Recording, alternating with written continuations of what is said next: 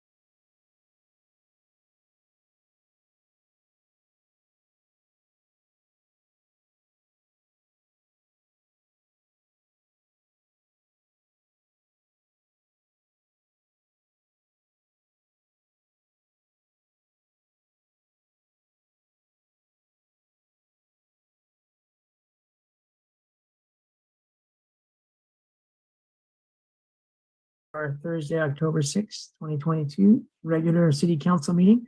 We've been in closed session since 5 o'clock, and if our city attorney Heidi Quinn is with us, I'd ask her to give a brief summary. There she is. Thank you, Mayor. Good evening, Mayor, members of council. Tonight, the council met in closed session on 6 different items. Anticipated litigation pursuant to 54956.9, one case. Existing litigation, and that is Marina Aviation LLC and Phil Lewis versus the FAA. Also conference with labor negotiators regarding the Marina Employee Association with city negotiators Lane Long and then we had 3 items under real property negotiation, a property at Del Monte Boulevard and Palm Avenue, at the corporation yard, and then also on 761 Neeson Road. As to all 6 items, information was provided to council, direction was given to staff, but no reportable action was taken. And that concludes my report. All right. Thank you very much, Heidi. At this time, we'll ask for a volunteer to lead us in the Pledge of Allegiance after a moment of silence. I see Councilmember Christina Minion Dirksen. Thank you for volunteering, Christina. So let's have that moment of silence.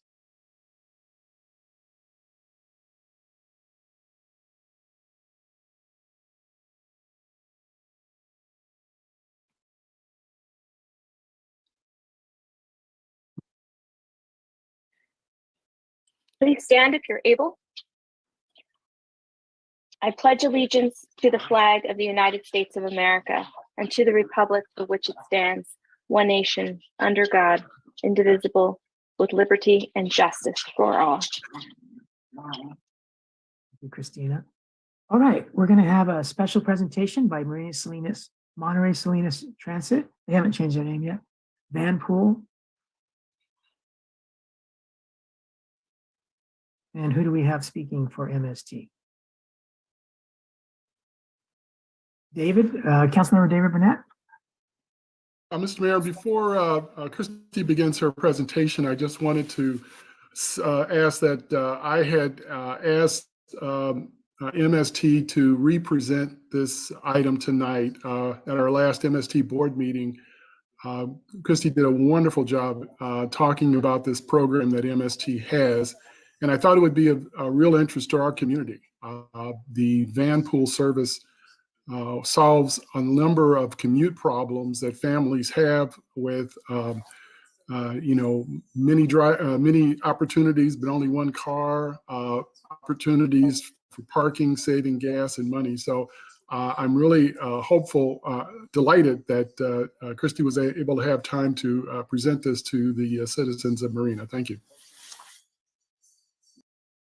Okay. Christy, are you already on the panelist side of things? Yes. Christy Sugabo. Hello, Christy. Hello, good evening, Mayor and members of the council. I'm Christy Sugabo, Mobility Services Manager for Monterey Salinas Transit, MST. So I will be presenting on MST's Vanpool program. It is a program in partnership with Commute Enterprise. The Vanpool program was introduced to the public at the beginning of September.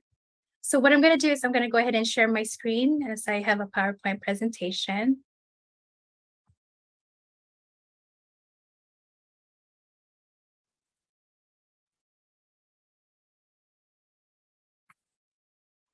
Okay, we can see it.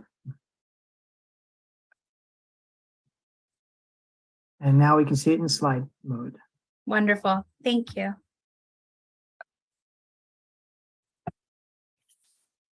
So the MST Vanpool program in partnership with Commute Enterprise, it is a mobility option alternate to driving alone that helps reduce traffic congestion and greenhouse gas emission. It saves money commuting and gives commuter back their time when taking turns driving. It is also eco-friendly. Commute with Enterprise community eliminates 900 million commuter miles annually. And also Enterprise commuters take 40,000 vehicles off roads. Collectively, riders reduce 695 million pounds of carbon dioxide emissions yearly.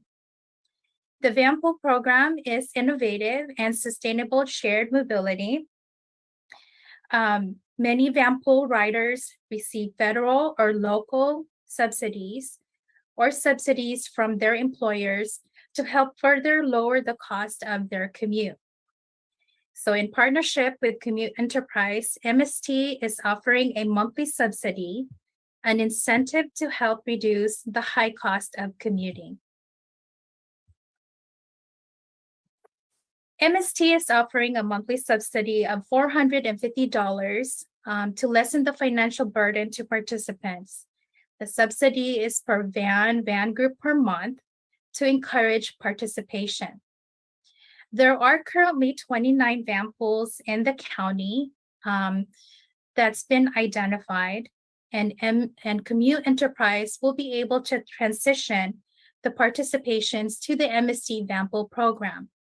MST will then be able to capture the ridership data for the National Transit Data Reporting requirements.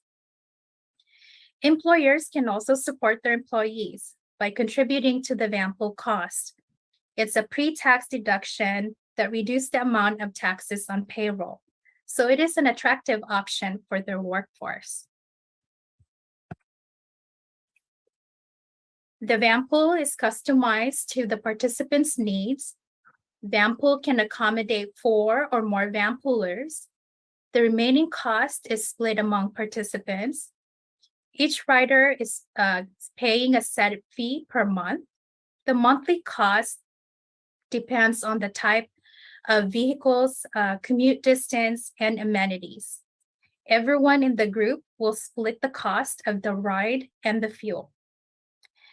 They are also able to choose qualifying van pool vehicles. There's a wide selection of recent model SUV, crossover, and vans. Accessible vehicles is also available, and participants can choose to upgrade with optional features such as Wi-Fi. Commute with Enterprise offer all the support, and the vehicle can be used for personal use after work or weekends outside the regular commute for 200 additional miles a month at the discretion of the van pool group. They offer 24-hour roadside assistance, auto liability, and uninsured motor insurance, scheduled maintenance, minor and major repairs, and comprehensive maintenance, and complete clean starter kits.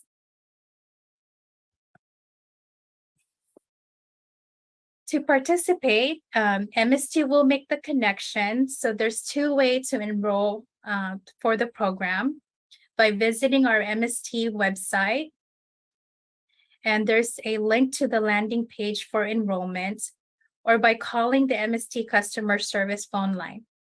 Then Commute Enterprise representative will process the enrollment.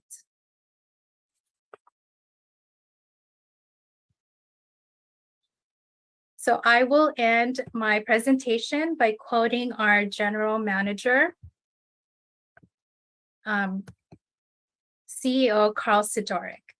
Keeping our communities connected by way of directly operated bus service or through partnership and programs like van pools support our vision for healthy community and access to opportunities for everyone by reducing their cost of mobility. So that ends my presentation, and I'd be happy to answer any questions. All right. Thank you, Christy. Are there any questions at this time?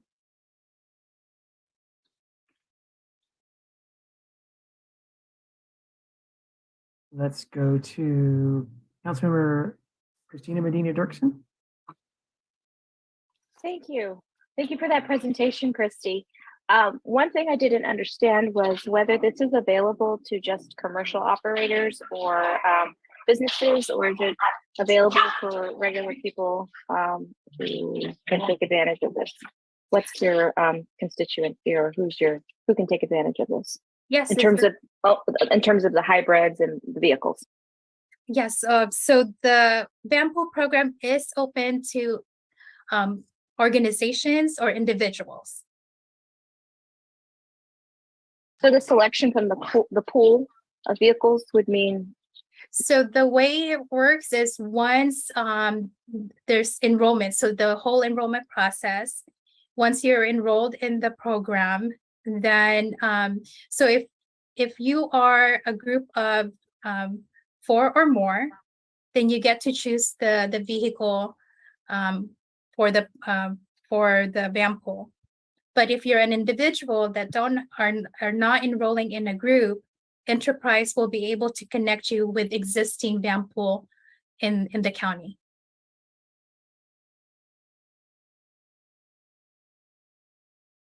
thank you. All right, thank you, Christina.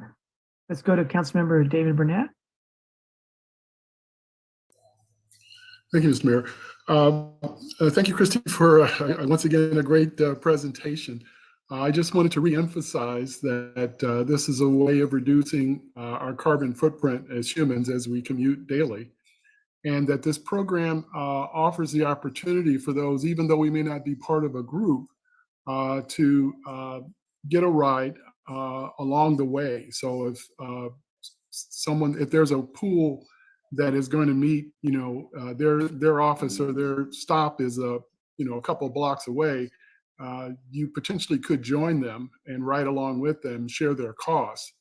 So you don't necessarily have to work at the same place. It could actually be 4 or 5 individuals in different offices that agree to meet in fairly close proximity to each other. So once again, I think it's a great program, and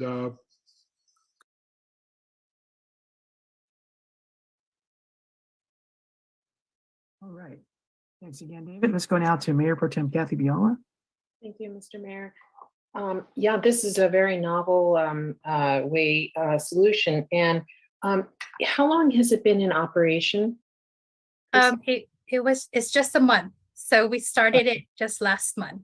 Okay, because I know that whenever you congregate a group of people to have a shared responsibility, sometimes you run into problems where people drop out, and yet the expenses are going to continue, or somebody whatever it is, so I just was interested in what kinds of problems come about because you have maybe people who don't know each other having a shared responsibility, and not everybody is always compliant to the rules or the expectations. So since it's just a month in operation, I'd be very happy to hear how this goes and what kinds of issues happen. And I'm sure you, as things happen, you have light feet and you can sort of intercept some of the problems that might be occurring. But this is a great program.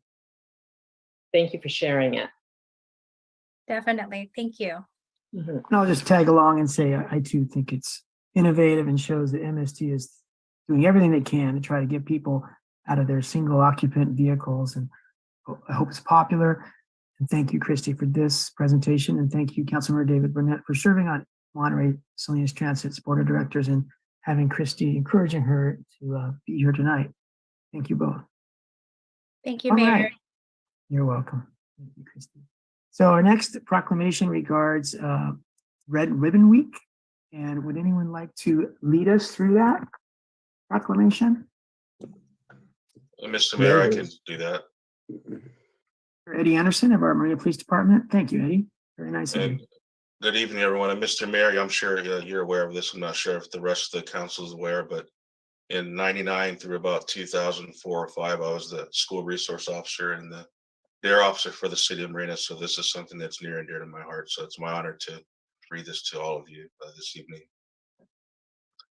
Drug and alcohol abuse in America annually creates staggering societal costs and prevents millions of people from reaching their full potential at school, on the job, and in their communities.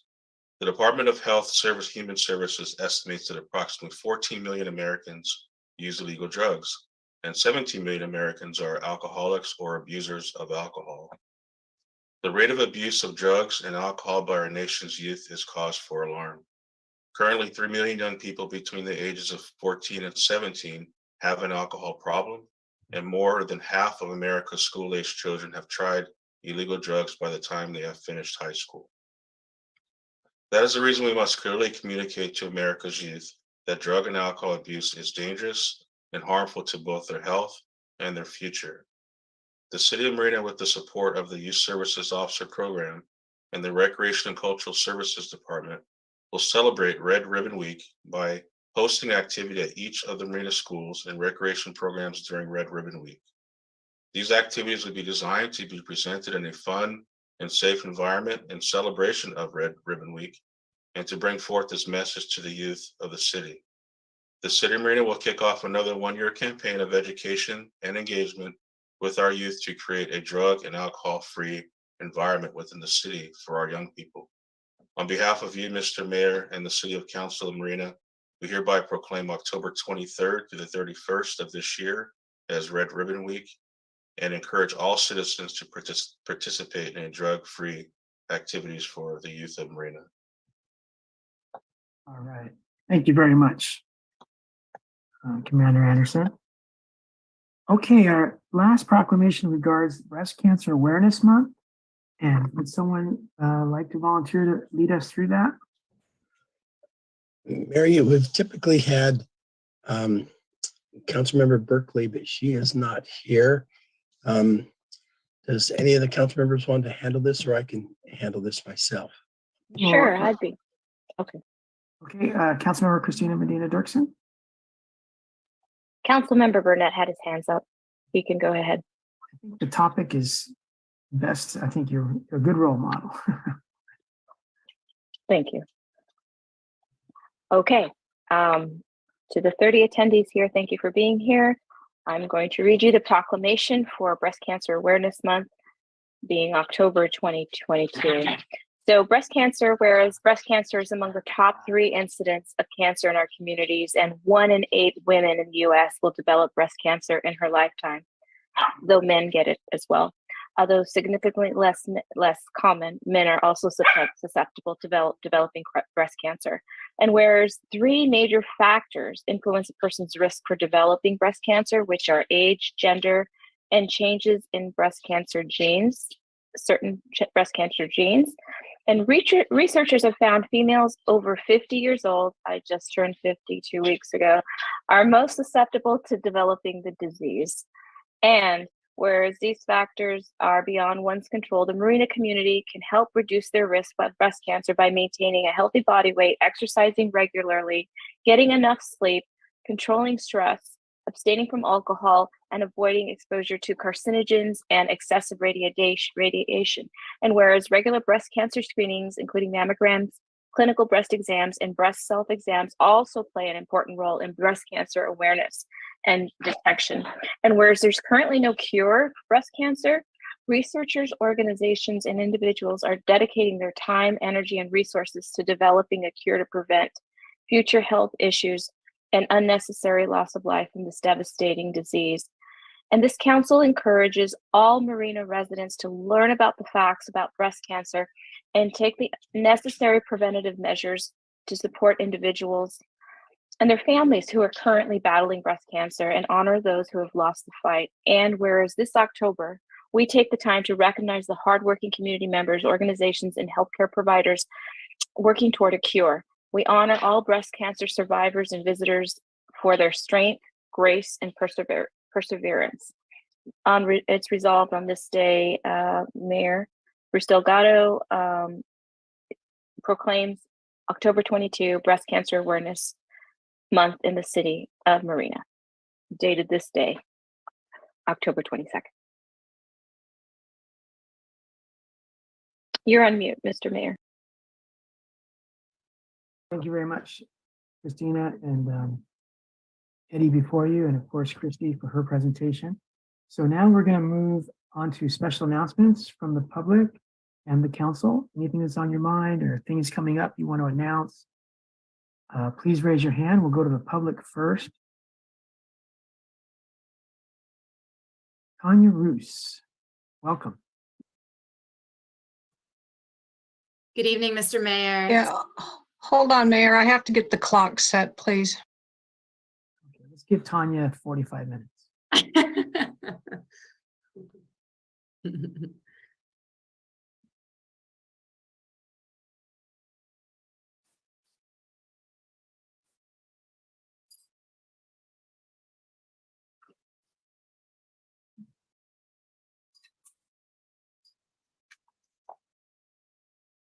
Anita, you're muted, but are we going to get that clock? All right. Tanya, please proceed. Thank you, Anita. All righty. Good evening, Mr. Mayor, City Council members, members of the public. My name is Tanya Rose, and I'm here this evening representing Blue Zones Project Monterey County. And I wanted to just share with you all some recent activity that we've been doing in collaboration with lots of organizations in your city to improve health and well-being for your residents. Mr. Mayor, I'm sure as you're well aware, because of your great leadership, we welcomed about 50 high school students from Stevenson School to the beautiful Oak Woodland Community Garden on September 19th. So we had, 50 very strong, able-bodied high schoolers working for several hours on various projects throughout the park, working on beautification, managing invasive critters, trying to eat the oak trees, planting plants. So not only beautifying a public space for all the community to benefit from, but also instilling a sense of service in young people and our next generation. So it was a wonderful collaboration with Citizens for Sustainable Marina and students from Stevenson High School. So that was a wonderful day. We actually have an upcoming work day this Saturday, again at the Oak Woodland. So just encouraging anyone to join us out there, to give back and to continue supporting this wonderful open space in the city of Marina. I also wanted to share that Ione Olson Elementary School recently has become a Blue Zones approved school. So big kudos to Principal Coleman out there for his leadership in bringing health and well-being practices for both students and the faculty at the elementary school. We had a wonderful celebration at the end of September. And that's actually the very first school in Monterey Peninsula Unified School District to become Blue Zones Project approved. So thanking them for their leadership and hopefully paving the way for other schools to follow suit. I also wanted to share that Cafe Mia, which is a wonderful little eatery in your city, Marina, has recently become Blue Zones Project approved. Hooray! So make sure to stop in there and sample from the Blue Zones inspired menu. They're offering more plant-based and healthy menu items for the community. So thank you to the owners there, and we'll be having a celebration shortly. I'll make sure to let you all know about that. They join another restaurant in Marina, Aki Fresh Mex, as Blue Zones approved restaurant. So thank you to both of those fine establishments. I'd also like to invite you all to a worksite summit that we'll have coming up on October 19th. I'll make sure to send that along, but that's a way to that the city of Marina can improve health and well-being for your staff. And lastly, I've got a few more minutes, but I just want to give a shout out to Public Works. I stopped by the intersection of Carmel and California the other day and checked out the bulb out project that they're installing there to improve safety for kids walking to and from school and hopefully riding their bikes. So great work to the Public Works team. It's great to see these sorts of projects going into play in the city of Marina, making it a safer place so people can practice active transportation more regularly. Thank you so much. Thank you, Tanya. And I kiddingly mentioned 45 minutes. Blue Zones, Tanya and many other staff people at Blue Zones Project Monterey County are doing this kind of work in King City, in Salinas, in South County, besides King City, and the Monterey Peninsula, including Marina. And they've made some gains that Tanya mentioned in Marina. We're very thankful for that, but we also recognize that this work is going on throughout Monterey County with the Blue Zone Project, Monterey County. So thank you, Tanya, and to all your coworkers. It's great what you've brought to Monterey County as a collective team. Okay, let's go to Nancy Amadeo. Welcome, Nancy. Thank you, Mr. Mayor and council members. As he said, I'm Nancy Amadeo. I am president of a local nonprofit, Marina in Motion. And every year at election time, we hold candidate forums, and we had our last candidate forums on Saturday. If you missed them, they were MCWD candidates, 4th District for the City Council candidates, and MPUSD candidates. They are being shown on AMP, which is Comcast 25, on Monday, Wednesdays, and Fridays from at 9 a.m. and 4 p.m. That's Comcast Channel 25. You can watch the whole thing straight in a row. Or you can pick one at each one of those times and just watch the one. They also are available on ampmedia.org, where you can stream them on your computer. And that information you can find on the Marina in Motion Facebook page, on Nextdoor, Mike Owen. If you do his name in the search, it will show up, and he has all the links there for those debates. And forums. And then the final way of getting them, I believe council member Christina Medina shared them on her council page on Facebook. So you can also reach that information there. I also want to do a shout out to Public Works. You may recall that a few meetings ago, I raised concerns about the striping on Cardoza, and specifically that people were using a parking lane for driving, and they've now put up a barrier, not a hard barrier, the kind that if you inadvertently hit it, they're going to bend over, so nobody's going to get hurt. And they've also indicated the parking spaces along there. The only thing I would further ask is, I noticed that the red curb marking is chipping off, not very visible. So if that could be painted, that would be wonderful. But thank you so much for fixing that issue. I haven't seen anybody drive in the parking lane since. So thank you very much, Mr. Mayor. Great news, Nancy. Thank you for your dedication to improvements. It's great. All right, let's go to Evan.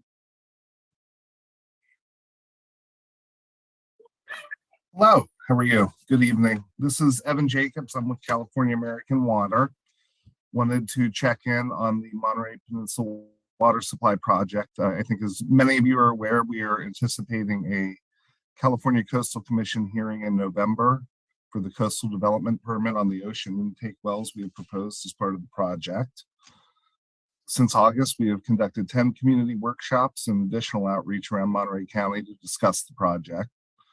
We've taken the feedback we've received and collected responses to community input and concerns into a single document. It's available in English as well as Spanish, Vietnamese, and Korean on our website, watersupplyproject.org. Also, yesterday, we announced a phasing approach to the project and reduced the initial capacity of the facility from 6.4 million gallons per day to 4.8 million gallons per day. This will reduce the initial number of well pads from 4 to 2, with 2 wells on each pad, and means the total permanent footprint of the ocean intakes will be half of an acre. We do remain committed to full mitigation restoration plans for habitat and increasing public access and recreation opportunities in the surrounding area. We're also committed to robust independent monitoring and oversight of the ocean wells to protect community water supplies in Marina and around the area. And finally, wanted to let you and members of the public know that in October, we'll hold 2 additional community workshops in Marina. The first will be at the library on October 17th. The second will be at Spring Hill Suites on October 24th, and we'll have more information and advertising, as well as an invite out to the council and the mayor in coming days. Thank you. Thank you, Evan, and thank you for holding your first ever workshops in Marina. We appreciate that. Let's now go to Denise Turley.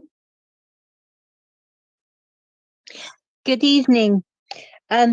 I would like to make a comment about the meeting that we had that had to do with Monterey, the Marina Equestrian Center. And I would like to say that I'd encourage all council members to stick with the item that was on the agenda and to not re-engineer the agenda. If you aren't happy with the agenda item, you can go to the city manager and have it anyway, have that conversation. Number two, the meeting went ridiculously too long. Number three, the people that were commented, some weren't even introduced by a name, let alone a last name. I found that highly unusual. I would just like to say that I'm making this comment because we are in election season now. And I would hope that everyone running for office is doing their homework and actually knows what the job is that they're running for. And if they win, is somewhat prepared to start in that job. Not easy to say, but necessary to say. Thank you. Thank you very much, Denise. We'll go now to Elizabeth Fisher. Good evening, Elizabeth.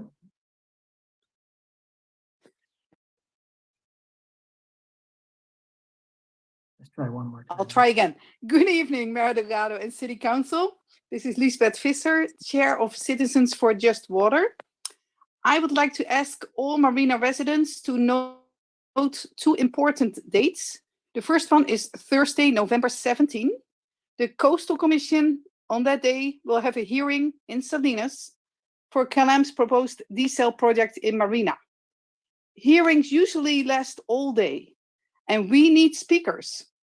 We will try to offer transportation to Salinas, and we will also offer speakers the option to speak at Marina City Hall.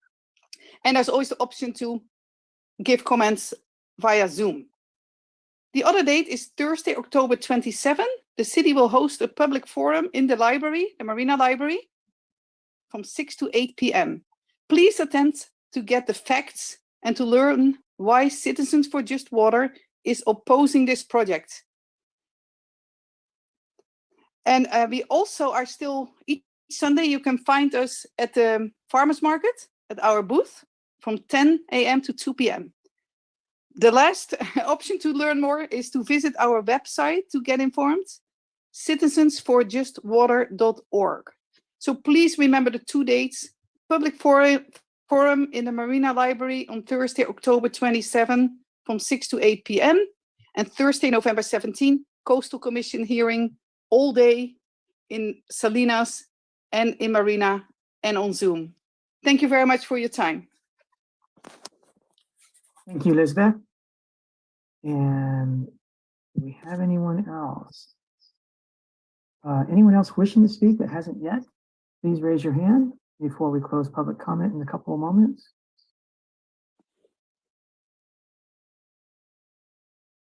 All right, we'll go ahead and close public comment, and thank you to everyone who has spoken. I didn't record any questions, council. I see Kathy and Christina's, Matt and Doug's hand up. Does anyone have any questions that I may have missed? Because I didn't write any down. All right. Let's then go to our fire chief, Doug McCowan. Good evening, Doug. Good evening, Mr. Mayor, members of the council, and members of the public.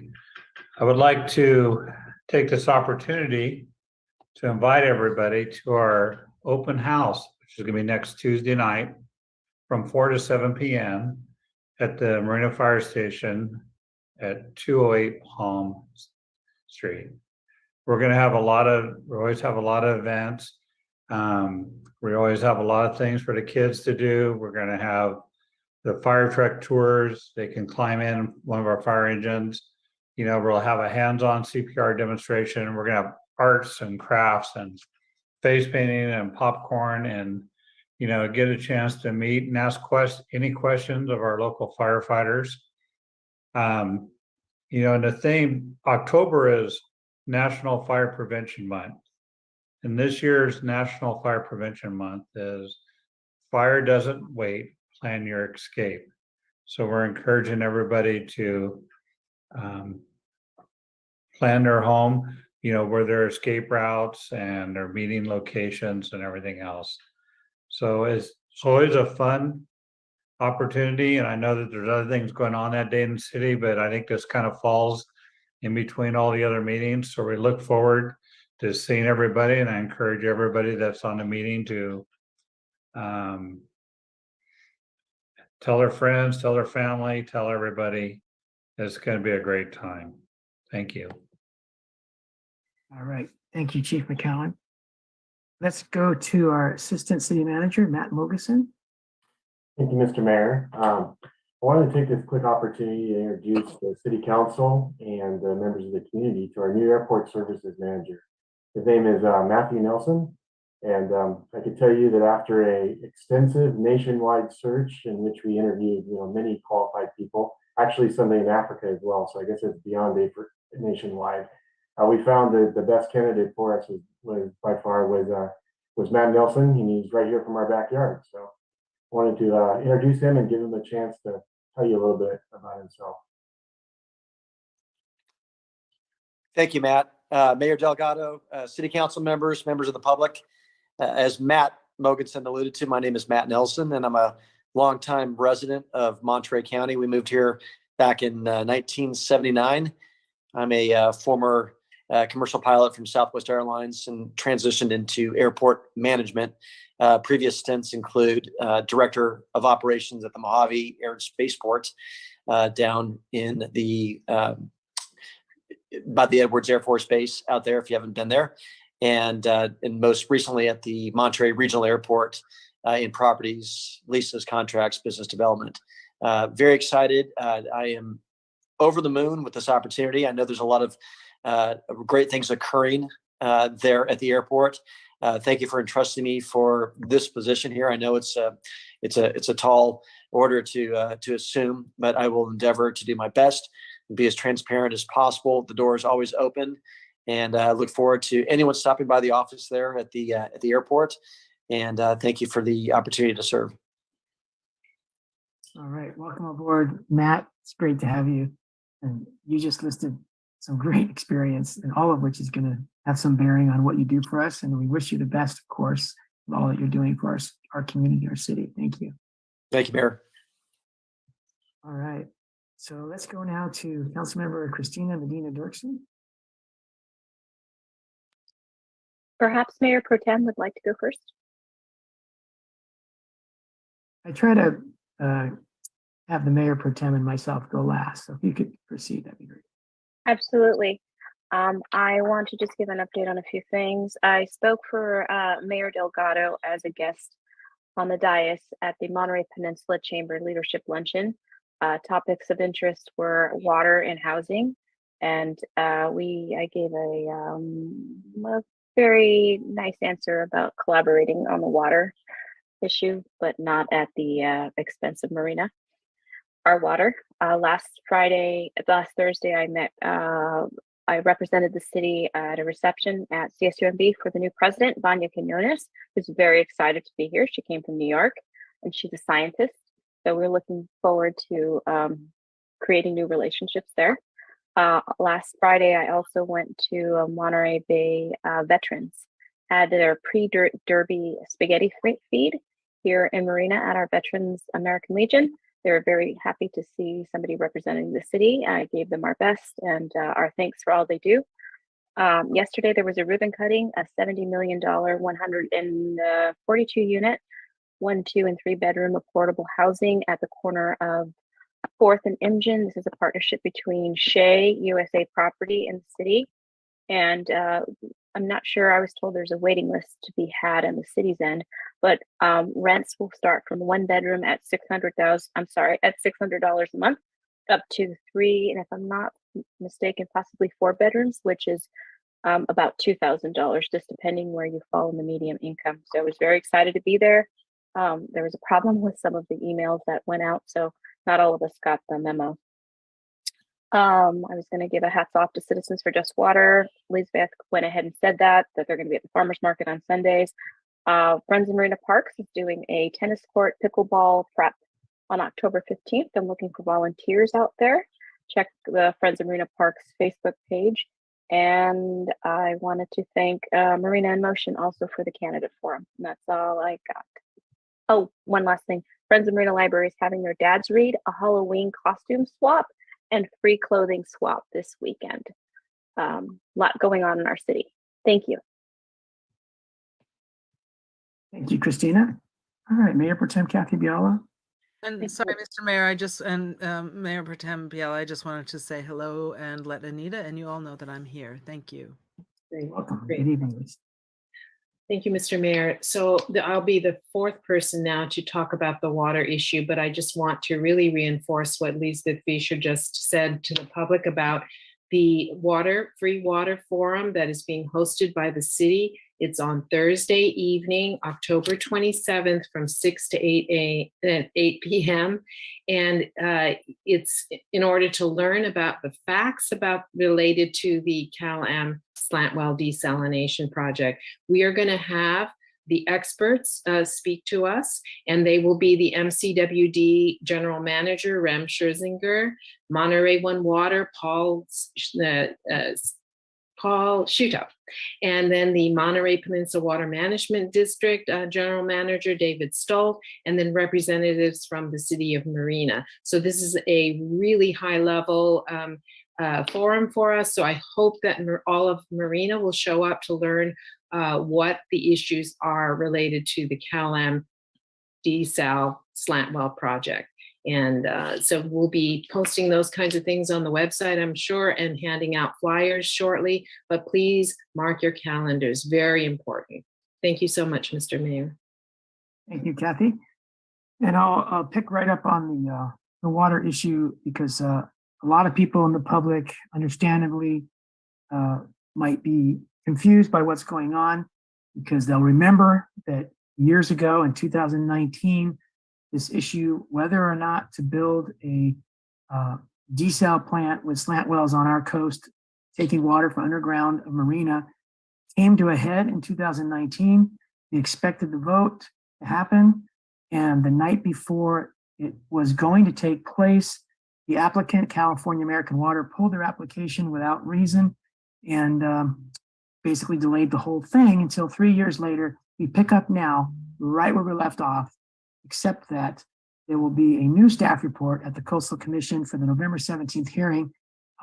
There was a staff report back in 2019 recommending denial for this project based on environmental justice, primarily harm to Marina in the environmental justice way, because we are extremely vulnerable along our coastline, under the ground in our groundwater, our wetlands around Marina, our access for the public to the beach now and in the future, rare plants and animals on the beaches, all are vulnerable to the proposed industrial project, exactly where we have worked so hard to cessate, to end the last sand mining ocean on America's coastline here in Marina at the Cemex sand mine.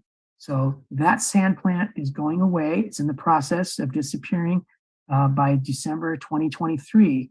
The last thing we needed was yet another industrial scar on our landscape to serve, not us, not one piece of that would be for our benefit. It would be taking water from underneath the ground in Marina, including freshwater, and send it south to other communities to serve their water needs. And if you can imagine the reverse, what it would take for Marina to tell Monterey that on their coastline, we were going to build a desal suite of slant wells, and nearby we're going to put in a desalinization plant, you can understand how hard that would be to be thought of as anything other than crazy. But when environmental justice is involved, for the last many hundreds of years, it's small, minority-oriented, minority-dominated communities that take the brunt of the industrial impacts of contamination and pollution. So besides having the regional sewage treatment plant, the regional landfill, the regional sand mine plant, now we're being basically strong-armed into accepting another regional industrial plant that has nothing to do with Marina, except the harm will all be for us, not a single benefit. So that's why it's so important to get back up to speed where we left off. Come to the meeting that Kathy and other volunteer, hardworking, dedicated citizens and associates have organized. And like Kathy said, we have some of the smartest water minds, whether it's recycling water or providing water to our communities throughout the Monterey Peninsula area. They will be there that night, and you'll be able to learn a lot and feel the strength of conviction they have behind the facts and the harm that this is going to do, not only to us in Marina, but to people that are going to be getting the water. They already have the most expensive water in the nation, and now it's going to significantly increase their water bills if this desal goes in. And what you'll be hearing on the 17th is why this plant is not needed, why the water it will generate is not needed, and how there are alternatives already in the works to make this even more unnecessary. So it's like a house of cards, but when there's large corporations involved and large profits to be made, and some people benefit at the harm of others, this is a repeating story throughout our nation and to some extent throughout the world, where small minority communities take the brunt of what more affluent communities or corporate interests want to do so that they can fulfill their bottom line. In this case, providing their shareholders with bigger profits with a private facility that they get to control at our expense. So it's very important that we all learn what there is to learn and speak up what we think is the appropriate way to speak up, especially at the Coastal Commission hearing on November 17th. I also wanted to thank everyone who's coming out every Saturday at the Oak Woodland. We heard Blue Zone Project Monterey County mention that they'll be there again outside the Marina Library. That's at 192 Seaside Circle, where Lock Patton Park has a wonderful volunteer project every Saturday from 9 a.m. to 1 p.m. And we're paying children under 18 10 cents per caterpillar that they remove from the oak trees and the yellow bush lupin plants, which are being defoliated by these pest caterpillars. It's a great way for kids to get involved. Their parents bring them. We have people with special needs coming. We have senior citizens coming to help out. It's an unusual but fun and interesting way to engage with the natural environment, and the people that do it just love it.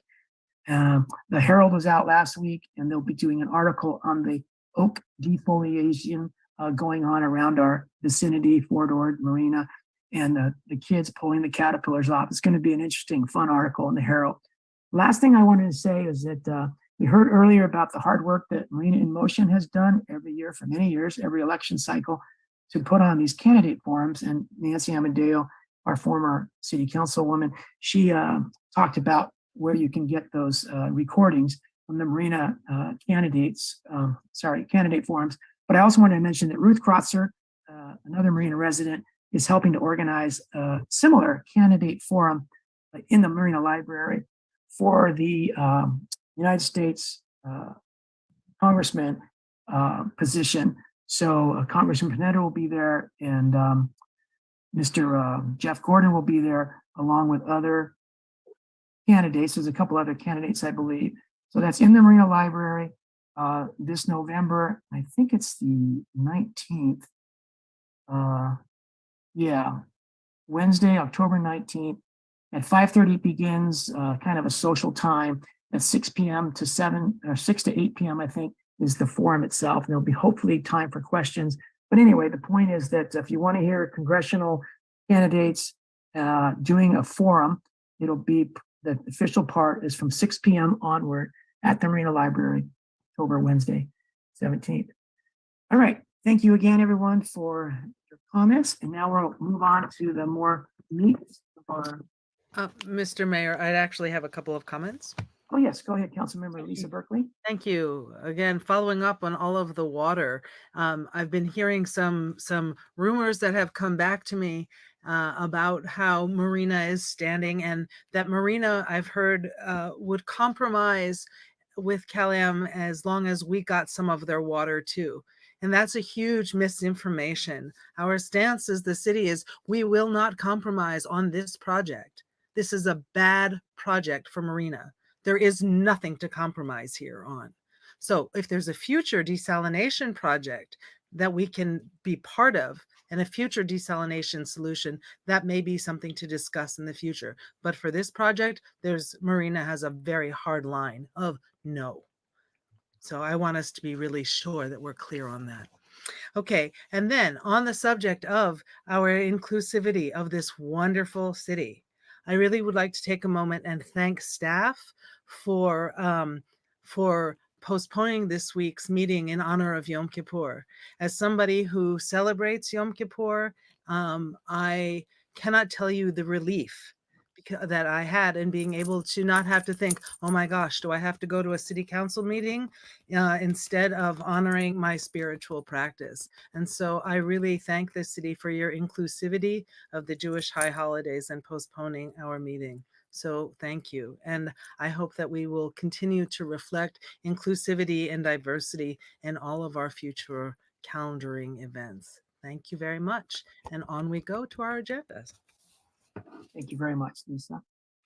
So our next piece is what we call our consent agenda. It's a variety of items we vote on as a package unless anyone has reason to pull them for separate discussion.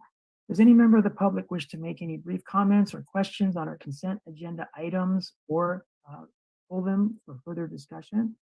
Please raise your hand if you do, and we'll ask you to speak to us. Give everyone another moment.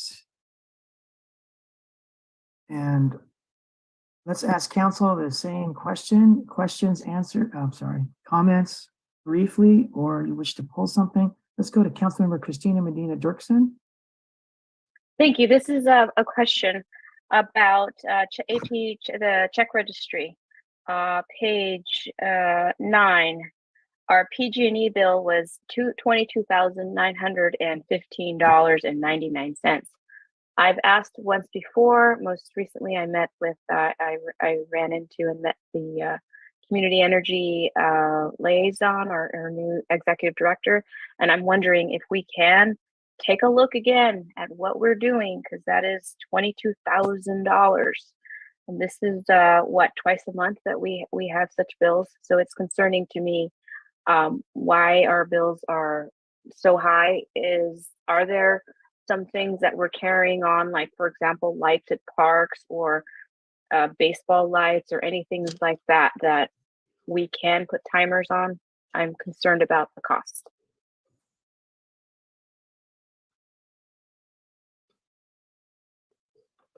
Is that a question you wanted me to answer? Yes, please. I'm sorry. Yes, I should direct the question to you, City Manager Lane Long. Thank you.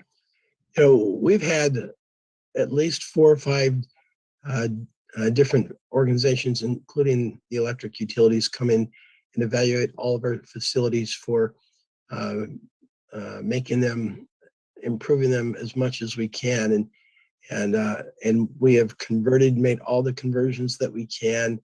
The biggest thing that we did was our street lighting system. We converted the street lights to all LEDs, the internal lights, so we can convert our LEDs, the airports. So we've made all those huge things. And so we have done multiple studies, and we've implemented every measure that those studies have recommended. Is solar an option or something else at all? Because I'm seeing 2 expenditures, one on page 3 of, I'm sorry, one for 14,000 and the other one for 22. So I'm not quite sure. Maybe that's just a consolidation of July through August, whereas the other one was the second batching. And Chances just thinking, those large ones you're seeing are your street lights, and those are huge bills, but those are down significantly from prior when they were not LEDs. so as far from solar, is there any opportunity for solar or something renewable like that? I know LEDs are a good option, but I just wonder maybe we can look a little deeper. There is not solar opportunities just because we have very small facilities, and we've looked at that when they've come in. It just doesn't pencil out. On large scale, it would, but our facilities are just too small.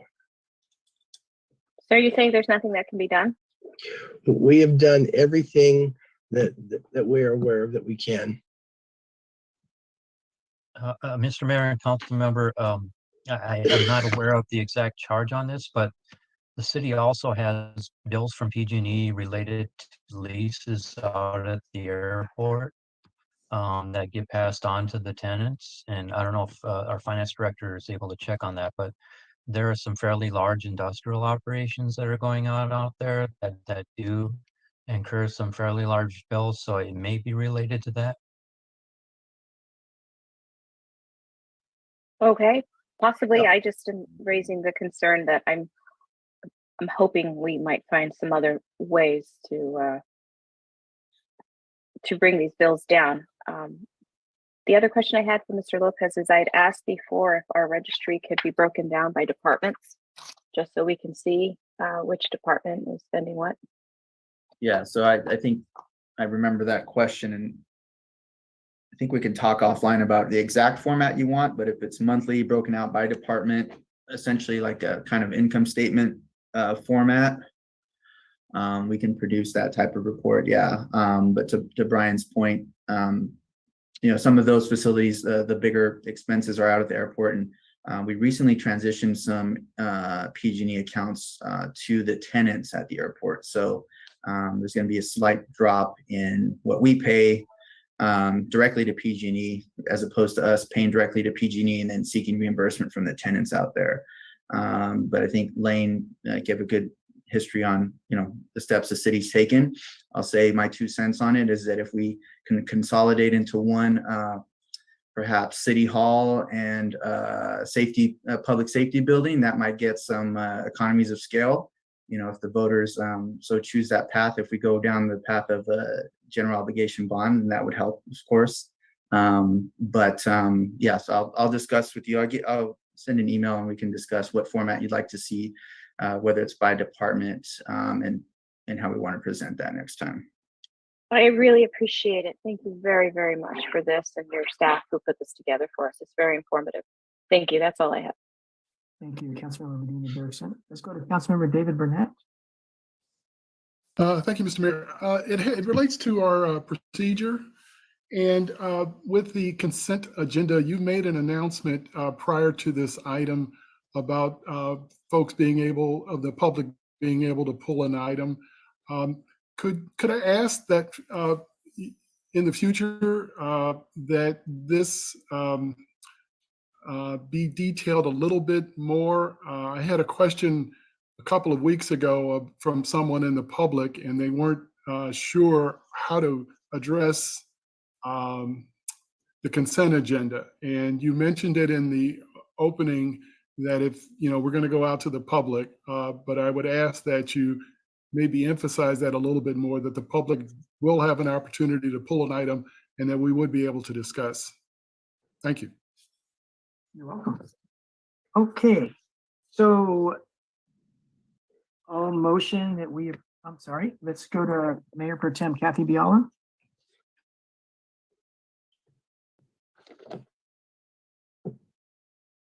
Kathy, if you can unmute. I had no questions. I was going to make a motion, but you started it, so I'll second it. All right, I'll second Kathy's motion that I start, and I motion that we approve the consent agenda. I second. Oh, let's go to the public. Denise Turley. Welcome back, Denise.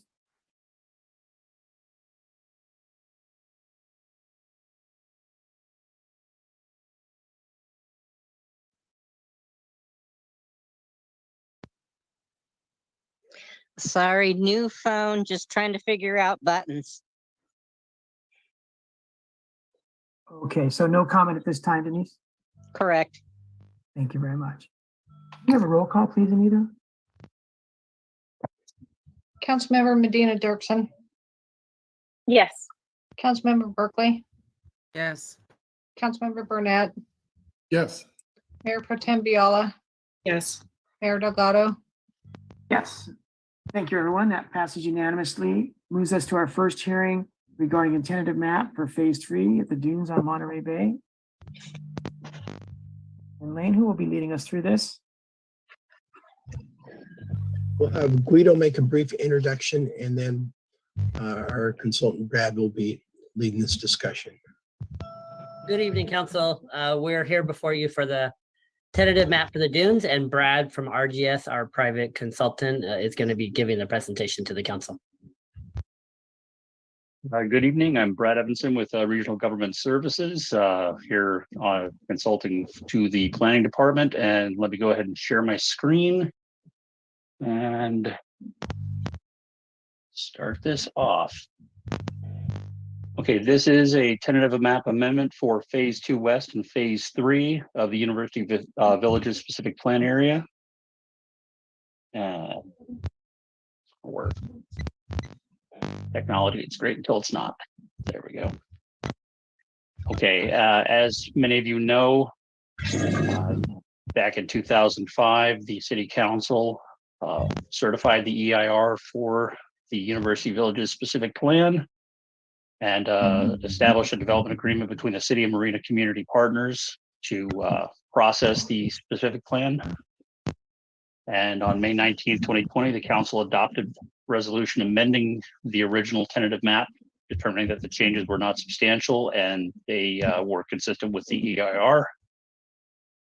And now we have, as the development has gone on, Marine Community Partners has submitted a tentative map amendment to further subdivide larger parcels that had not yet been detail subdivided. Development of the first phase of the project is nearly complete, and the proposed tentative map amendments are generally located between Second Ave or west of Second Avenue between 8th Street and 3rd Street to the south. And project development of the dunes is proceeding by phases. The tentative subdivision map for Phase 2 West encompasses land use planning areas planning area C, and the amended tentative subdivision map for Phase 3 encompasses planning areas E, F, G, H, and I, which are down in the lower portion of the image on the screen. Phase 2 West, this was the subdivision map that was approved in 2020. And planning area C is the area that looks like the normal subdivision, had 88 lots in it. And the revised amended map still shows generally same development there, but it's been reconfigured slightly. It adds open space and reduces the number of residential lots from 88 to 68.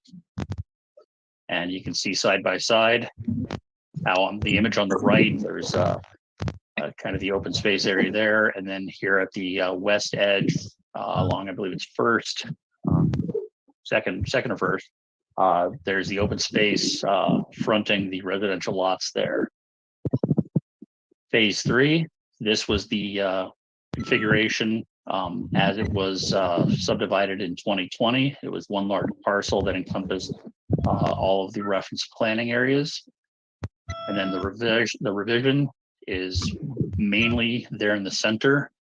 And there are a few parcels down at the south edge and at the extreme western edge that are outside of the actual Phase 3 residential area. This creates 255 residential lots and almost 2.5 acres of open space. And an issue that has come up, the specific plan does have established standards for removal, relocation, replacement of existing protected trees. All trees within the specific plan area are required to be inventoried by a licensed forester or certified arborist. An application for a tree removal permit for the subdivision map area has been submitted, reviewed, and ultimately approved by the Planning Commission on September 8th. And the following slide does summarize that action. And Phase 2 West, there were 39 trees to be removed, 327 trees in phase 3. There's the replacement ratio of a 2-to-1 ratio for each of those. With some negotiations that had gone on back in May and June, MCP has revised their plans and they've agreed to retain additional trees. They're retaining 8 trees that had originally been scheduled for removal in phase 2 west.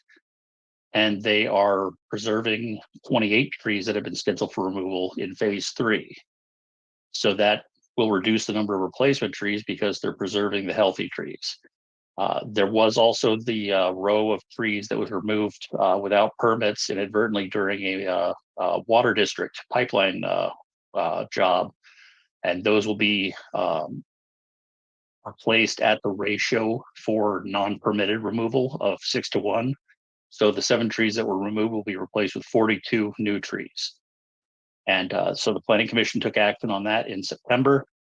And that is consistent with previous action for tree removal permits through the University Villages specific plan. And on September 8th, the Planning Commission also conducted a public hearing and considered the proposed tentative map amendment and voted unanimously to recommend that the City Council find that the proposed tentative subdivision map amendment is consistent with the certified EIR and to approve the amendment to the tentative map originally approved in 2005 and then subsequently revised in 2020. And so staff's recommended motion is that the council find the project exempt from California Environmental Quality Act pursuant to state CEQA guidelines, section 15183. And then to adopt a resolution approving tentative map amendments for phase 2 west and phase 3, subject to findings and conditions of approval as amended. With that, the amended conditions are posted on the city's website. And if there are any, staff is available for questions.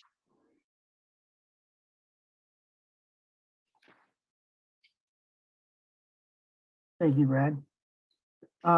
Brad, you mentioned that something about there were 7 trees inadvertently removed. Were those by accident or was that on purpose? To be honest, I am not sure. I mean, I can't speak to the intention of what someone did. This was a while ago and it was unrelated directly to this particular subdivision. It was in conjunction with work on a Marina water district pipeline project.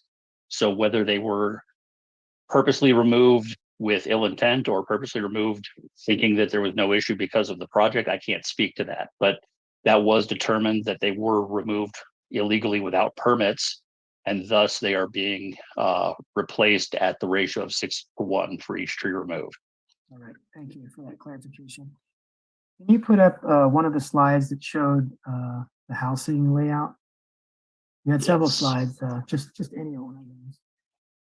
So I understand that when you put those houses in at that density, it doesn't leave a lot of room for trees. I understand that in that residential area that we're looking at and other areas like that that comprise this topic tonight, there were 202 trees in the residential area.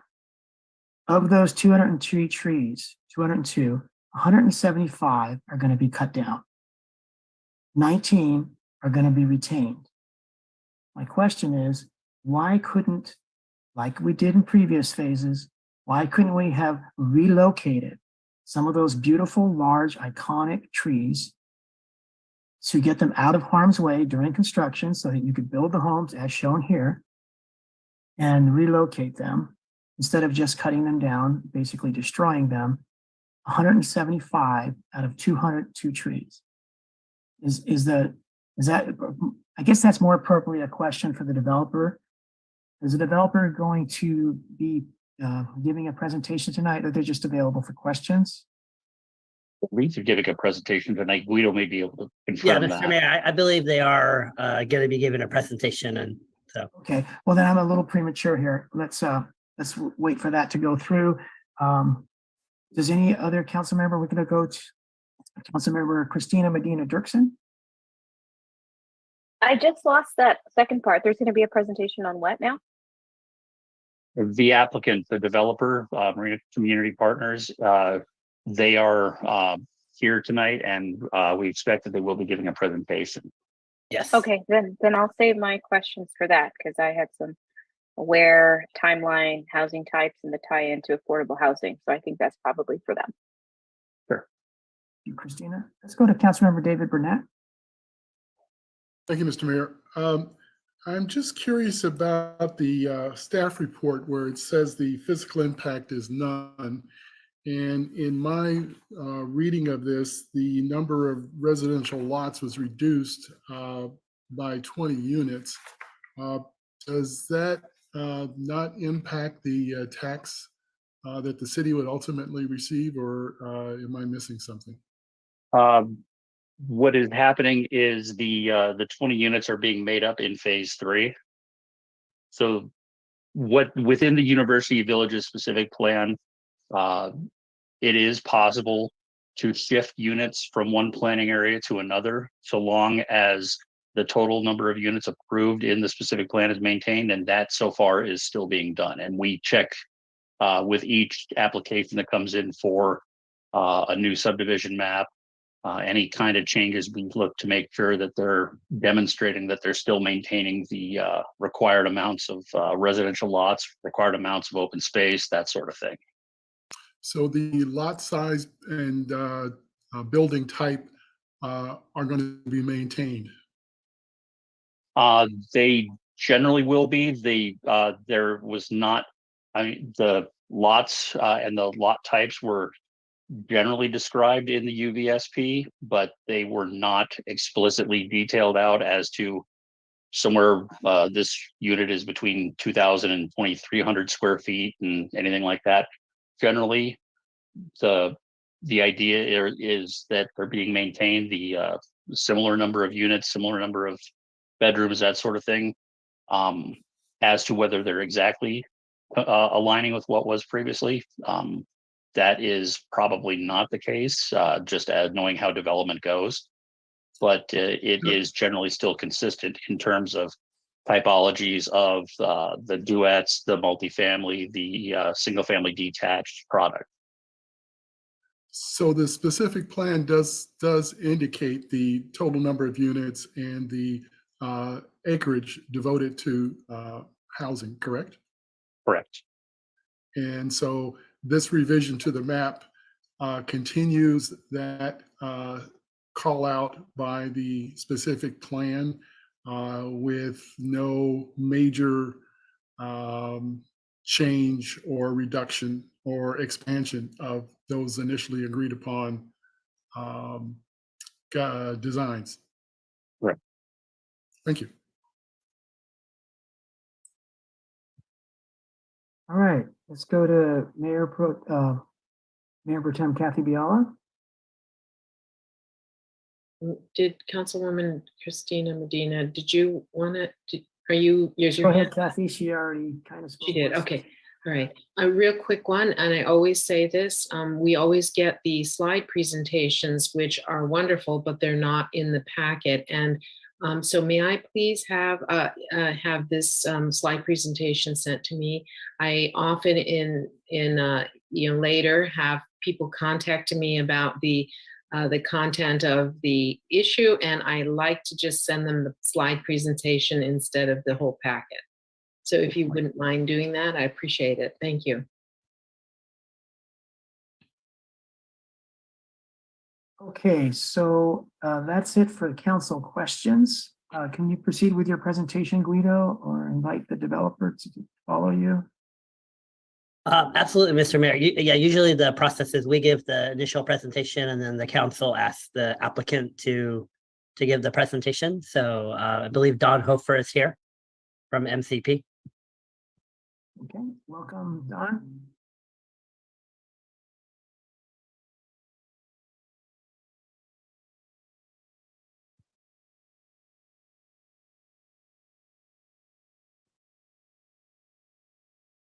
He has to be promoted to a panelist. Yeah, I don't see him on that there. Yes. There he is. Yeah, he's now a panelist, Mr. Mayor. All right. Does that work? Can you guys hear me? Yes, welcome. We can hear Hello? you. All right, perfect.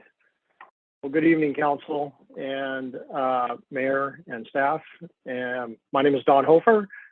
You guys, most of you know me. You're probably used to recently seeing Doug Young, who's on vacation at this time. So apologize that Doug's not here, but I'll do my best to do as best as I can in his absence.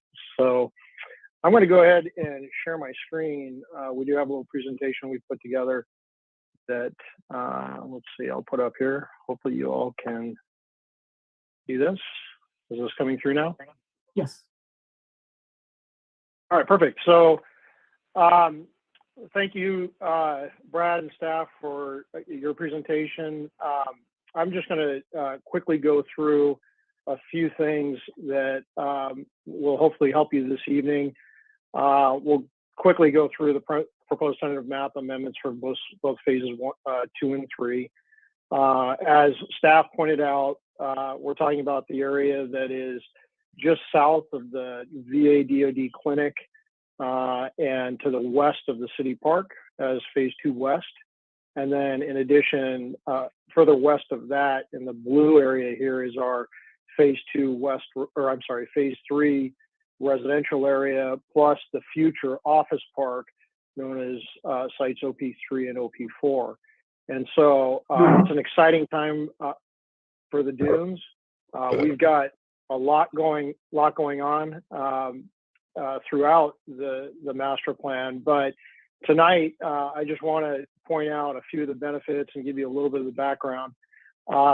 You know, at a high level, the approval tonight allows us to move forward with demolition of the 135, which is now, I believe, 134 blighted buildings or Army barracks that exist on the west side of 2nd Avenue, across from CSUMB, or you know, on the south side of the Dunes master plan. We anticipate that with an approval this evening, we'll begin deconstructing buildings in that area in November of this year.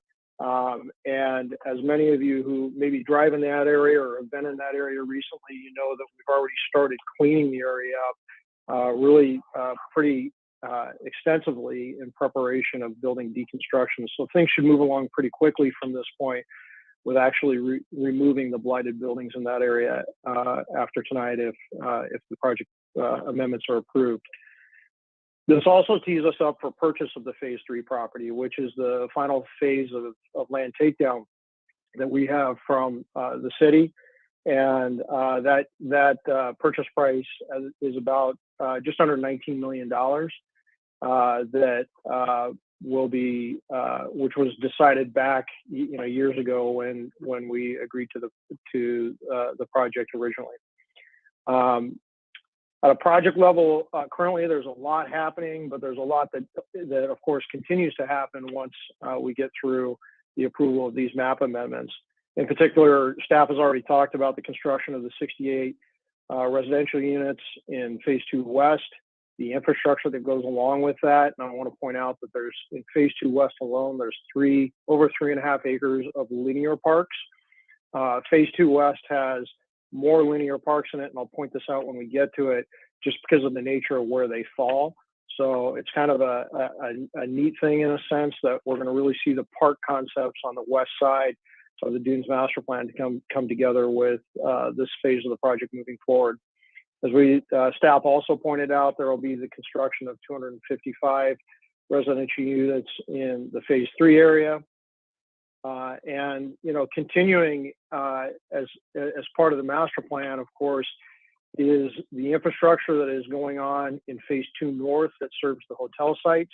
Many of you have probably seen there's activity out in that area now. We're close with staff to getting the grading plans finally approved, and so grading is scheduled to start in that area on October 17th. In the meantime, PG&E is out there removing overhead power lines and some of their infrastructure, and that's been a long project to get going, probably better than 2.5 or 3 years. In addition, many of you have probably seen that the promenade is actually beginning to start to look a little different. And so we've begun infrastructure construction on the promenade, the 10th Street Promenade, and that's grading, and we're currently working on finalizing infrastructure plans so that we can begin underground infrastructure and the remainder of the promenade work.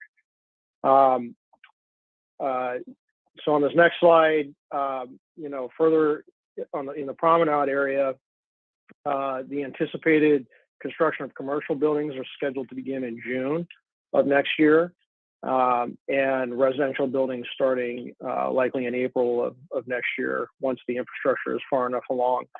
I want to point out also that we are in lease negotiations with a specialty grocer that will be coming to the promenade if all goes well.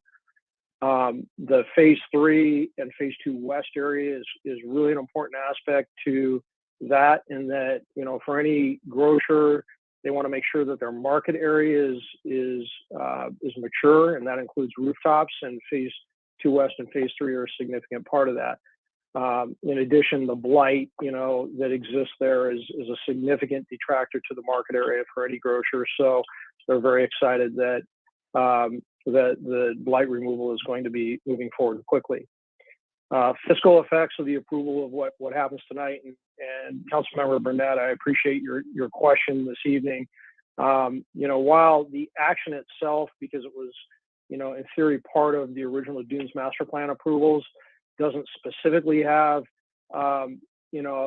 economic impact as identified in the staff report, I want to point out that there are significant impacts fiscally as the project moves forward from this point. And that includes, one thing to point out is I know there's been a lot of discussion at the city about GO bonds. And so if this doesn't move forward, one of the losses that the city experiences is just a significant loss of assessed value for any future or potential GO bond measure that supports city services or city facilities. So that's an important aspect to consider in this approval tonight, or a benefit that comes from it. In addition, in phase 2 west and phase 3, the Dunes project will pay over $45 million in impact fees and post-4 fees to the city. So that's just a continuing benefit that comes from the project that we already have.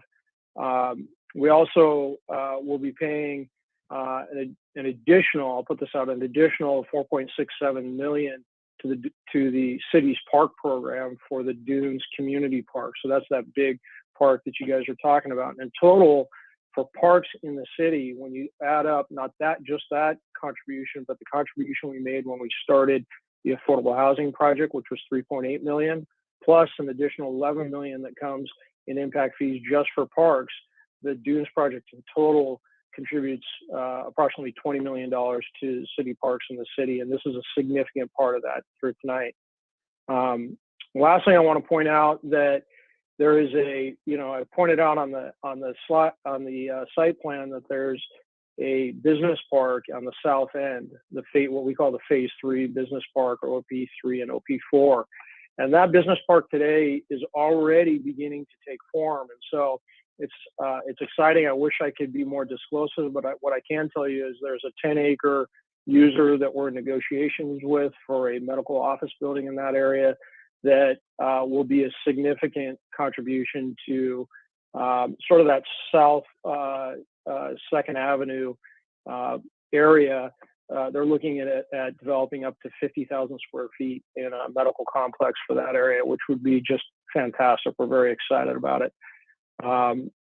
We have today, probably when you add up all of the people that are working either directly for Marina Community Partners or Shea, or subcontractors of us throughout sales and marketing, all the various different aspects of the Dunes, we estimate there's an excess of 150 people working throughout the project. Engineers and architects and all the way to tradesmen that are in the field putting things together for us. And so this approval tonight allows the continued employment of those people that are working on this wonderful project.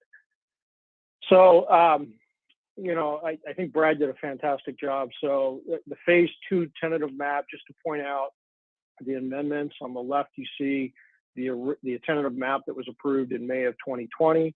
On the right is the amended tentative map that we're requesting for approval for tonight. There are really 4 key points here. One of them is, we've expanded the open space along First Avenue here, and hopefully you can see my cursor on your screen as I move it. From the old plan here, there's actually more open space, which is facilitating the preservation of some of those trees that Brad mentioned.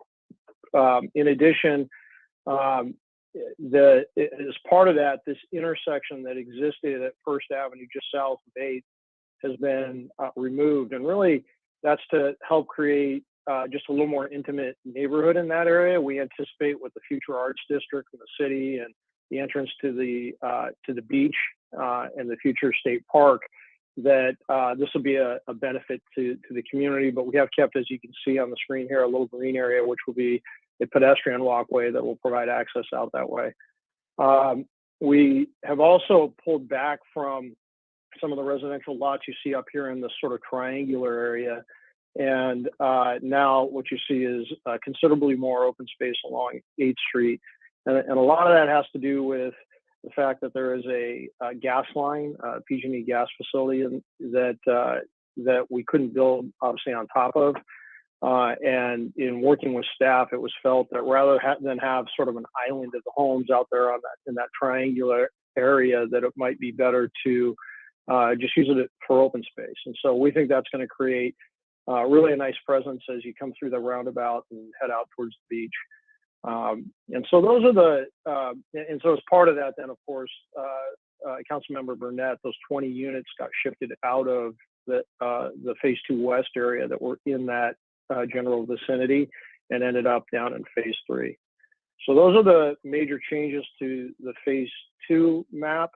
As we go into Phase 3, the tentative map that is before you tonight is really substantially consistent with what is in the Dunes specific plan and was considered originally for the project. And as part of the actual the tentative map that was approved for the project, there was grading and other aspects in that map that were approved at the same time. And that matches now this lotting program that we've got before you tonight. This includes a little over 4.5 acres of open space, and some of the figures here that you see here on the right. As we go and we look at sort of what that map looks like. Oh, I was going to point out for you guys, I'm sorry, the linear parks in Phase 2 West. You see here, there's the north-south park that goes from the Circle Drive south, but then also there's an east-west park that's part of Phase 2 West that goes all the way from 2nd Avenue to 1st Avenue. So in terms of linear parks, Phase 2 West is more significantly burdened with park area than some of the other areas of the Dunes project, and so that's kind of a neat benefit. But it's also why we want to build Phase 2 West and Phase 3 as much together as we can. In Phase 3 that you see on the screen here now, we've got the north-south linear park, plus what was historically called the Butterfly Park and some of the open space around it. We continue the open space adjacent to 1st Avenue on the east side of 1st Avenue that you see on the left side of the screen here. So 255 residential lots, and the process that we went through, I just figured I'd point out, this is a screen on the right. You see the map is presented tonight for your consideration and approval. On the left was our original submittal. We went through quite an extensive process with staff. This approval tonight has been in the making for over a year. It was originally submitted to the city in September of 2021. And for the last 13 months, we've worked either with staff or with consultants or otherwise to refine the plan you have before you tonight. And the changes we worked on with staff include retention of that butterfly park, which we think is a great idea. The retention of this U-shaped or horseshoe-shaped street concept, which was again part of the original specific plan and part of the original tentative map consideration for the project. And we actually expanded open space a little bit because of this area along 1st Avenue that was kept. So those are the major issues on the residential side in Phase 3, and in the office with the OP3, OP4 phase of the project. You see that here on your screen. This is the area that's the southernmost component of our project down along DeVarty Avenue. This is where the future office park is. There's a total of just over 26 acres of space here. And as I indicated tonight, we are fairly deep in negotiations with a 10-acre user for about 50,000 square feet of office space. So exciting time for the dunes. And I know there's a lot that is happening. It's almost mind-boggling a little bit when you go out to the site and you see how there's literally things happening on all corners of the dunes project today. It's an exciting time, and I want to thank staff for their hard work and council for your consideration tonight. I'm available for any questions. Thank you. Thank you, Don. Can you go back to the fiscal benefits? We were talking about 45 million and 20 million, that slide, please. Sure. This here. The payment of 45 million of impact fees and post-FORA fees, is that related to phase 3 or the whole dunes project? That's, I believe, the entire dunes project. You know how much of it is phase 3 that we're talking about tonight? I don't have. It says at the top of the slide, benefits of phase 2 and phase 3. So I'm trying to understand the benefits of phase 2 and phase 3 as per the title. So of that 45 million, do you know how much of it's phase 2 and phase 3? Yeah, let me do the math here real quick. But we have a total of 332 lots between the two. And then some of the impacts for the office park are estimated, right? So,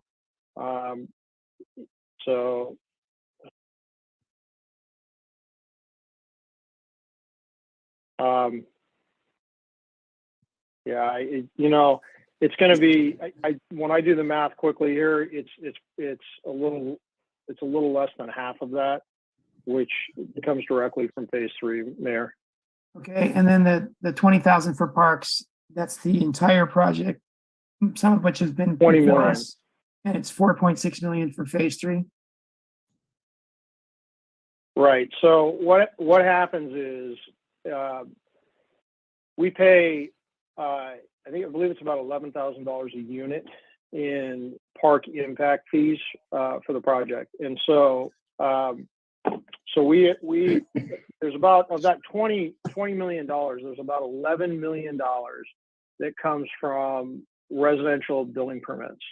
Okay. So that's a little more than half of the $20 million. Then in addition to that, there is 3.8 million that was paid to the city as part of our operating agreement that we agreed to in December of 2019 that came along with the closing of the affordable land for the USA Properties project. So 3.8 million has already been paid for that. And then there's an additional 4.67 million that you see here that gets paid as part of our commitment to the city that is related to the start of construction on the community park that the city is constructing. Okay. So in total, the Dunes project pays $20 million to, over $20 million to parks.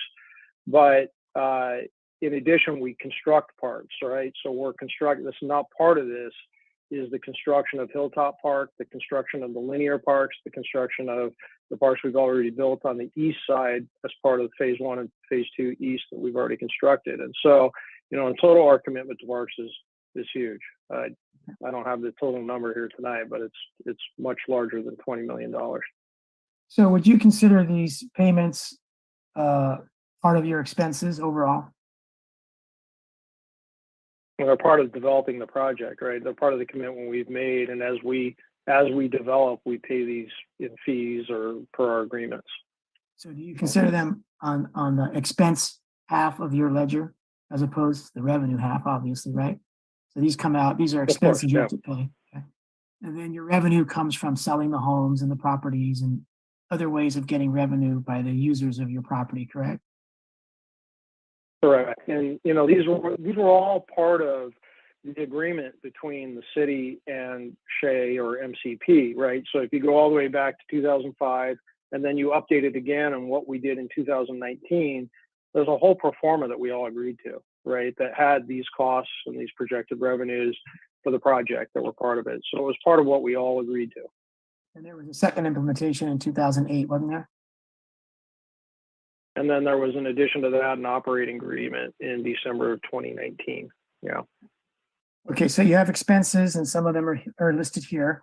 And then you have revenues from the sales of homes, et cetera. Can you go to one of the colored maps where you showed the linear park?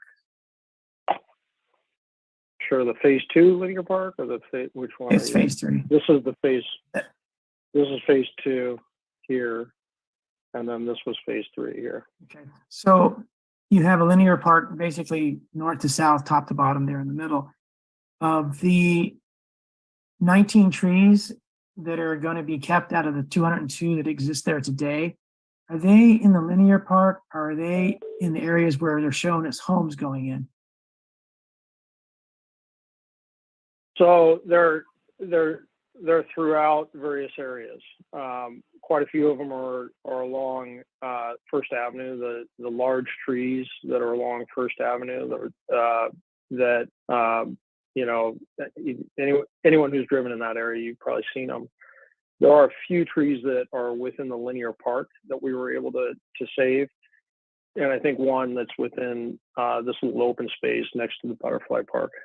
Okay, so if some of the 19 trees are in the linear park in the middle, and some of the 19 trees are in the unhoused areas on First Avenue to the left, then is it true that most of those 19 trees that are going to be kept out of the 202 that are there today are not where we show houses here, but where we show parks or other kinds of open space? Okay. Yeah, so, it's part of the process. You know, it included a grading plan, right? And that grading plan goes all the way back to 2005, of course, that was approved as part of the original tentative map for the project, and but anticipated that, you know, we would have to create a site that we could, you know, build on ultimately. So, you know, similar to what we've done on the east side of the dunes for phase 1 and phase 2 east that you see, you know, trees that were maintained are along major spines or major corridors along 4th Avenue or 3rd Avenue. And they really add to the community, even 10th Street, right, in that area. And that was where we were able to do it on the east side, and it's very similar here. so you have a grading plan, and I understand that when you're grading a property like this to build homes like this, the trees are in the way. My question is, why of the 202 trees that are there, couldn't you relocate 1, 5, 10, 20, 30, 40 of the larger trees as you did in previous phases?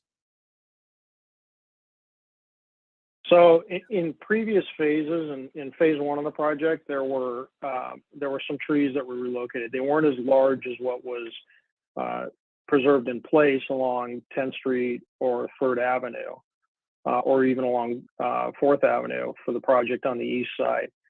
So a large number of those trees didn't survive, and they weren't as large as, you know, the largest trees that obviously were preserved in the areas I mentioned. So that's now the proposal that we have that was approved by Planning Commission, and the tree removal permit that's effective now, it includes you know, removal of some trees, but preservation of a lot of trees that are out there today, and preservation of a number of trees in place. And so you know, there's been a lot of time and meetings and spent on this. We had site tours with members of the community, which I'm hoping we'll speak to that this evening about, you know, what we went through. And then even beyond that, you know, we've you know, there's a whole system that was set up originally for this project whereby trees were rated, you know, poor, fair, or in good health. And you know, that system then sort of flowed into helping to determine which would be removed and how the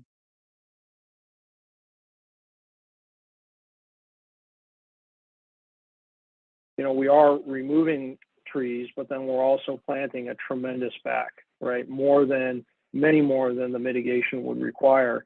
And so ultimately, when you look at that 2-to-1 mitigation ratio, of course, isn't great, we mitigate it with many more trees than we need to, than we're going to be required originally. So we're way above the original compensation ratios. And then in addition to that, I'll point out that, one of the things we're doing is we've instituted a relocation program. And so there originally was planned to be 50 trees that are of what are called, I guess, saplings, but they're a little bit smaller than many of the trees that are covered by your ordinances, but are great specimens, right? They're great trees that they have grown in the area. They come from seedlings. They carry on the genetics of the trees that are out there today. And so for a lot of people that maybe you've heard about it, there's this truck-mounted apparatus called a Vermeer spade that we've used to actually come in and relocate a number of trees. And so far, we've moved 28 trees from the phase 2 west area into a nursery that's behind the theater. And then there's an additional 24 that were identified in a memo that goes all the way back to July now. And then our team went out and looked at, hey, are there additional trees that we can relocate? And so as part of that, we came up with an additional 7 trees that previously were thought to not be good candidates for the sapling program. And those are going to be relocated also now. One of the big issues with tree relocation also has to do with where some of the facilities are. Patrick with Denise Duffy and Associates, who's helping us with a lot of this, pointed out kind of an interesting thing to me is like, Don, some of these trees, like you can't get them under these power lines that exist, right? And so there are timing considerations, construction issues, grading issues, and I can go on and on. But there's a lot that's gone into deciding which trees we'll keep and which we won't. And then lastly, some of the advice that's come that look at night, we all have to sleep, right? And sometimes there are parts of things that you maybe don't feel real great about, and no one feels good about cutting down trees. But one of the comments that's been made is that a lot of these trees out here are in very poor health, very poor condition, and they're approaching the end of their life cycle, right? So, the renewal that happens as part of developing an area like this, is going to be an exciting time. And the fact that we've got the sapling program, we've put tremendous effort into making sure that we're preserving as much of, what exists on site today as part of our development as it goes forward. Don, do you have any approximation of how many of the 202 trees that are going to be cut in the residential area are in good or fair condition and able to be relocated if the desire was there? I don't have those numbers at my fingertips tonight. I wasn't anticipating that question because, like I said, we figured that the tree removal permit was approved by Planning Commission, but there was a pretty extensive report that was submitted as part of this to the city. Don't know the number. So another not question off the I top of had, my head. Yeah. you've talked a lot about saplings, which are small trees.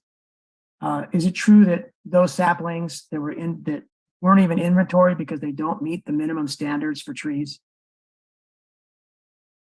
That's correct. That Okay, so Don, let me ask another question. So we're cutting down 202 large trees that meet the standards to be called a tree. And some of them are in good health, some of them are in poor health. and some of them are not in good health. But they're all getting cut down, and not a single one is being relocated with all the money going back and forth. Is it for me to believe that there wasn't a way to do what you've done before and relocate some of those larger trees, maybe not the biggest ones, not the ones that are senescing or dying or whatever, but am I to believe that you couldn't do as well as you did in earlier phases, and you couldn't relocate a single one, the 202 trees that are being cut down in residential phase 3? I cut out a little bit there, I'm sorry. But the program we've put out this evening, over the course of the last 13 months, there's been a tremendous amount of work that's gone into it. And it does include relocation. It does include, preservation of assets. I'm talking, Don, of relocation of trees that meet the standard of being called trees, because they're big enough to meet the standard, the minimum standards to be inventoried as trees. There's 202 of those. And I'm asking you if we are to believe that there wasn't an opportunity with all the money transferring hands to relocate even a single tree of the 202. Is that something reasonable that we should walk away with? There are many more trees than 202 in phases. No, in phase 3 residential. So let's not. Don, in phase 3 residential, there's 202 trees. There's 19 that are going to be retained. There's 175 that have been removed, including 7 that were already removed without permit. And so my questions to you is where these houses are going, where people are going to be living in homes, shown in the staff report here on the screen. In phase 3 residential, of the 200 trees there existing today, why can't we relocate after grading some of those trees to start the neighborhood off with some decent trees that meet the minimum standard to be a tree? So we are preserving trees, okay? And with 2 ships passing in the night, Don, you, I'm talking about the trees. My question, I'm hoping for an answer. My question regards trees that meet the minimum standard be called a tree. There's 202 of them. My question is, why can't we relocate some of those 202 trees that meet the minimum standard to be called a tree? So we've looked at that, Mayor, and we believe that we get a much better neighborhood and tree canopy and tree inventory by executing the plan that's before you, right? So yeah, there are trees we're cutting down. The majority of them are in poor health, right? Poor or fair health, or not even in good health. And so our arborists are in agreement with us on the approach. And ultimately, at the end of the day, we think that the plan that we put in front of the Planning Commission and was approved is a plan that executes, a beautiful community that has a balance of preservation of existing tree resources that are out there and mature and very nice, look great in the community, and brings in a renewal of tree resources for the future of the community that, while when we initially plant some of this, you're right, it'll be smaller, but over time it will grow. And, 10 or 15 years from now, the community, these trees will mature also through time. And so, I think the thing that's tough, and one of the things we've talked a lot about with the community, with members of the tree committee and, others is, if you look at it as a snapshot in time, are there fair and poor condition trees and maybe some good trees out there that we have to cut down? Yeah, that's it. But there's a tremendous benefit that comes from planting over 1,000 trees in this community in the long run, and the preservation of the resources that we've been able to achieve today, plus the relocation of tree resources, right? While some of these are saplings, some of them aren't, right? There are 5 trees in the community park that were originally slated for removal and demo that we have relocated and we're preserving, right? So those 5 trees from the town square park that get redone as part of the promenade are trees that are getting relocated now. So we've changed our approach on that. There are 2 additional trees in phase 2 west that were slated and fully permitted for removal previously that we've also relocated. Plus there are trees along First Avenue that were previously permitted for removal that we're preserving, right? So where we're at today versus where we were a year ago or even 2 years ago is much different. And you know, it's a different project. We are preserving tree resources at a very high level. Thank you, Don. My question was about the 202 larger trees, some of which were good and fair condition. But thank you very much. Let's go to Councilmember Lisa Berkeley.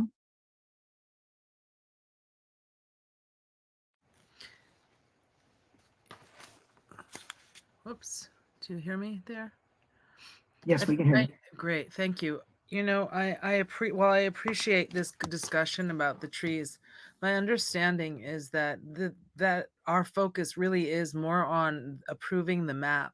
And my understanding is also per city policies and procedures that once the plans for trees have been approved by the Planning Commission, we don't really have a say anymore. We had our say initially about how this went. And my understanding is that the tree committee and everybody on the tree committee was in favor of this and really recommended and commended the work that the Dunes have done.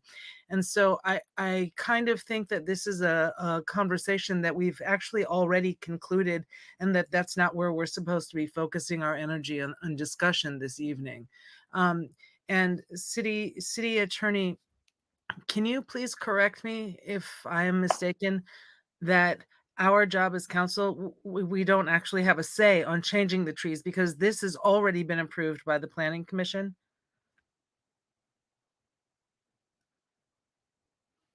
Oh, sorry, you're muted.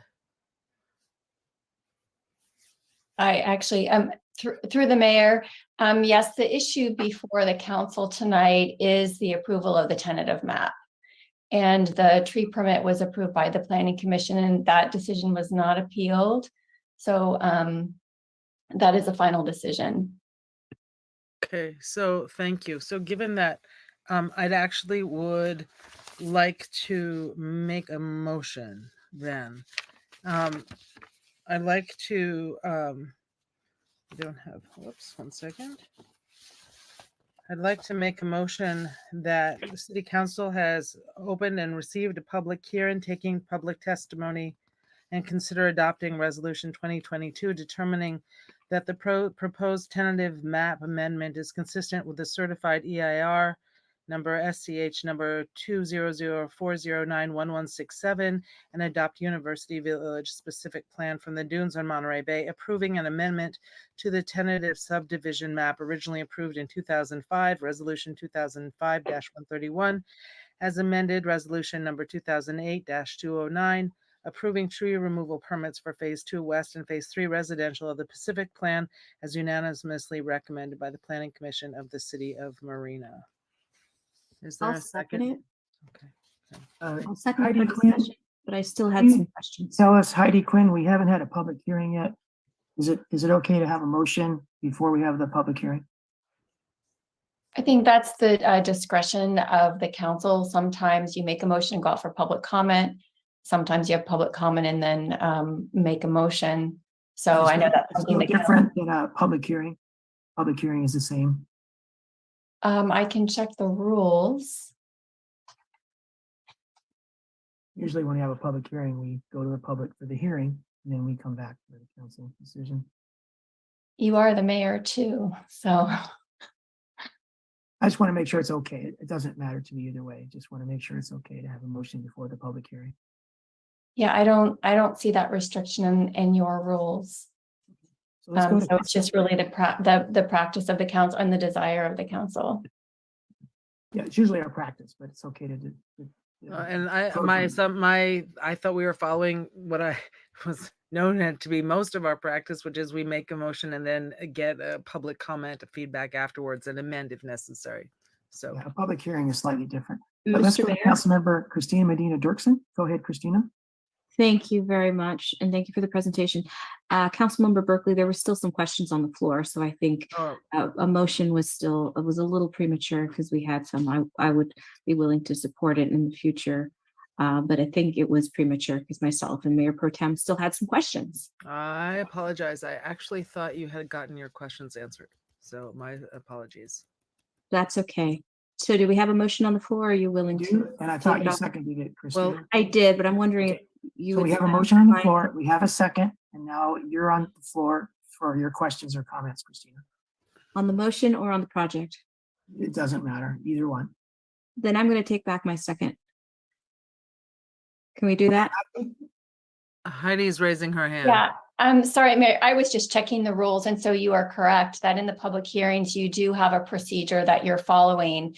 So you do have it does say council comments and a motion, and then it says public comments, then coming back for public hearing, and then council discussion and vote. Okay, so I can withdraw my motion. That's fine. Or did I misunderstand you, Heidi? I'm sorry. The rule that I'm looking at says brief council comments and motion, and then public comments. Then the mayor closes the public hearing and council discussion. I didn't track it. But anyway, the second has been removed. Is there I'll another second the motion. Okay, so we have a second and a motion. And Heidi, can you confirm if it's proper to have a motion on the floor at this time before we open the public hearing? Not public comment, but the public hearing. I thought it's opened when the. Lisa, please, I've asked a question. In our normal practice, in the public hearing, we might diverge from that tonight. I just want to make sure it's okay. So I'm asking Heidi to weigh in. Thank you. And bear with me, as I'm still getting familiar with your rules, but how I read the rules is typically the practice has been to have the comment motion, then go out for public hearing, come back for discussion and a vote. And in fact, I know on our agenda item that we've postponed, we're talking about having the council make the motion after public comment, but it looks like the practice of the council currently for a public hearing is to have the motion and then go out for public comment. So I think we're good. We have a motion and a second, and let's go to order. Yes, go ahead. Order. Point of order. Go ahead, Kathy. What Heidi just said was that we go for comment from the council and then motion. Again, some of us have not even had a chance. So if we go to a motion and then now we skip to public comment, then we have come back for council comment, but we have lost one opportunity now to make a comment because I and Councilwoman Medina Dirksen have not yet had our comments before the motion. But you can still comment and you can still. I know, but there were two opportunities by what Heidi just said. Okay, Kathy, so Mayor Pro Tem Biala, we have your point of order. May I make one as well? At this point, can we have 2 point of orders at the same time before we resolve the first point of order, Heidi? I probably would address the point of order in the order that they arrived. It's different than a motion and a substitute motion. Okay, so let's resolve the first point of order, Heidi, if you could. I'm sorry, can you clarify that for me? 2 council members haven't had a chance to speak before the motion. So if the practice that you described has council comment before a motion, then perhaps we should wait for council comment before the motion. But there now is a motion on the floor, and we could go to the council comments now, or we could, if you tell us that the motion isn't appropriate, we could have that after the council comments.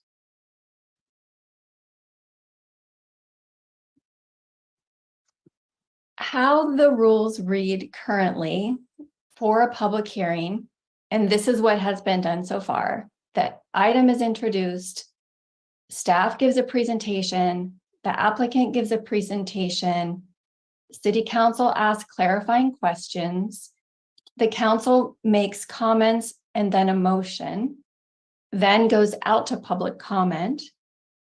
Then the mayor closes the public hearing, there's council discussion and a vote.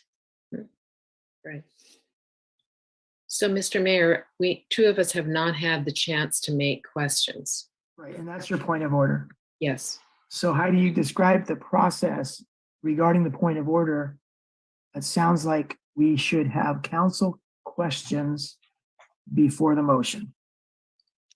That looks like that is your process for all the council, the council members who want to make a comment to make the comment before the motion.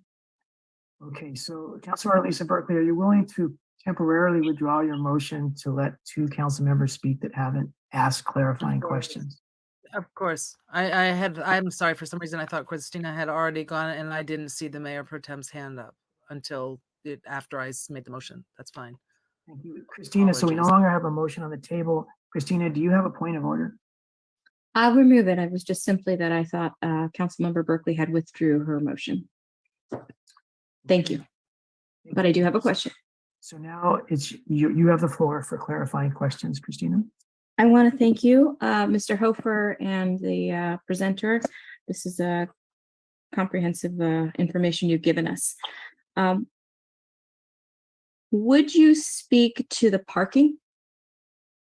And I'm wanting to know if what the parking situation is going to look like, if that is a consideration in scaling down your plan. And then I had some others, and I don't know if it's appropriate, having to do with some features of your plan development in terms of water conservation or anything like that. And I don't, and correct me, Mr. Mayor or City Council Manager Lane Long, if these are inappropriate questions because they have to do with the project plans versus the map itself. Let's assume they're appropriate and ask them, and if they're inappropriate, we'll mention that. They're probably going to be okay. So my question is to, first of all, to parking. Can you explain to me or outline your parking plan and how this project may have adjusted from original planning, not just the layout of the streets, but was there any considerations for parking? That's one. Sure. So the street configuration starts in the specific plan where neighborhood streets and collector streets and the various different, streets, street sections are set. And so that's all identified in the specific plan. The specific plan itself, well, and then just so you can kind of understand in real terms, what does that look like? If you drive through the dunes on the east side today, so it's largely consistent with that. There's neighborhood streets with parking on either side and driveways and, whatnot. What's interesting is along First Avenue, and this was something that we also did in phase one along Third Avenue, where those big trees are. The specific plan gave us the ability to eliminate the parking bay in certain areas to preserve trees. And so we did that, right? So along First Avenue, a lot of those 28 trees that are up and down First Avenue that we're preserving are being preserved. And in order to accommodate that, we've had to eliminate the parking bay. And then we've also had to make the sidewalk go from where it's, detached to where it's attached to the curb. So in some of those areas also, there won't be that little landscaping strip between the sidewalk and the curb, because we had to kind of have the sidewalk go around the tree is probably the best way to describe it. So, we got down into this level of detail, even to the point where, and I know this is a little outside of your question, so I apologize, but there's one tree that we preserved where we actually moved the street a little bit. And it's 6th Street, which goes all the way from 2nd Avenue to 1st Avenue. It's a straight shot, straight line. And at the very end of it, there's going to be this little bulb out, and there will be one of those trees along 1st Avenue in there. And I've talked to the community, a lot of people in the community, where, I think it's a good story, right? I mean, it's like, look at what we've done collectively, the city and us as the developer, to preserve these assets. And that you'll be able to see that, right? When you walk through the community, it's like, oh yeah, this street kind of bends a little bit because there's that tree. Isn't that cool? These are the things we've done. But that can't happen everywhere. And so parking though will be, largely consistent with what you see at the dunes on the east side. Hopefully that answered your question. Thank you for that. And speaking about that, maybe this one is for Chief Vega and or you, Mr. Hofer.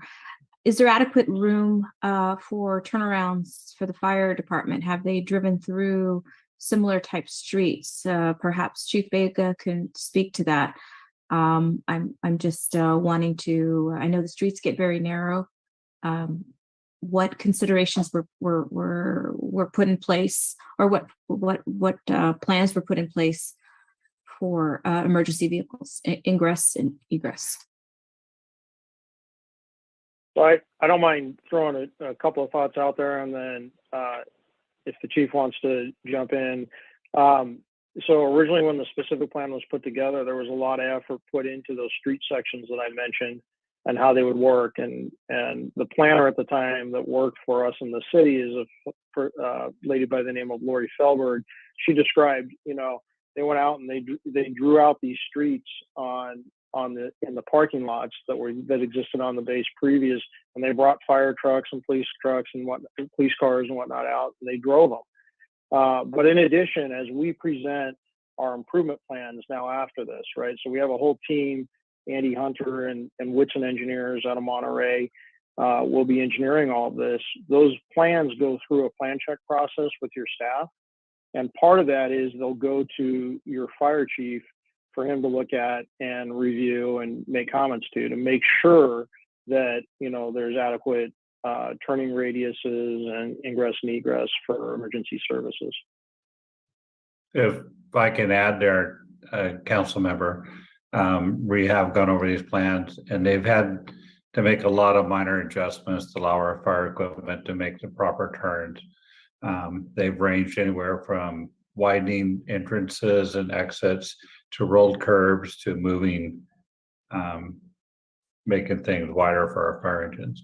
So we have gone over this with the developer. Thank you both for that. My next question, I appreciate that. Obviously, those considerations are critical to public safety. When you are taking a look at the affordable housing units here, can you explain to me how they play into what you're planning and how it relates to the what is it called, Terracita, the new groundbreaking, the new 142 units that you broke ground on yesterday? Can you speak a little bit about how you structured that, and if it's inappropriate relating to this map conversation, please let me know. No, I don't mind answering that at all. So in our 2019 operating agreement, one of the things that was decided was that we would build the Terracina project, okay? And what that did is it took all the affordable obligation that existed remaining for our project and advanced it so that it could be built sooner because of what was happening in part with the housing crisis, right? So what happened actually yesterday is we had a groundbreaking ceremony, which is, a step in the process of over 2.5 years of bringing forward affordable developers and working with the state to get funding. But we broke ground yesterday on 142 apartments with USA Properties, and that'll serve families with incomes in the range of 30 to 70% of area median income.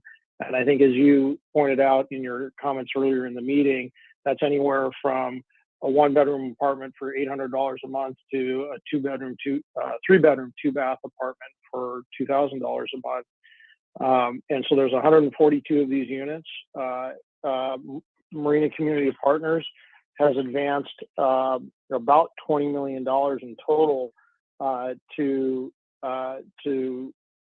begin the construction of that project, and that includes purchasing the land for $6.3 million from the city that we gave to USA Properties for basically $1 so that they could afford to build their project.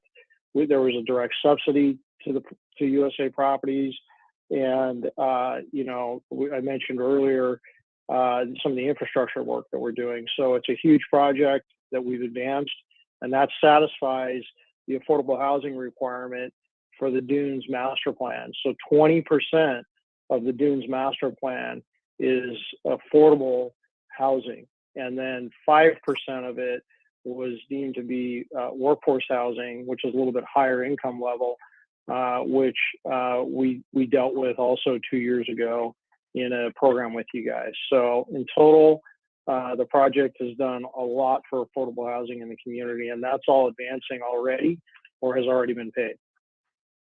So I'm looking at 20% plus another 5%. City Manager Long, what is the state recommended guideline? Is it at 18? Is it at 20? What is the recommended guidelines or mandated guidelines for affordable housing in our?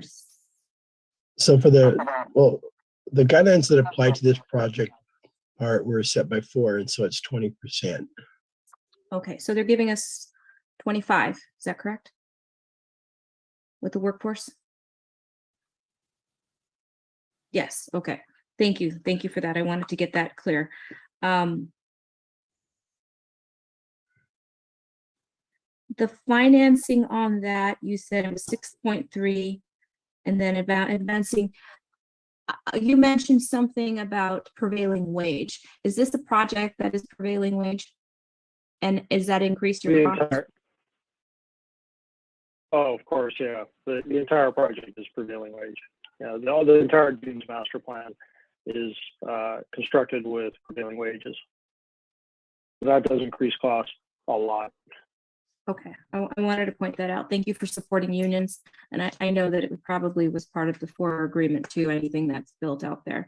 My last question has to do with when you're planning these units, not the, well, either one, whether it's the affordable, I'm sorry, the Teresita and or these, will you be taking advantage of any sort of view shed options? My example is giving, we recently had the Mosaic project that had some rooftop decks onto them. Again, if I'm getting ahead of myself, I'm sorry, but I want to know if you're going to be using some features and also any kind of water saving features such as rain capture systems. And then the last question is, are you married to the name The Promenade? Oh. No, I'm not married. But it's a different part of the Dunes project. But yeah, we are looking at architecture that makes use of rooftop decks, not on all units, but on some that will have views, to the west. And so that is part of the architecture that we are proposing for this area, the Phase 2 West and Phase 3 area.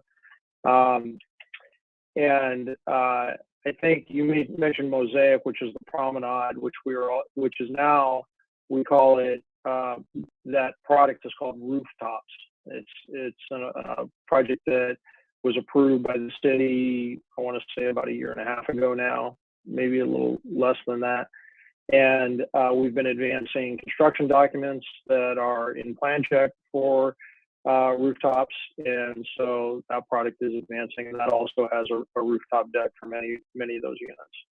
So we're really, and this is the thing in architecture now and in new product, the use of sort of the roof spaces for outdoor experience, particularly in attached condominium communities where you don't have that little backyard space. The rooftop is it's essentially your backyard. And so the Promenade will be using that, and so it'll be neat. We're really excited about it. It's going to be it's going to be a cool addition to your community, to Marina. We're excited about what it has in it. Thank you. And my last question was about water savings. I bring this. Will you be Monterey Peninsula Water District was most recently having a rain capture seminar of some sort. I'm just wondering what features might your development be able to employ to take advantage of water savings? So we meet all the requirements of MCWD and what's called MWALO, which is the state's model landscape ordinance, which so all our irrigation is drip irrigation, drought tolerant plants and materials, and all of our project infiltrates. So we don't have rain water capture, but what we do is we percolate all that water into the ground, and so it goes into the ground. We also are using recycled water. So through MCWD, there is a pretty extensive network of recycled water that is going to be employed here. Their program is just getting up and running. They're still working through hiring different people and getting their program fully implemented. But our common areas and parks will be irrigated with recycled water. So that's pretty exciting. We haven't seen that yet at the dunes, but that program is going into effect. And so we are doing everything we can to promote water conservation through the project. Thank you. Thank you very much. Thank you and your staff as well as our staff for moving this along. Thank you. You got it. Let's go to Mayor Pro Tem Kathy Biala. Thank you, Mr. Mayor. Could you put up slide 7, please? On staff or on my Your presentation? Yeah, your staff. I mean, your presentation. My presentation? Okay. Yes, yours. And by the way, Don, may I have a copy sent? As always, it was a good presentation with a lot of information. Sure, absolutely. And I was pointed out, I don't have my screen in presentation mode. I apologize for that, but with that's okay. the Zoom share, I'm just worried. Don't mess with it. I can see it. So I just have a question about the linear park. It's hard for me to imagine, spatially how that will feel, but is the purpose to have a real park, or is it more aesthetic landscaping? Like, is there anything going on there? I know you said you preserved some trees there, but are there any park benches, or what happens on those linear parks? So there's a 12-foot wide pedestrian, multi-use pathway that goes through the middle of it. And the idea has been from the very beginning that, if you were a resident that lived in this area, an owner that lived in this area, you could walk or ride your bike or whatever your method of non-automobile transportation is, right? You could ride all the way up that linear park or walk and all the way to the town square. And so that's an exciting feature that comes with this. There will be that 12-foot wide trail. This area is maintained by the homeowners association, not the city. And so a lot of the landscaping is passive landscaping in that area. We do have plans right now conceptually for a small dog park that'll be in this area. And then in addition, benches, there'll be a couple of different respites. In the phase 2 area where the park goes east-west, we've got a couple of viewing opportunities where, people can come out and watch the sunset, sit at a park bench or whatever it might be. And then there's also in the plan right now, a couple of different exercise stations that we're putting into it where, you've seen them, I think they used to call them parkour or something like that. And so there'll be these exercise stations up and down it. Great. So you're going to be in charge of the design elements, but the HOA is going to be tasked with maintenance. Is that what it? That's correct. Okay, great. Yep, great. that's correct. Yeah. Okay, that's a lot of good things that you're putting in there. It's not just a path, and so that's really great. Right. Could you please put up slide 4? Sure.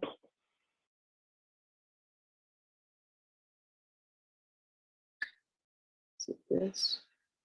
Okay, so we have a lot of the financials here, and of course the city wants the development because it generates revenue for us, which we are in dire need of. We have so many things on the books in terms of what we want to build for the community and the services. So I'm just trying to get a sense in which all this money for land sales, impact fees or FORA fees or whatever is going to come to the city because of your development. In phase 2 and 3, that's what we're looking at, or that's what's going to be considered here on the tentative maps. So about where are the timelines? And I know we kind of said that maybe 20 million or so is going to be associated with phase 2 and another 20 million for phase 3. But what are the timelines when fees are going to be done, available to the city? Is it like phase 2? When is that expected to be? Well, starting in November.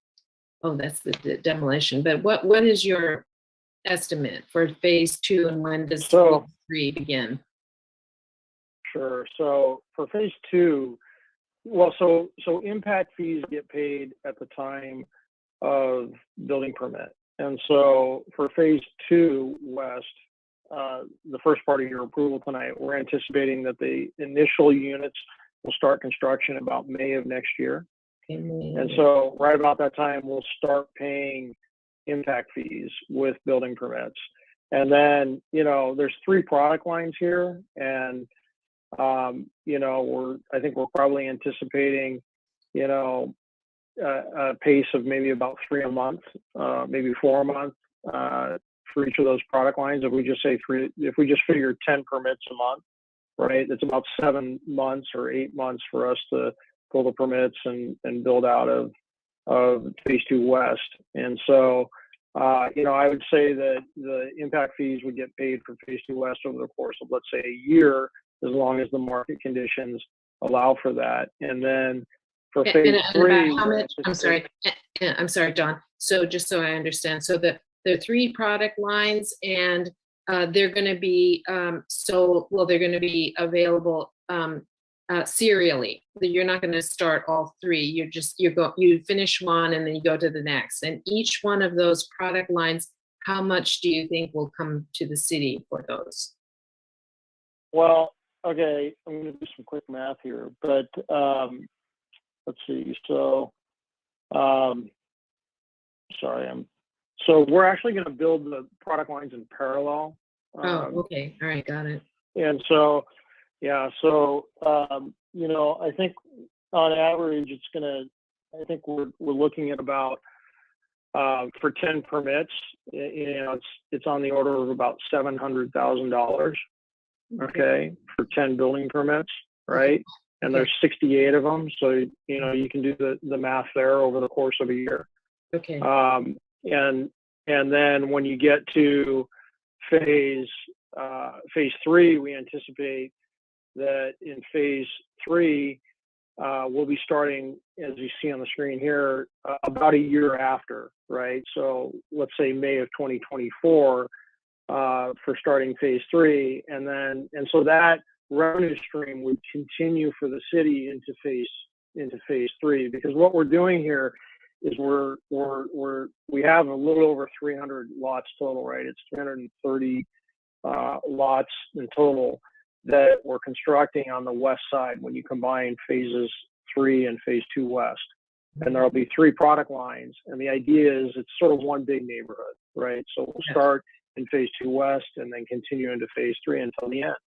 And so much of this depends on, how long it takes for, what the market conditions are like. We're seeing, some changes in interest rates that aren't real great for communities like this, to be honest. But that's what we do. We have ups and downs. And so if we can continue at a pace of, let's say 8 to 10 a month, it'll take us a while, but in 3 or 4 years we'll be built out, and you guys will have gotten all the fees that go with all those permits.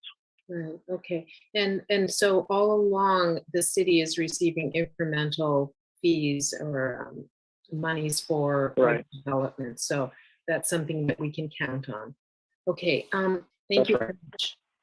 You said that some of our trees that you're going to be planting are from native seeds. I'm just curious, is this from our C4SM volunteer? Is this, are these where some of these seeds are coming from?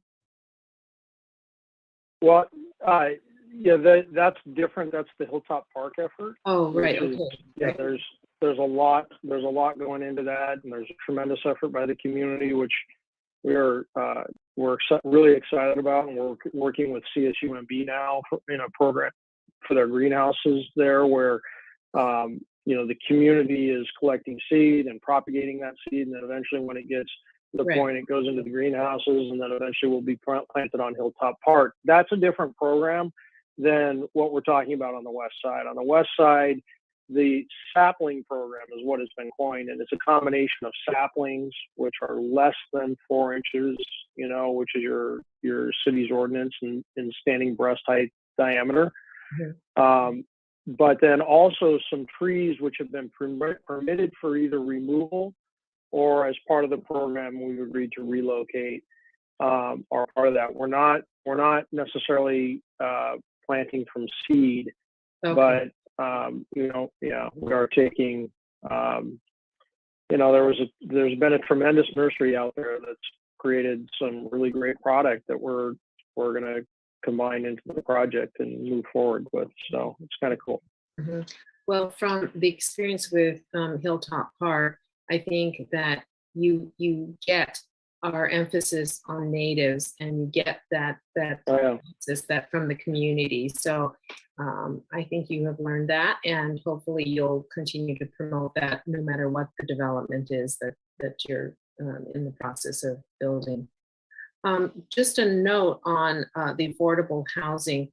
It's always been my concern that when these units become available, that our city very much promotes the timing and the process for our residents to be able to access those when they're open for applications. So I just want to say that always, that's a concern of mine always, that I hope Marina residents are not the last to know when it's time to apply, and that they get to be in the back of the line. So I want to reinforce that.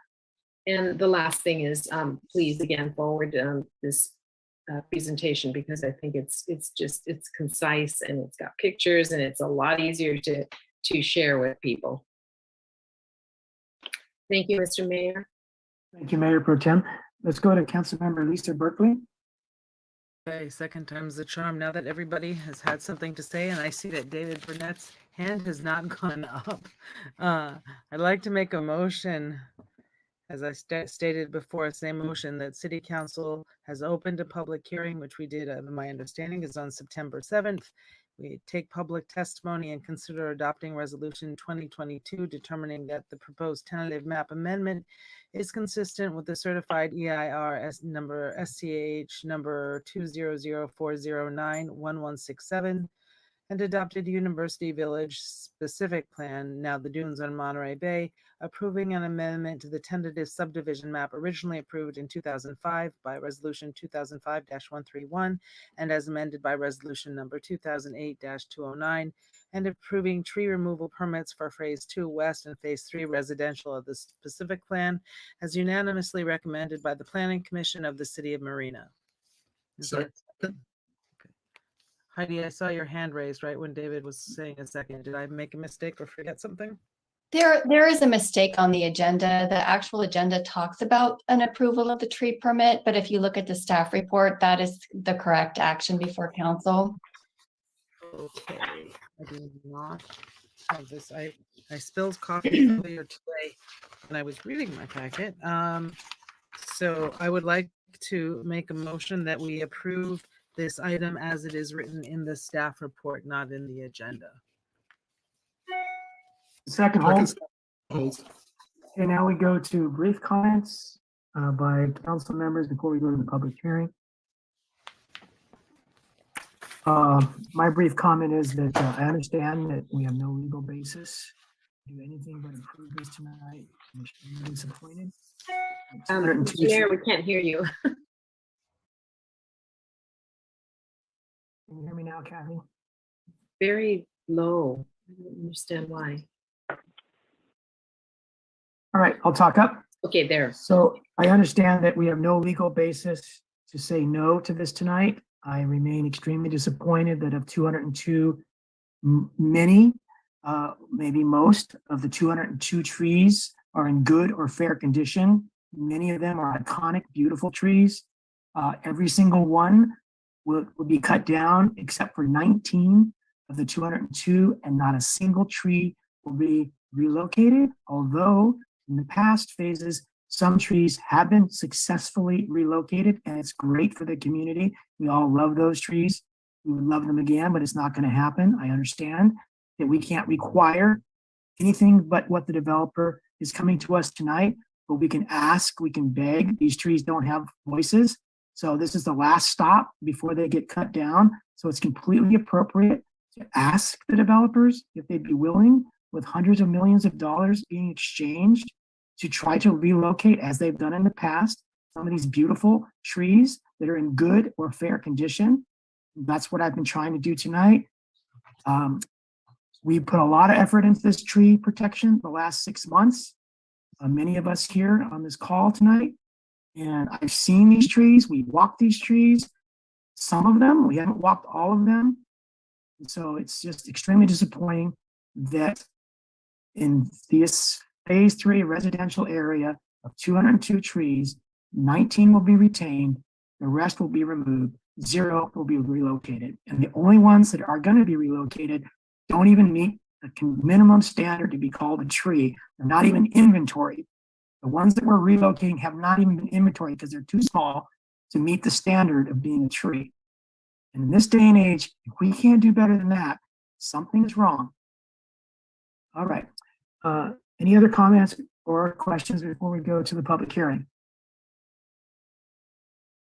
Okay, welcome public. Thank you for being patient.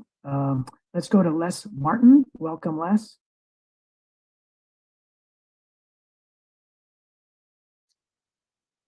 Hello. Hello. Keep saying unmuted sign, so hopefully you hear me now. We can hear you, Les.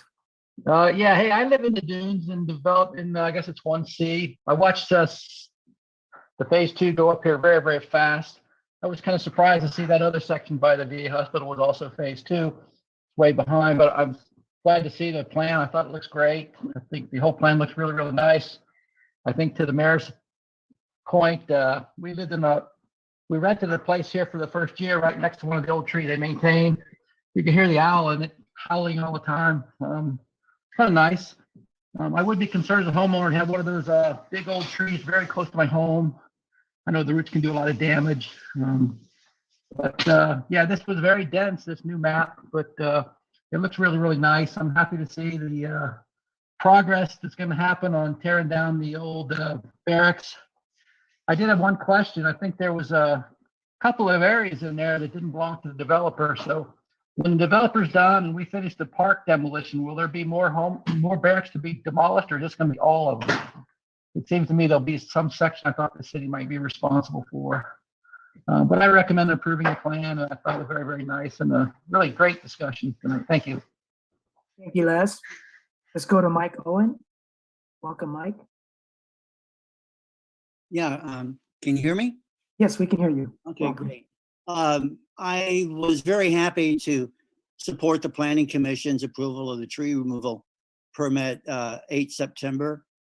And part of the reason is that if it hadn't been for the hole in the fence gang that was able to photo and document the 7 trees immediately after they were taken down and put the alarm out to the city and the mayor and the staff, that whole area would have been clear cut. Nothing would have been saved. That was the approval in 2021 for a previous development section of the west phase, and then also in 2020. And there was no reason to expect that it would be any different for the phase that you're approving right now. But because the mayor and the city staff and the developer all reacted in such a positive, energetic, comprehensive, thoughtful, revisionist, evolved type way, we now have 36 trees that are staying. That doesn't sound like a lot, but these are 36 mature, large Monterey cypress that were planted in 1940. And you contrast that with the previous clear cutting, which you can just go out there, you can see, like, it's just sand right now for the previous developments that were approved in 2021, 2020. So the mayor and the staff and the developer, I give a lot of credit, and I think they deserve a lot of kudos and a lot of praise, for the tree permit that they have right now. And just for clarification, the tree ordinance says that a tree has to be 6 inches diameter at breast height to qualify as a tree.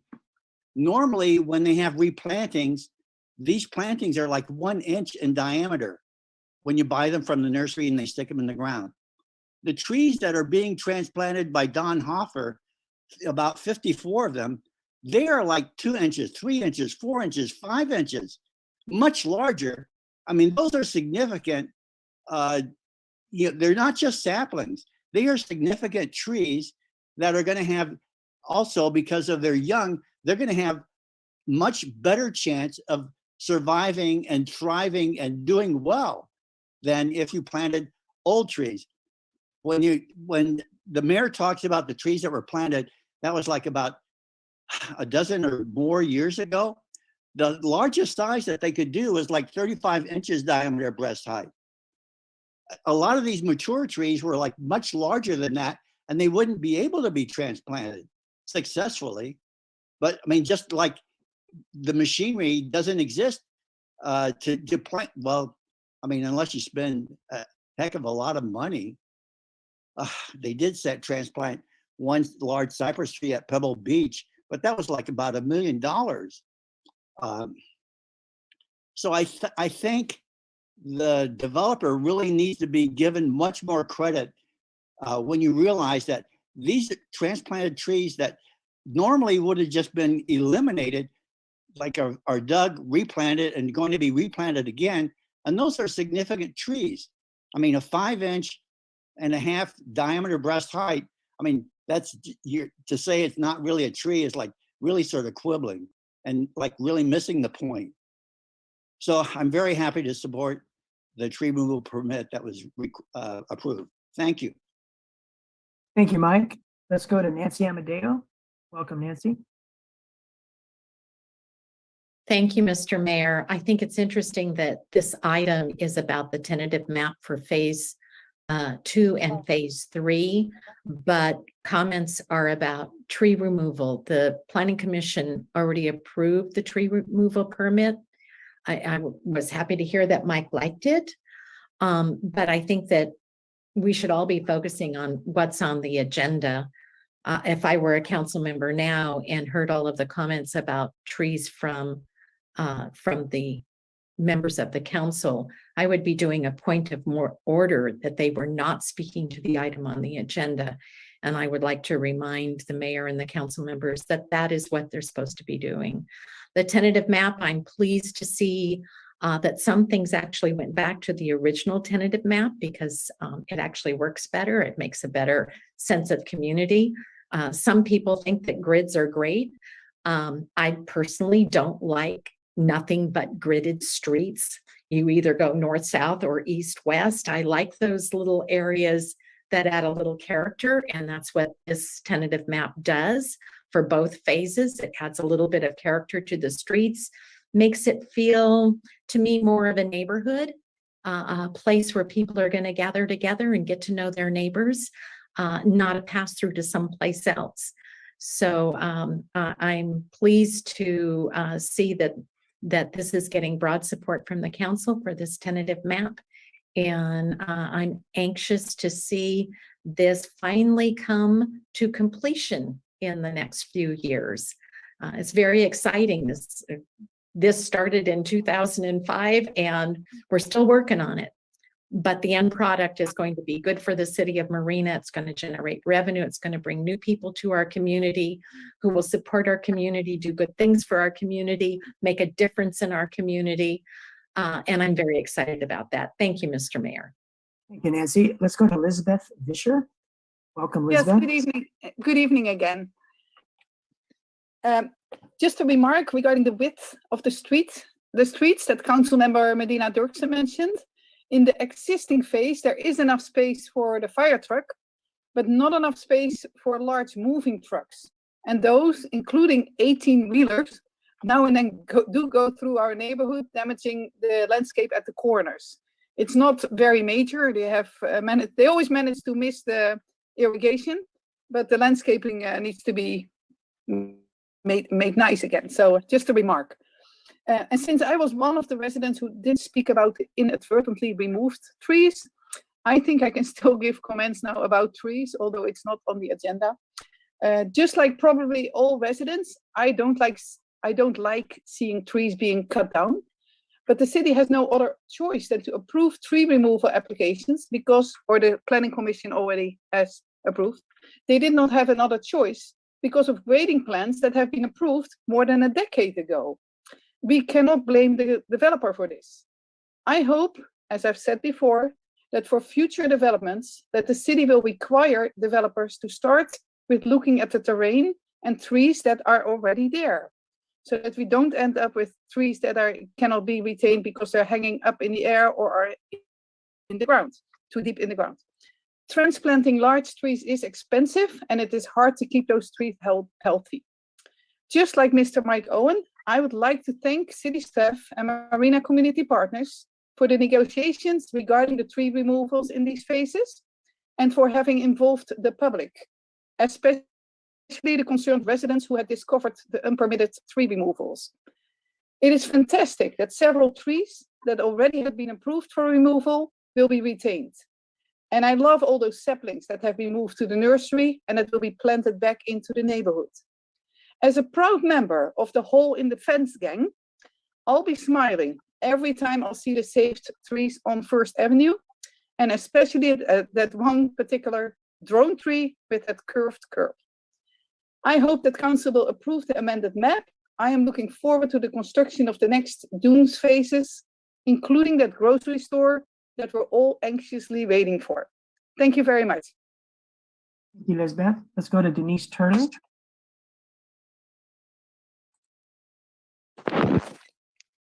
Hi, thank you. Have to let me know if my comment fits the bounds of, anyway. Going back dog's years, what is the developer, the city Marina Coast Water doing to prevent some of the major failures of past dunes mistakes, specifically the wall mount, they're not called water heaters anymore, were downgraded and didn't work properly, and there was a big kerfuffle about it. I'm just wondering whatever happened with that. Were the homeowners made whole? And secondly, at the University Village project, to begin with, the first couple of years that the low-income people lived there, their water payment was largely, in some cases, in the rent payment to the upsizing of pipe dining. Denise, you've become unintelligible. You can try to change something on your end. We can't hear what you're saying because of too much static. Thank you. Is that better? If you could back up a couple sentences, that might help. Oh, okay. So I'm going to go back to specifically pipe diameter at University Village was upsized so that the residents were being charged a higher premium on their water, and their water bills in some cases were more than their rent payments. And then a whole bunch of changes to things Denise, I think you should probably stop because you're coming in and out of sounding like you're talking through a kazoo and we can't hear the words. Sometimes you're clear, but much of the time we can't understand the words. And so Mr. Mayor, Denise, isn't it also, aren't we way far off topic? I mean, talking about the water and the water situation with the dunes is not connected to. Asking questions about the water infrastructure is within the bounds. Denise, it's having a hard time to hear you, but can you go on? I will try. That's why I have my video off, so that I have more power for you to hear me. You're clear now. Okay, great. So my questions are: what's being done to make sure that past mistakes with water systems, water charges, that we don't repeat past mistakes? Thank you. Thank you, Denise. Would anyone else like to comment that hasn't raised their hand yet before we close the public hearing? We'll give you all another moment. Okay, Paula Pillow, good evening. Good evening. Good discussion, but too lengthy. I know we keep complaining in the public and some on the council still about the length of meetings. One thing that I noticed, there were a lot of good questions, and I share the concerns about the trees, but that was, unfortunately, it's kind of late to come to that at this point. But there were a lot of questions earlier that were asked by at least one council member that were historical questions, things about affordable housing and all kinds of things. And all of that is very frustrating for us to sit here as members of the public through these lengthy meetings, when my belief is those questions should be discussed with the city manager before the meeting, so you can bone up on the history and get yourself educated before the meeting, so that we don't have to sit through these long discussions. And I appreciate the fact that the council member had these questions, but I think they should have been asked of the city manager before the meeting, and the developer could have responded as well. Thank you. Thank you, Paula. So we'll go ahead and close the public hearing, and I guess to the developers, the water infrastructure that had some problems, issues in the Dunes housing early on, there was like 125 homes. Has that been rectified, so it's not part of this future phase? Yeah, so can you hear me, Bruce? Is that working? Okay. So yeah, as far as I know, our customer service group has responded to all requests, not, whatever they might be. So I'm not aware of any continuing water issues. I know originally when the project was in the very early stages, there was an expansion tank that was part of the tankless water heater that we worked with your building department to go in and retrofit some homes, and that was all completed. And as we move forward, yes, lessons learned. And, I think of course, you don't get the people that are really happy, right, that say it, but I'm not aware of any issues as we go forward regarding water infrastructure or otherwise. So, I think that for the most part, our homeowners are very happy, and the homes are functioning, really well. There were some comments about, I believe it was the University Villages apartments and maybe some billing issues in the early days, and that would be an Eden housing question. They were the developers of that project, and billing would have been through MCWD. So I don't have any information on that, unfortunately. Yeah, to Denise's question about the overall water rates, those are best posed to the Marina Coast Water District and or the city. Okay, Don, I have a small residual question. There was an injury to a pet, or a fatality to a pet recently in a home. You and I discussed over email. Is that situation potentially going to exist in the new homes in phase 3 and 2? Or are the irrigation wiring, is it going to be any different?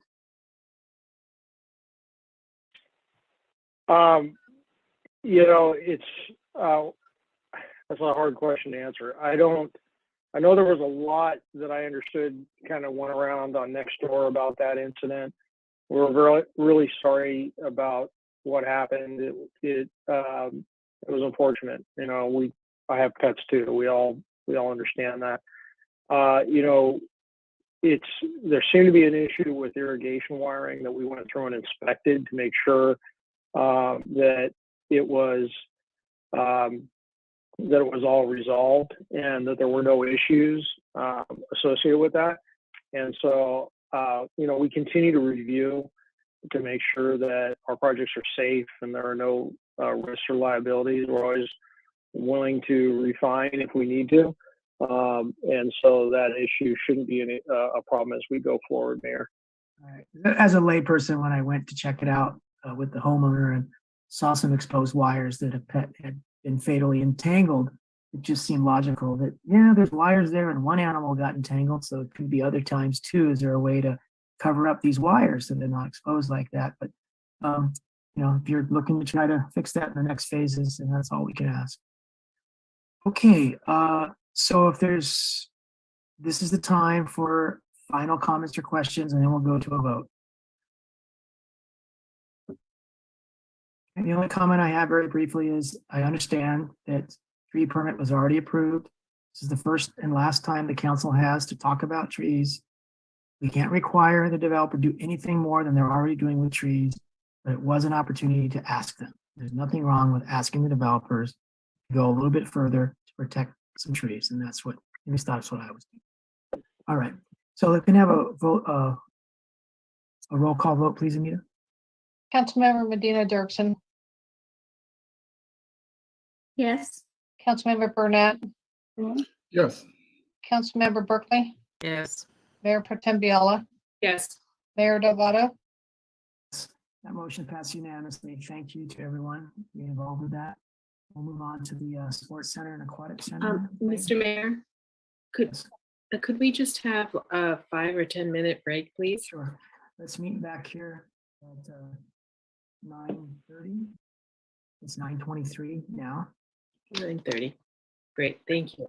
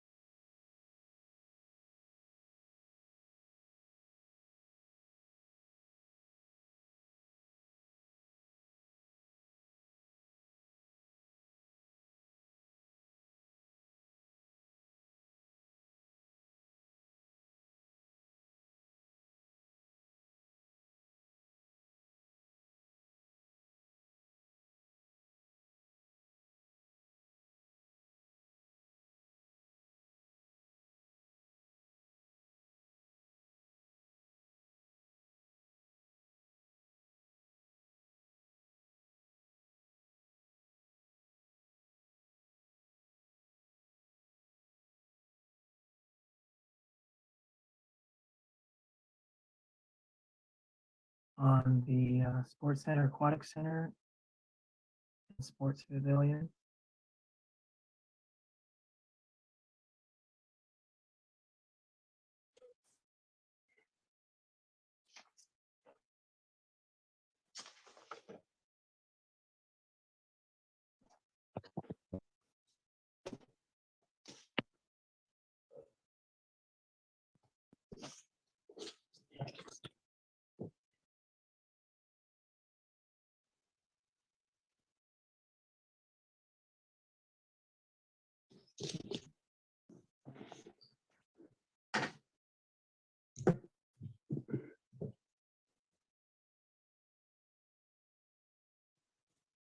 Ryan, are you going to start us off once we have a quorum?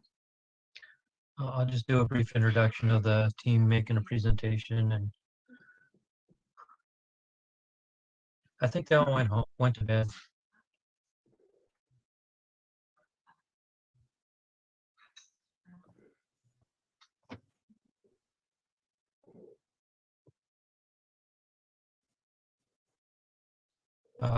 Matt Mogensen, I don't know if you can see the people to promote. Matt Kingdon. He's been promoted. Okay. Courtney Slaughter.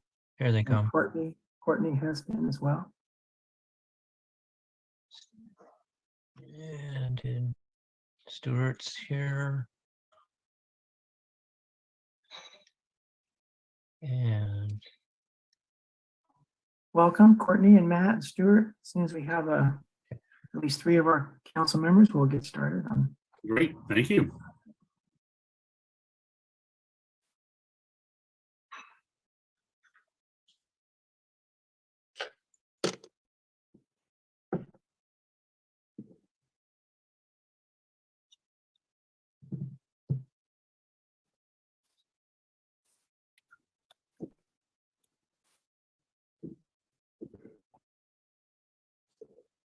Lane, looking ahead to our clock, we got 3 items, A, B, and C. So I think the first thing we'll do when we get a quorum, instead of launching in with Brian, we'll go ahead and extend the meeting so we don't have to interrupt Brian or anyone else. Of the 3 items, the first 2 are very connected, and the second, B, 11B seems like a no-brainer. Do you agree that only take a couple minutes? It should just take a couple minutes. There's no changes from previously. All right, and then 11C, would you agree it will probably take about 15 minutes for the presentation, et cetera? Yeah, I mean, the design hasn't changed. So it's kind of a no-brainer, but there's money involved, so we'll have some Right. discussion there. It's kind of just refreshing people. All right, and I would think that what we're about to launch into would probably take 35 minutes, optimistically, maybe more. So if you tag on 35 plus 5 for B, that's 40, plus 15 or 20 for C, that's 60. So We're we have a looking to quorum. 11 o'clock. 11. 11. So we have a quorum. So I wanted to make a motion that we go tonight until 11 to be able to finish the 3 items on the agenda, all of which are important. And that 11B will probably only take 5 minutes, but the other 2, A and C, will be a little bit lengthier. So that would be my motion, which would die for lack of second. I'll second it. Sorry, it's taking a while to get. Okay, any discussion by council? I know it's late to go till 11, but the alternative is not to finish the agenda, which is viable, but yeah, it's up to council discretion here. Okay, can we have a roll call, please, Anita? Councilmember Medina Dirksen, Yes. Councilmember Burnett, No. Councilmember Berkeley, Yes. Mayor Pro Tem Biala, Yes. Mayor Delgado. Yes. Okay, so that motion passes 4-1 with Council Burnett dissenting. We'll go to 11 and let's launch into 11A. Thank you, Brian. And Mayor, before Brian starts, I want to just frame it a little bit to help understand that what we are approving tonight is the final design of the sports center, the connector building, and the aquatic center, and requesting approval to take the final design from the 30% to the 100% stage. So it'll be till building drawings, but we're not requesting is funding to actually construct it. So it's just to approve the design, approve the funds so they can complete the design. We're going to talk a little bit about the end of possible funding, but that will be for later discussion with the council when we can look at overall the funding and say, okay, yeah, we're ready to pull the trigger on building it. So that's kind of a framework for tonight. Okay, and Brian, in the piece of your presentation, can you introduce Steve and Matt and Courtney? And I thought there was one other, Stuart. Yeah, Stuart Isaac. Yes, Mr. Mayor, members of council. You know, a lot of this transpired over the last 3 years or so about our park and sports center and aquatic center. Started with the aquatic center, and then you know, had a lot of really good input from the community and great designs and concepts for that, but also wanted to look at the sports center as well. So the last time this came before you was December 14th of 2021, where the consultant was given the direction and funding and contract authority to move forward with designs for the sports center, the aquatic center, the connector building between those two buildings, and the outdoor pavilion to a 30% level, and come back to city council with those plans at a 30% level, as well as revised financial operating plans to make those facilities viable. And so, you know, it's been a while. Our architectural firm, Jeff Katz and Associates, has actually had time to change their name. They're now Core. And so I'll be introducing Matt Kingdon and Courtney Slutter from Core. And they're still the same people, and they're still working on our facilities. We still have Stuart Isaac, who is working on the financial projections for those facilities, and Steve Crocker has been instrumental in the natatorium or aquatic sports and recreation aspects of our pool. So with that, I'll turn it over to Matt Kingdon. He's going to give a presentation on the facilities programming as far as the buildings themselves, and then we'll move on to Stuart Isaac on his financial projections, and Steve Crocker is always available for any questions regarding the swimming program. So with that, I'll turn it over to Matt, and Matt has a presentation. Thanks, Brian, and thank you, Mr. Mayor and members of the council. We're excited to be here tonight, even though it's late. We're good to go. We do have a fairly long presentation, got a lot of information. Some of it you guys have seen before, so we'll try and keep it brief in those sections and make sure we have time to focus on the updated information. So I will share my screen, and if you can just confirm everyone can see that. Yes, thank you. It looks great. Okay. So we already kind of did introductions. So like Brian said, we did change our name. We went through a rebrand. Still the same company, same people. Nothing really changed other than the name and branding. And then Stu and Steve have been with us working on this project for a few years now. The agenda today, just briefly, we're going to touch on project progress and where we stand in the process, go through the design that Lane touched on, and then look at phasing options, which really gets to kind of some future discussions, and then financial analysis and next steps. So where we're at in the process, we are right here kind of towards the end of September, October. We were originally looking at council in September. So we're right at the end here of what we call schematic design. So the early design stage where we go through programming, finalize that, and develop the initial design for the project. We have 2 further design phases. So tonight we're looking for authorization to proceed into design development. And then as Lane mentioned, we would go forward with construction documents. And we'll touch on this again towards the end. Brian mentioned we did some community engagement back in July. We did 2 open houses that, in our opinion, were well attended, and we got some really good discussion and feedback with the community. Overall, I think the comments from the public were supportive of the project.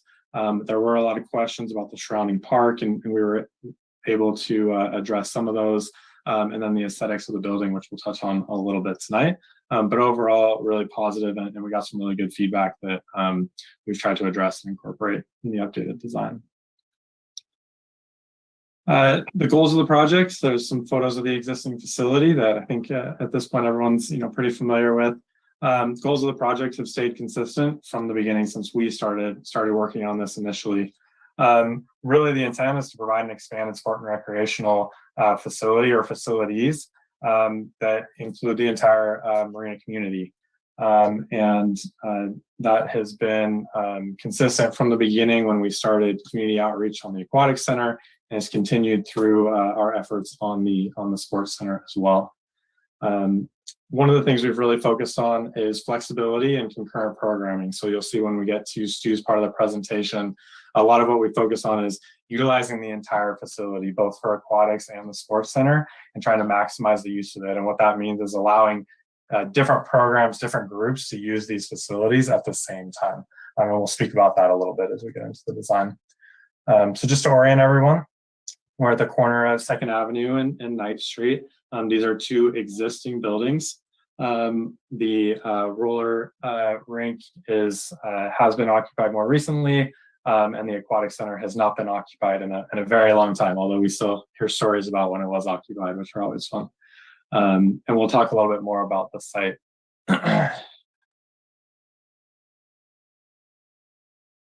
So on the right here, this highlights our limit of work. And so this is important to point out that we have been coordinating with Very Design, who is currently contracted to do some preliminary analysis for the rest of the park. It was important for us to have that dialogue with them and understand that even though we know this isn't a final design, we wanted to make sure we've coordinated to the point we can. A lot of the coordination so far has been related to grading. There's as big and flat as this site seems, there's actually quite a bit of grade change from one end of the site to the other. So we've had that preliminary coordination. We've also talked about parking and site circulation and site access as well.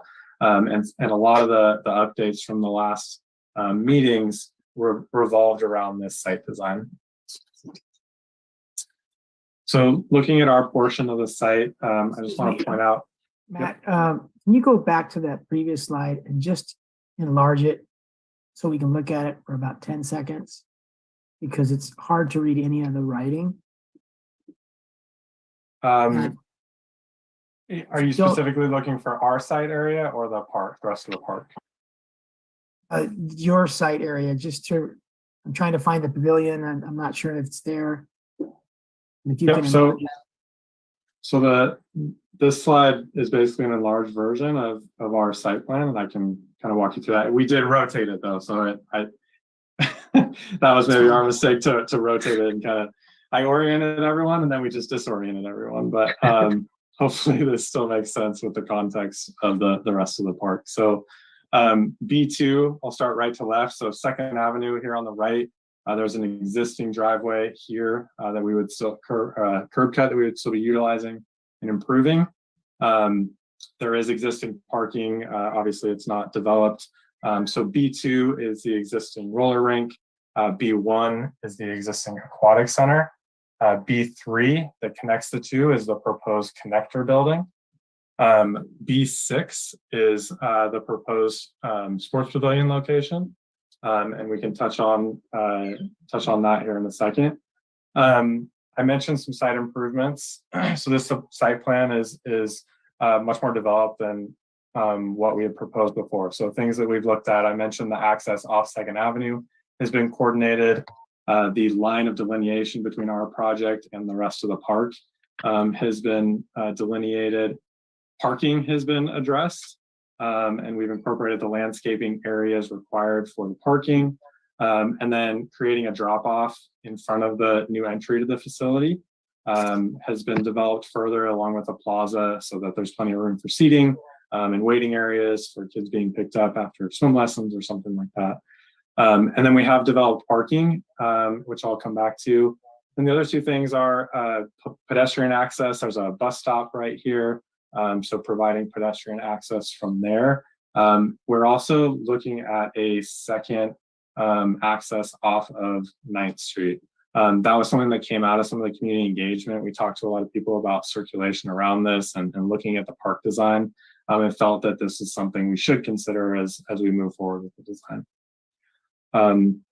One thing about parking, so you'll see that in this plan, we've extended the parking into where we've proposed the sports pavilion. Reason for that, for our project, there's a certain number of parking spots required. And then when the future park happens, there will be also a parking count required for that. We've done preliminary counts for both. The challenge is with our project moving forward first before the park, we have a certain amount of parking we have to maintain. And so this creates a challenge because we have to accommodate the parking required for our project. Once the park moves forward, if they were able to accommodate this additional parking in other ways, then that would free up the site area for the sports pavilion. So we're going to talk about phasing options here in a minute, and that's something we can come back to. But just wanted to point out that we're accommodating for parking for our entire facility with this design.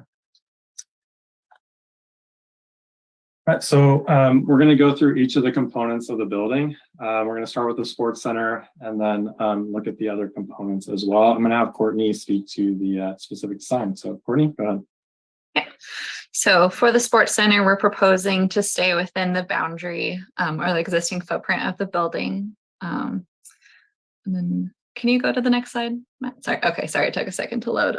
So from the last time since you've seen this, we had just had bubble diagrams before. So we've taken the drawings to the next level, started to lay out spaces with walls and furniture. And some of the biggest changes since you've last seen this plan was making sure that we took into account circulation around the walking track. So that was one of the comments that had. Can you expand it so maybe we don't see the pictures, but we can read the writing on the graphic there? Matt, I'm not sure if you're able to zoom in this mode or not. Okay. So in the center. Is that any better? It's better. Okay. Thank you. Yeah. In the center, we have the main gym space with the walking track around it is that big blue area. And then on the north side is most of the like lockers and changing rooms and with some of the single user rooms. And then we have the Just to be clear, restroom. Courtney, the north side is the pop side for everyone's benefit. Yes. Okay. And then over to the left side is where we would be entering in through the connector building, but this shows that you'd be coming in through there. And then we have our multi-purpose rooms. And then on the south side, we have 2 flexible studios and then the fitness area. Some of the additions since the last time you've seen this was extending into the outdoor space a little bit. So we have this patio that would be off of the multi-purpose room and studios on the west side. And then we have this outdoor gym area on the east side, so that big green area. So we're proposing to have turf or just be able to utilize that covered patio along 2nd Avenue a little bit better, since right now it's not as well utilized. Okay. And then Stu can talk to a little bit more about the specific flexibility of the court spaces. What we've tried to do in our discussion with user groups and program providers is really create a gym space that can have a full-size basketball court, but more likely the bulk of the use may be a little smaller, width-wise courts going north to south, as well as 6 basketball, baskets for half-court work. We've got 2 volleyball courts. We can actually put in 3 if we limit the space in between them just for practice, but 3 competitive full-size courts, as well as pickleball courts can be 3 or 4. But what we like is the fact that we can have netting that could divide it. So we could have a good sized basketball court in one half and then playing pickleball in the other half or volleyball. So again, flexibility, to go back to what Max said, is really going to be critical in this process. I think we heard that in our last meeting with you as a council, the importance of multi-purpose use and how many groups, how much flexibility, how much of the community we can touch and really use with this facility.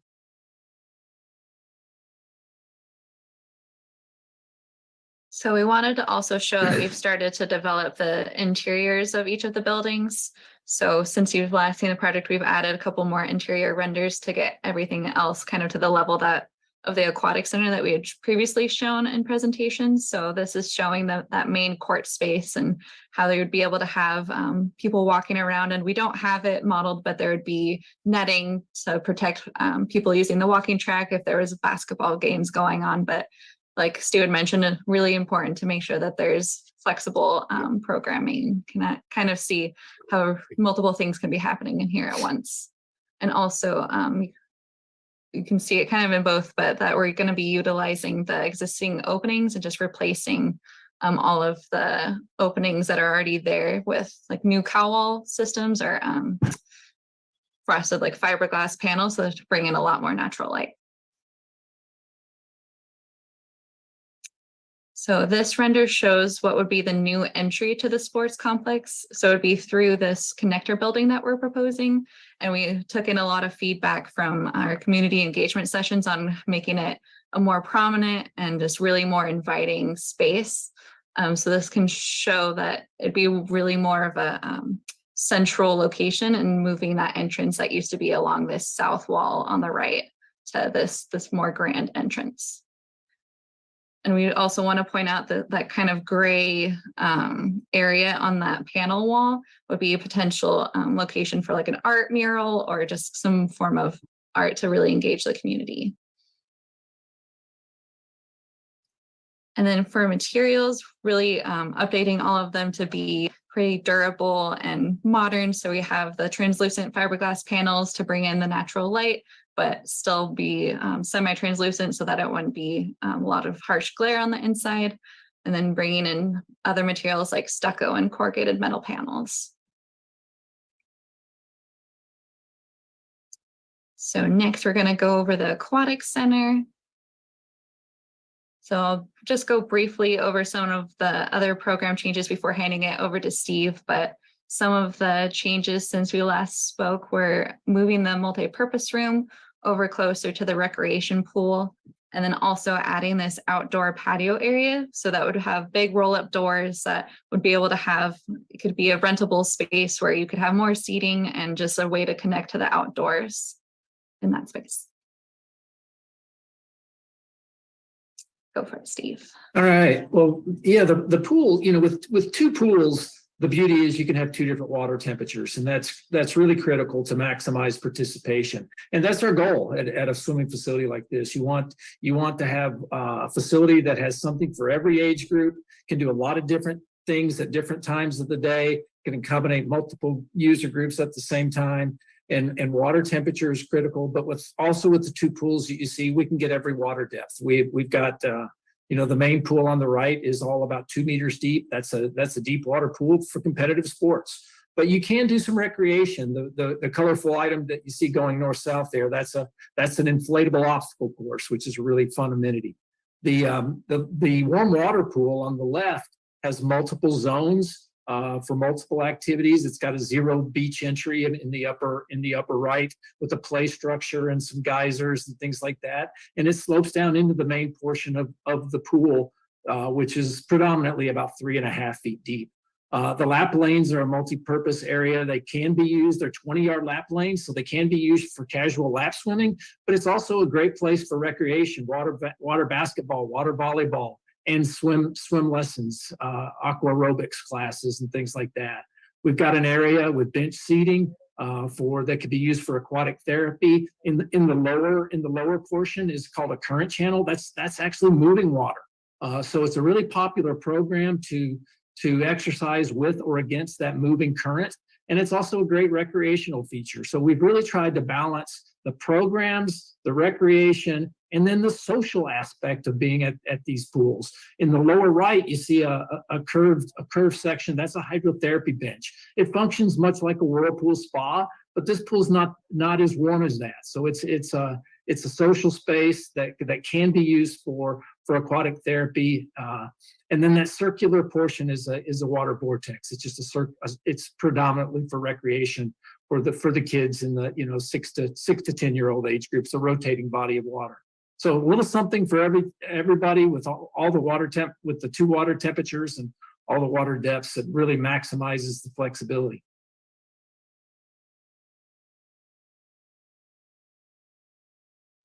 Steve, do you want to speak quickly about the lap pool and kind of the 2 different directions and how that can be used? That's a great point. Thanks, Matt. In the north-south direction, we're 25 yards. That's the predominant direction for high school swimming and even club swimming. In the east-west direction, we're 25 meters. So we've got 11 lanes north-south, 10 lanes east-west, and that really is a very flexible configuration that allows for a lot of things to take place. Water polo, for example, will likely go in the east-west direction. The majority of swimming meets will go in the north-south direction. And with the flexibility of seating the seating you see, the spectator seating, those are portable tip and roll bleachers that can be oriented specifically for the activity that's taking place.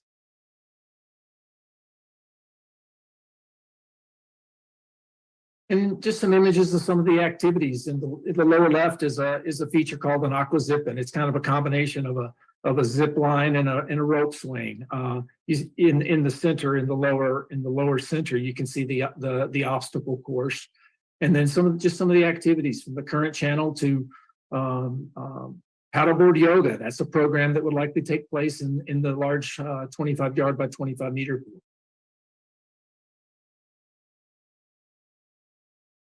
So this render kind of gives you a look at what this pool could be used for.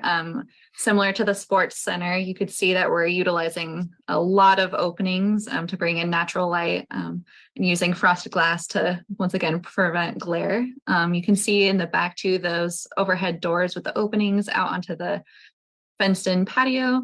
And then while it's not modeled, we also have been coordinating with our mechanical and electrical engineers on the lighting and the mechanical and ventilation systems. So that has been in development as well.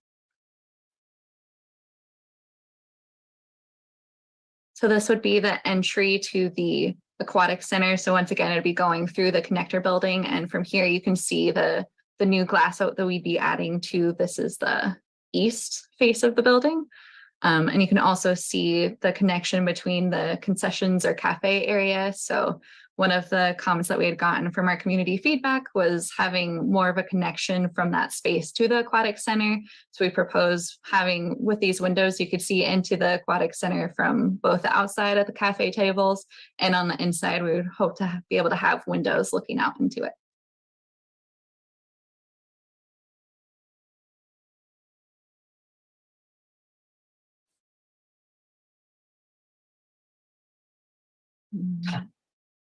So, there we go. No worries. And then the building that's, similar to the sports center, materials would be the corrugated metal panels and the stucco walls with translucent fiberglass panels and storefront on the 2 ends of the building. So just bringing in a lot more natural light. So onto the connector building. So this one has probably had the most development since we've last seen it. So when we were looking at the layouts of the sports center and aquatic center, realized that we could get a lot more in those areas if we were able to pull some of those like administration programs out. And so this building has the multi-purpose rooms and then a central administration space next to the reception area, and really just creates one central area for people to enter to make it a lot easier to share staffing so that you don't have to have separate receptionists for both buildings, and just kind of create this hub that would serve both facilities. And then since then, we've also added a couple of programs. So we added a kitchenette to the multi-purpose rooms and grouped those together so you could have a larger event in that space, and then added this commercial kitchen.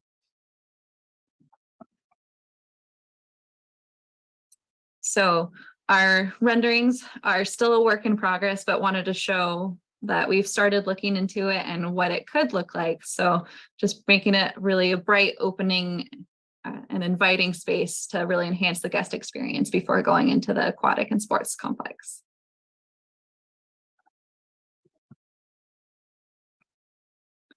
Okay, and then lastly, for the future sports pavilions, so wanted to show that we are still looking into both having it on site, and wanted to bring up again that it was also potentially included in the overall master plan that we received from the Marina Parks and Rec. So what we're proposing for the outdoor pavilion, since there was a strong support for roller hockey from our last presentation, was having this outdoor pavilion, kind of pulling it out of the building so that we could have more programming and more flexibility in the sports center. So it would be a covered space. Go to the next slide, Matt. It would have multiple uses, so it would be able to also accommodate, in addition to the roller hockey, it would be able to fit tennis courts and pickleball courts. And then I know there was also concerns about condensation. So while we know it gets foggy in Marina and we can't prevent all of the condensation, there are potential ways that we could look at mitigating it. So we coordinated with our mechanical engineers, and a couple of ideas that we had come up with was using these oversized fans. So just create as much circulation in that space as possible, and then finding that with exhaust fans, and then also potentially insulating the roof or having vapor barriers underneath the slab of the roller rink, and just really finding ways that would prevent as much condensation as possible, so that we'd be able to use the roller rink for a longer period of the year.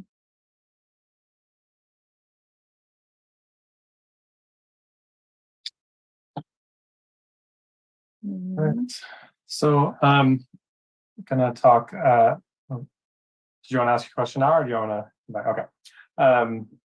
So talk a little bit about approach. Lane kind of mentioned what we're proposing today to get authorization on. So one thing that has changed, our original contract was looking at just the sports center and taking the connector building, aquatic center and sports pavilion to a DD phase.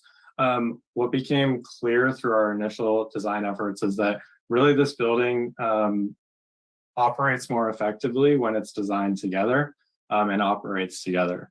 And you'll see that as we look at the whole floor plan together, and some of those things that Courtney mentioned about pulling administrative functions out or sharing those things. And then it's supported by the financial model that Stu's going to talk about. So that was really the change in direction that we took, is looking at this as a cohesive facility rather than three separate building components. And so as we look at costs, these are costs. So for this option where we're looking at the entire building as one phase, what we're going to look at is economy of scale. We wanted to be able to provide this comparison just to understand kind of the benefits of looking at this as one building, one facility completed at one time. So we've broken this down similar to how you've seen numbers in the past. These numbers are updated not only to the current design, but to current market conditions and projecting for start of construction next year. And the individual numbers, happy to discuss those, but I'm going to click through these a little bit quickly because really it's the comparison that I want to make the point of tonight. This option is looking at only the sports center as phase one, doing the aquatic center and connector building as a future phase, and the sports pavilion as a separate phase as well. And so again, I'll have a comparison slide here in a second, but this would be packaged up into 3 total phases instead of 2. And then the third option was looking at all 3 separately, all 3 building components separately, and the sports pavilion as a fourth phase, and how that cost breaks down. So I can go back to those if needed. I want to kind of click through these, but really this is the slide that we wanted to make the point of. So proposed phasing in one phase, we're looking at a total estimated cost of about 27 million, and one construction phase for the building components at 10 months. And you can see for these other options, the cost does increase, and obviously the construction time increases as well. Quick question, Matt. on the Yep. left. Does that exclude the sports pavilion? Correct. No, I'm sorry, right where you just were, the slide you were on when I started talking. Yep, I just wanted to point out, so yes, the totals that I'm showing in the last slide, because the sports pavilion and all of these options is pulled out as a separate phase, I didn't show that in the comparison. So that is kind of below that total line in this case. And that cost stays consistent in all these options. So I can go back and make sure I'm addressing your question. So yes, that cost is just for the teal, what we're calling phase one, and this comparison is just for the building components of the sports center, aquatic center, and connector building. And all three of these options, the sports pavilion stays as a separate phase due to some of those challenges we mentioned, and the cost is projected the same. And those costs you mentioned here are really in today's dollars, because as you mentioned in the third bullet point in option 2 and 3, you're not able at this point without a schedule to factor in escalation costs. So likely those phasing will be higher.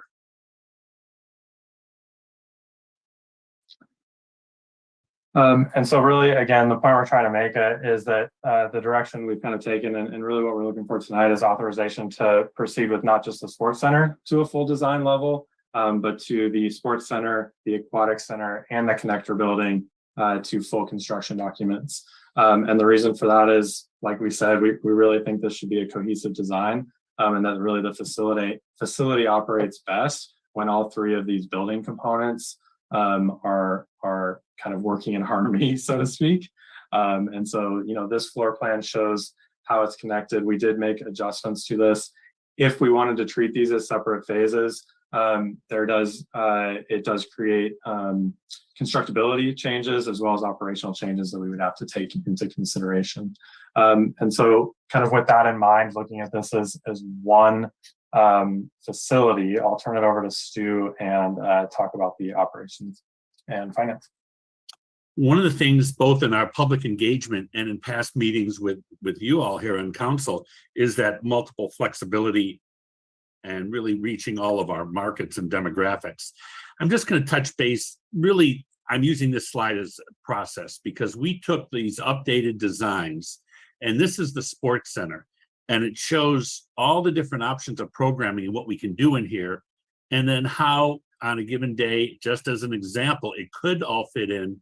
So we've got the main gym, then we show the auxiliary gym, then we show the walking track, the cardio and strength fitness rooms, the exercise studios, and then the function room. And then we have the far right column is the sports pavilion. This really gives us a chance to not only understand how the community, all the community can use this, but it provides us a very graphic analysis of the space available for programs and helps us develop the financial model of staffing, of lifeguarding, of instructors. And then also quantifying the rental revenue we can generate from this and how we put all the users together to make sure we're optimizing the time while still allowing open gym time, open swim time, still meeting the recreational and free use needs of the community. So if we go to the next slide, this is the same thing, but for the aquatic center. So this gives you an idea, again, of the main pool, that 25 yard by 25 meter, plus all the different areas of the leisure pool that Steve showed you. This design tells us that we've got a more versatile and flexible aquatic center component than anybody else in the region, which was great, because it was really, I think Steve did a great job along with the architects in putting this together, making sure we have concurrent program, lap swim, and everything going on at once. So we go to the next slide. I want to talk briefly about revenue and membership, because this is something that's come up in the past. What we tried to do was we tweaked it based on some of the things we heard in past meetings and with public engagement. Our projections still are using rates that are relatively mid-market in the region, less expensive than YMCA's, or let's say the Morgan Hill Centennial Complex, much less expensive than the private facilities that have pools and full fitness facilities. But the the point to make is that when you go from just the sports center to adding the aquatic center, you can see we have a significant uptick in our revenue and in the number of first membership units. So those are actual memberships. And then in members, because the way we figure that is a couple membership is 2 people, family, we just use 4. But we're still at a pretty low bar in terms of market penetration in the demographics of Marina. So we think we've still stayed conservative, both in the pricing of this and in the projections of our market penetration. We go to the next slide. So when we develop the financial model, we're trying to really identify the opportunities for cost recovery. And we work from the bottom up. So it's not like we're trying to hit a target. We just work from the bottom up and see where that gets us. But what I wanted to do is really talk about what we did to match the phasing. So this is a much more in-depth financial analysis than what we've done in the before, because we've done a very detailed analysis of the sports center alone, and then the sports and aquatic center combined. Then we took the sports and aquatic center and added the connector building. And then we did a fourth analysis, was if we then factored in the pavilion as part of a single concept. So we use this as a base model. This is also, the financials will also be a great tool as you get close to opening, because you can really use it as a roadmap in developing the programs and your budget and your staffing model. So we go to the next slide. Assumptions. We last did this in 2021 was the last update of the financials, still using many of the same assumptions. We did the sports center as a standalone, and then we didn't do the aquatic center as a standalone. We partnered it with the sports center. We assume most of that is a combination of outside user groups renting plus in-house programming, and making sure we're really coordinating it with existing Marina programming, such as that offered by the youth center, the teen center, or the senior center. So let's keep going quickly, because that's kind of a summary. Since 21, we've had a lot of changes in the financial market. So we've upped our annual escalation for inflation, at least for the first couple of years. Although, because it won't be built for a couple of years down the road, we're thinking things are going to calm down a bit. But we have increased hourly wages just from a year ago by 11 to 15%. So our hourly wages are now, even for lifeguards and instructors, in that $20 to $22 range. We're looking at what the market is bearing now and how much pressure there is on that. Starting to cool a little bit. But again, you can see that we've also tweaked membership revenue. Haven't really increased the facility rental costs, because with circulation added, we sized down a little bit some of the spaces we were renting. So we felt that was kind of a wash.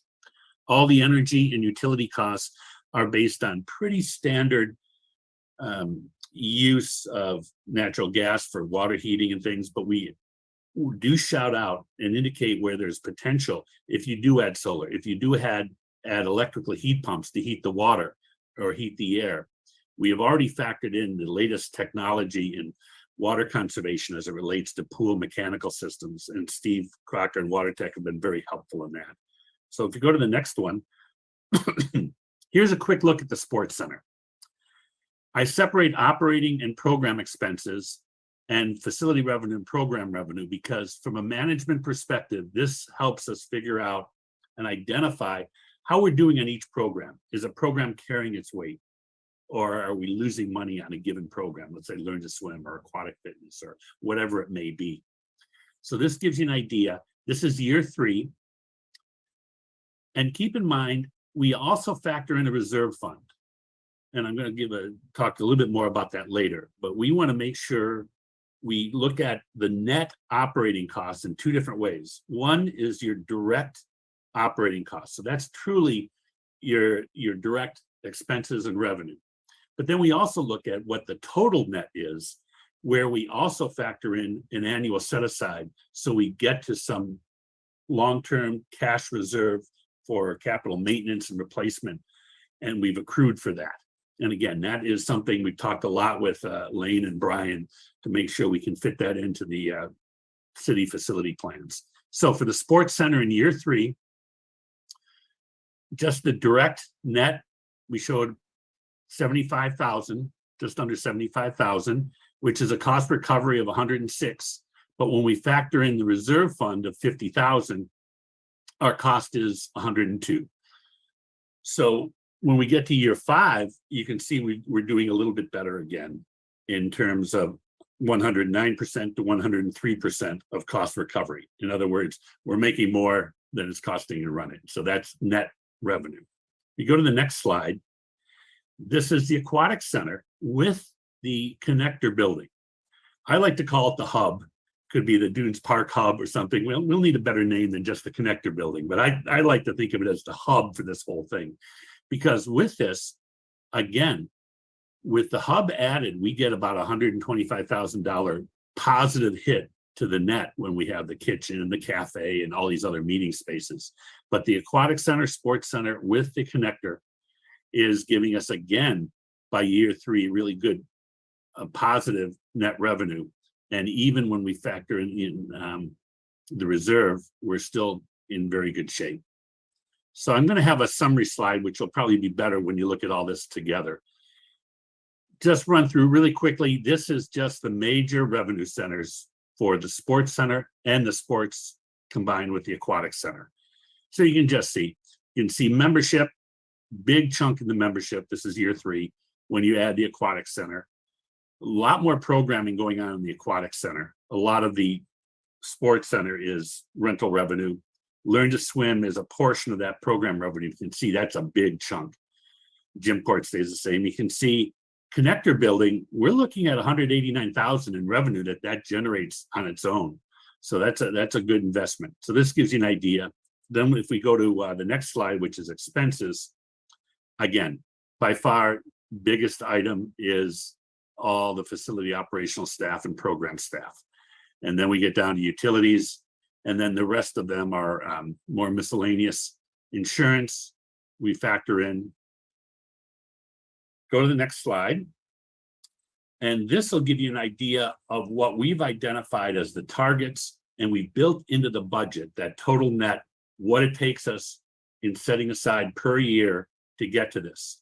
Note that when you look at the line item in the P&L statements, we don't add anything in the annual accrual line item until the net direct operating net revenue is in the positive. So we're not contributing to this until we turn a corner and are in the black, but that happens pretty quickly with these options. So you can see sports center, sports and aquatic with the connector, and then with everything. And you can see we've targeted 1.7, then 3 million, and 3.5, and then 4 million, just to give an idea of what the accrual goals are, what they actually add up to in our budget model. Next slide. This I don't expect you really to read, but this is the P&L that you'll see for each different scenario, all 4 of them, where we list in the expense side all the different components of the expense, and we go from year 0, which is the year before you open, and there are significant expenses there, almost all labor that you bring in, like the manager and the program people, the membership people, all the people that have to drive it to be ready to open. The next page of the P&L is the revenue, you get total revenue. And again, we highlight along the bottom what kind of growth rate we see. We've started pretty conservatively in year 1 and ramp up to year 2. The next page, this is where we look at the net. The orange is the direct operating net, and then the blue is with the reserve added. So again, this matches. This happens to be the one from the sports and aquatic center with connected. So that gives us our 3.5 million. Again, don't want you to focus on these numbers. I'm about to show you kind of the summary chart, but you know that this kind of detail exists in the packet we've sent to the city. And each one of these P&Ls has about 25 pages of line item detail with all the assumptions. So you can really drill down when you want to get to that point. So next page. Job creation. This is important. We take a look at, for each of the 4 scenarios, what we're generating in full-time jobs, part-time hourly jobs, and these aren't FTEs. These are, this many bodies maybe working 20 hours a week or whatever. But it is important to note as we progress through each scenario, the total over the first 5 years of salary and wages and benefits that we will be, and payroll taxes that we generate. So just give you an idea. I think that's always important to look at the kind of jobs we're creating in the community. Quick Next question, slide. Stuart. Yep. The 300,000 and 600,000 people, that would be visits and not different individuals. Those are not unique people. Those are how many people walk in the door every day. Somebody in the swim team may walk in twice a day. So yeah, you are spot on, Mr. Mayor. Next page. Okay, here's a quick summary, very high level. What I want you to take a look at is the 4 different options. Again, this is year 3, and you can see the sports center, what we're generating. The aquatic center and sports center without the connector building, even by year 3, is just barely at that break-even level. So I didn't that level because we're just still in the negative. We didn't put any toward the accrual, but you get the idea. And you can see how as we add the connector building, a huge plus accrues. And then we've got the, if we add the pavilion. If you go to the Stuart, next why page, doesn't the pavilion change the figures? they were changed that way. I think that may have been when the spreadsheet was loaded in here. We do have, and that is something we can correct because it does change. It adds about to the net, it improves it by about 75,000. So you were spot on that should not be the exact duplicate there. So we'll take a look at how when this got translated. We'll take it. So if we go to the next one, can we go to the next slide? Yep, we can sound that corrected. Sorry about that. Yep. Here's one of the questions that Brian McGinn asked me just this week when we were going over some of the numbers again. What we look at is because in year 0, we're really building a deficit, no revenue except maybe some advanced purchases. So he asked, well, not only when do we break even in the direct operating costs, but when do we, how much do we accrue? It's almost return on investment. So if I look 10 years out, once we turn the corner to net positive revenue, how much will we accrue? So the sports center, you break even on direct revenue in year 5, and you've covered your deficit from your initial year 0 operating deficit. If you factor in the accrual you're paying for the cash reserve, you cover your accrued operating deficit by year 9.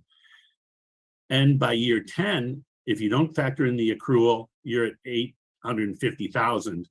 If you factor in what you're accruing, you're still $221,000 in the good. Sports and aquatic center, you don't really cover if you're counting in the accrual until year 12. Without the connector, this one doesn't perform as well. You can see it does with just direct, not counting the cash reserve accrual, you'll be generating some money by year 10. In the sports and aquatic center with the connector, you're paying off your direct operating deficit by year 5. Your deficit with the accrual toward the cash reserve by year 9. And you can see by year 10, in just direct costs, you're at 1.8 million of positive revenue over those first 10 years of operation. And of course, if we factor in the cash reserve, you're still ahead by 227,000. With the pavilion, it gets a little better still, you can see. So this was very important because I think the city financial approach and the facility people really wanted to take a look at when we started getting into these positive numbers, and we've worked off that year 0 operating deficit because we really haven't built in, pre-opening staff and things like that into any of the capital project costs. Okay, and then that's it. It's a little big for a nutshell, but there's about 50 pages that support all that. So Matt, I'll go back to you on the revisiting the schedule. Yeah, so just kind of wanted to touch base again on where we stand in the process. So what you're seeing is still early on in our design process. We've gone through the schematic design, but we really have a program and a floor plan that has been developed and hashed out. Courtney kind of mentioned the interior, the exterior, the colors, that's still all to be determined. The building systems are still to be developed in this design development phase. And that's what we're looking for authorization to proceed on tonight. So next steps, what we're recommending tonight is that we move forward on the 3 main building components. The sports center, connector building, and aquatic center would move all the way through construction documents, and that the sports pavilion would go to a design development level, and then kind of await further site development with the rest of the park to see how that would move forward. And Mr. Mayor, just to answer your question, I did pull up the actual spreadsheet that shows when the pavilion's added, and it improves the net by $64,000 in year 3. So it's kind of that range of what the pavilion's adding in net revenue. Thank you. Thanks. And then, really the alternative is that we continue to look at it as separate facilities, and kind of the implications that would cause. So I know we're up against the clock, so I'm gonna kind of try and wrap it up. Really, we think that this has potential to be obviously a great community facility for the city of Marina, and really maximize the use of these buildings, and offer some great programming. So with that, we'll wrap it up, and obviously here for any questions. Thanks to your whole team for all your work and the presentation tonight. Let's go to Councilmember David Burnett. Thank you, Mr. Mayor. Yes, let me also compliment the design team on this document. It looks like it was a lot of fun to do, a good project to work on, a lot of things to weigh off of and plan for, and looks like you guys really stretched yourselves in making it work. The financials, they're a little scary. Anyway, I think if there's enough goodwill behind this project, I think the design is solid, and I think the features that you're going for are the most deserved. You really did listen to our community. You really heard what were the features that were most important. Just as a side note, I guess, the building, the pool and the sports complex itself, they're older buildings. And I'm wondering, do you have kind of an off-the-cuff idea of if we had started with, blank land or undeveloped land, how much of a savings is the existing, pool infrastructure and sports center base? I guess that's about all you can really use from it. Yeah. Saving us. What would this project cost us without the existing facilities? Yeah, that's a good question, and it's a number we have looked at in the past presentations and given you that number. We did not update that comparison to today's dollars, so I would say the proportions are still correct from our previous presentations that address that, but the numbers wouldn't be. So I think if my memory serves me right, we were probably 20% difference on construction costs, and I can verify that. Or Courtney, maybe you can look at one of the past ones while we're looking at this. But I think it was a bit higher than that, if I remember. It might have been. I was trying to be conservative. I didn't want to overshoot it, but I will say that we have gone out to the site multiple times. We've had our engineer out on the site as well. We are utilizing the existing bones of both buildings. By bones, I mean like the existing structure, and that has a significant cost component. We think it's the structure itself is in really good shape. We're basically replacing everything around the structure, but the structure itself is in really good shape. And then I think we've mentioned this in previous presentations, but really for the pool, the aquatic center, we're using the hole in the ground. So we don't have to dig as much. We don't have to export as much soil, and it is a big savings just using the hole in the ground, even though they're two completely new pools. Great. Yeah, great job, guys. I really like it. Thank you. Thank you. Thank you, Mr. Mayor. Those are my questions. Let's go to Mayor Pro Tem Kathy Viola. Thank you, Mr. Mayor. First, I want to say the connector building is genius. I think that, we have always looked at those facilities as two separate things and never thought that we could connect it and make a revenue generation from that connector building. So I think that's really amazing that you thought of that concept. I wanted to ask several questions, but the pavilion, that was to accommodate the roller hockey. And at one point in the comments from the public, there was a woman who did roller hockey, and who made a comment that we would never do that kind of roller hockey in an open venue. And I just, that comment haunts me, because I don't know about the sport, and if the semi-professional people are saying they would never use it, it really makes me quite anxious about us spending so much money in an open pavilion like that they're not going to use. Yeah, so we did hear that as well. And so what we did is worked with Stu, looked at a few case studies across the country. It is hard to find a case study in exactly your climate, your temperament, obviously. But we did try and look at some case studies. We do believe it's feasible. The biggest reason why it would take a lot, so it wouldn't just be popping a structure up and saying, okay, go play hockey under it.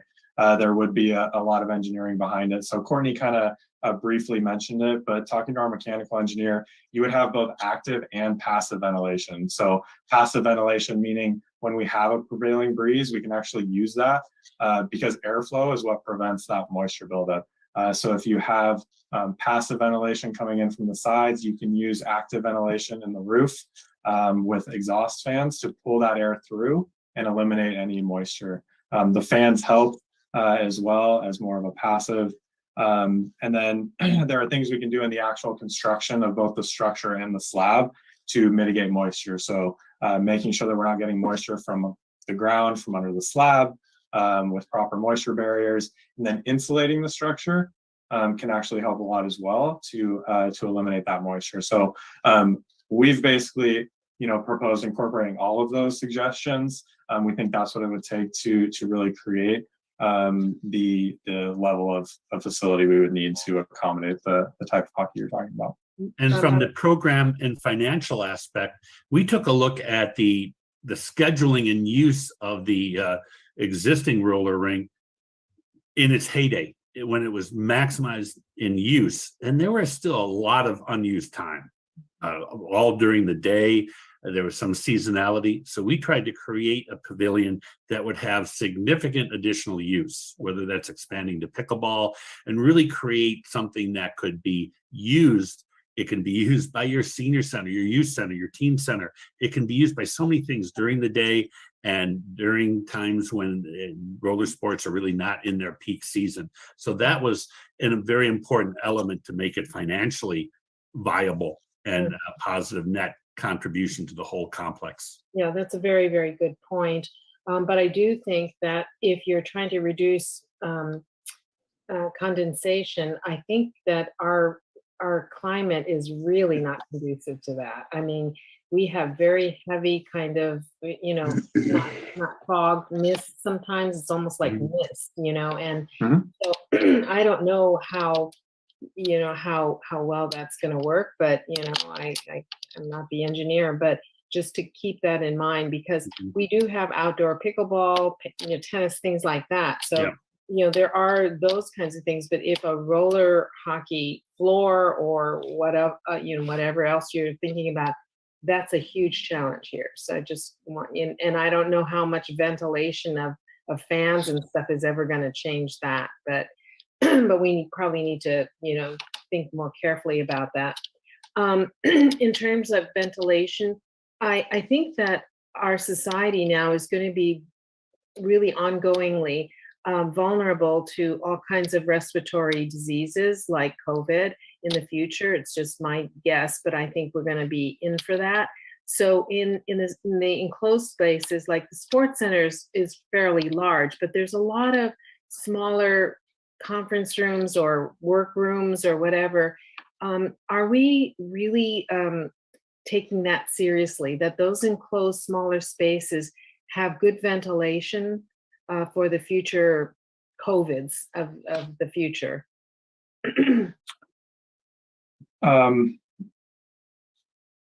So specific to mechanical ventilation, I would say that both of these facilities require high turnover rates and high air filtration, because obviously you have people exercising. And so your point about the smaller spaces, I think, is well taken. All of our smaller spaces, though, are multi-use. So we have studios that could be used for tables and chairs for a birthday party, or it could be used for an exercise class. And because they have that flexibility built in, they're going to be designed to that higher standard of using it as an active space. The only other point I'd make to that is, from an operations standpoint, we do kind of take that into consideration for all of our public projects now, looking at entry exits, looking at how, if we were to go into a different scenario where you're trying to limit contact. So that's something we've looked at, but I know that wasn't exactly your question. Right, but you might want to think about small windows or something to add to the ventilation in those spaces too, because otherwise it's an enclosed box in a small area. So please think about that. When we think about a pool in spaces like that, Steve Crocker and I have talked a lot about the different new technology just over the last 10 years in pool ventilation. And sometimes those, having windows or space that you can open work against you, because you can't really control the environment. So sure. Yeah, sure. And I would defer to whatever science you're using to do that. But the main thing is that we've got to protect people in cases where we have another pandemic. Mm-hmm. Also, in any business, really, 2/3 of the expenses goes to staff salaries. And I understand you've written a lot about the program, the administrative staff. But when I look at your programming, there are so many specialized things that are going on. And it's wonderful, but I wonder, like, how many staff? You did have one slide that showed, but it seemed to me not my idea of what that volume of specialized staff, whether it's a personal training thing or lifeguards or aquatic fitness or senior programs, they all seem to require a specialized staffing for it. And so it seemed to be underestimated on your financials. And that is a factor that, after all it has been built and done and beautiful, that that piece just seems a little underestimated, because that will kill us, if we're not prepared for adequate staffing for these wonderful programs. The staffing model actually is a higher percentage of the total expenses than a lot of facilities, because we are so program intense. Yeah. And the way we figured out a lot of the staffing was really looking at those schedule matrices we showed you, but also the staffing directly links to the participation numbers we're using in our line item budget detail. So it really is, the staff is linked to the number of participation, and the revenue and the cost of the staffing are linked. One thing that I just flew over really quickly was that quite a few of these programs will be outsourced. Like the scuba class, for example, we don't cover any staff. Some of the high-tech personal training outsourced. Yes. So the therapy. So a lot of the things that will go on will not be really driven by our own in-house staff. So there's a kind of a balance there. So what we've done is develop it based on examples, best practice examples of comparable, very well programmed facilities like this. But it's a concern, because it's always something to take a look at. And I think that when I look at the total percentage, I don't have it off the top of my head, but it was it's a pretty big chunk. As you mentioned 2/3. I think we may be a little even higher than that in terms of staff to total expenses. Mhm. And Okay. we've invested in the training of those people. So there's a significant training budget. Yes, and based on our small area, the programming may be completely dependent on who we can hire. I mean, really, Yep. we got a program, but we don't find the instructors or the proper Yep. staff.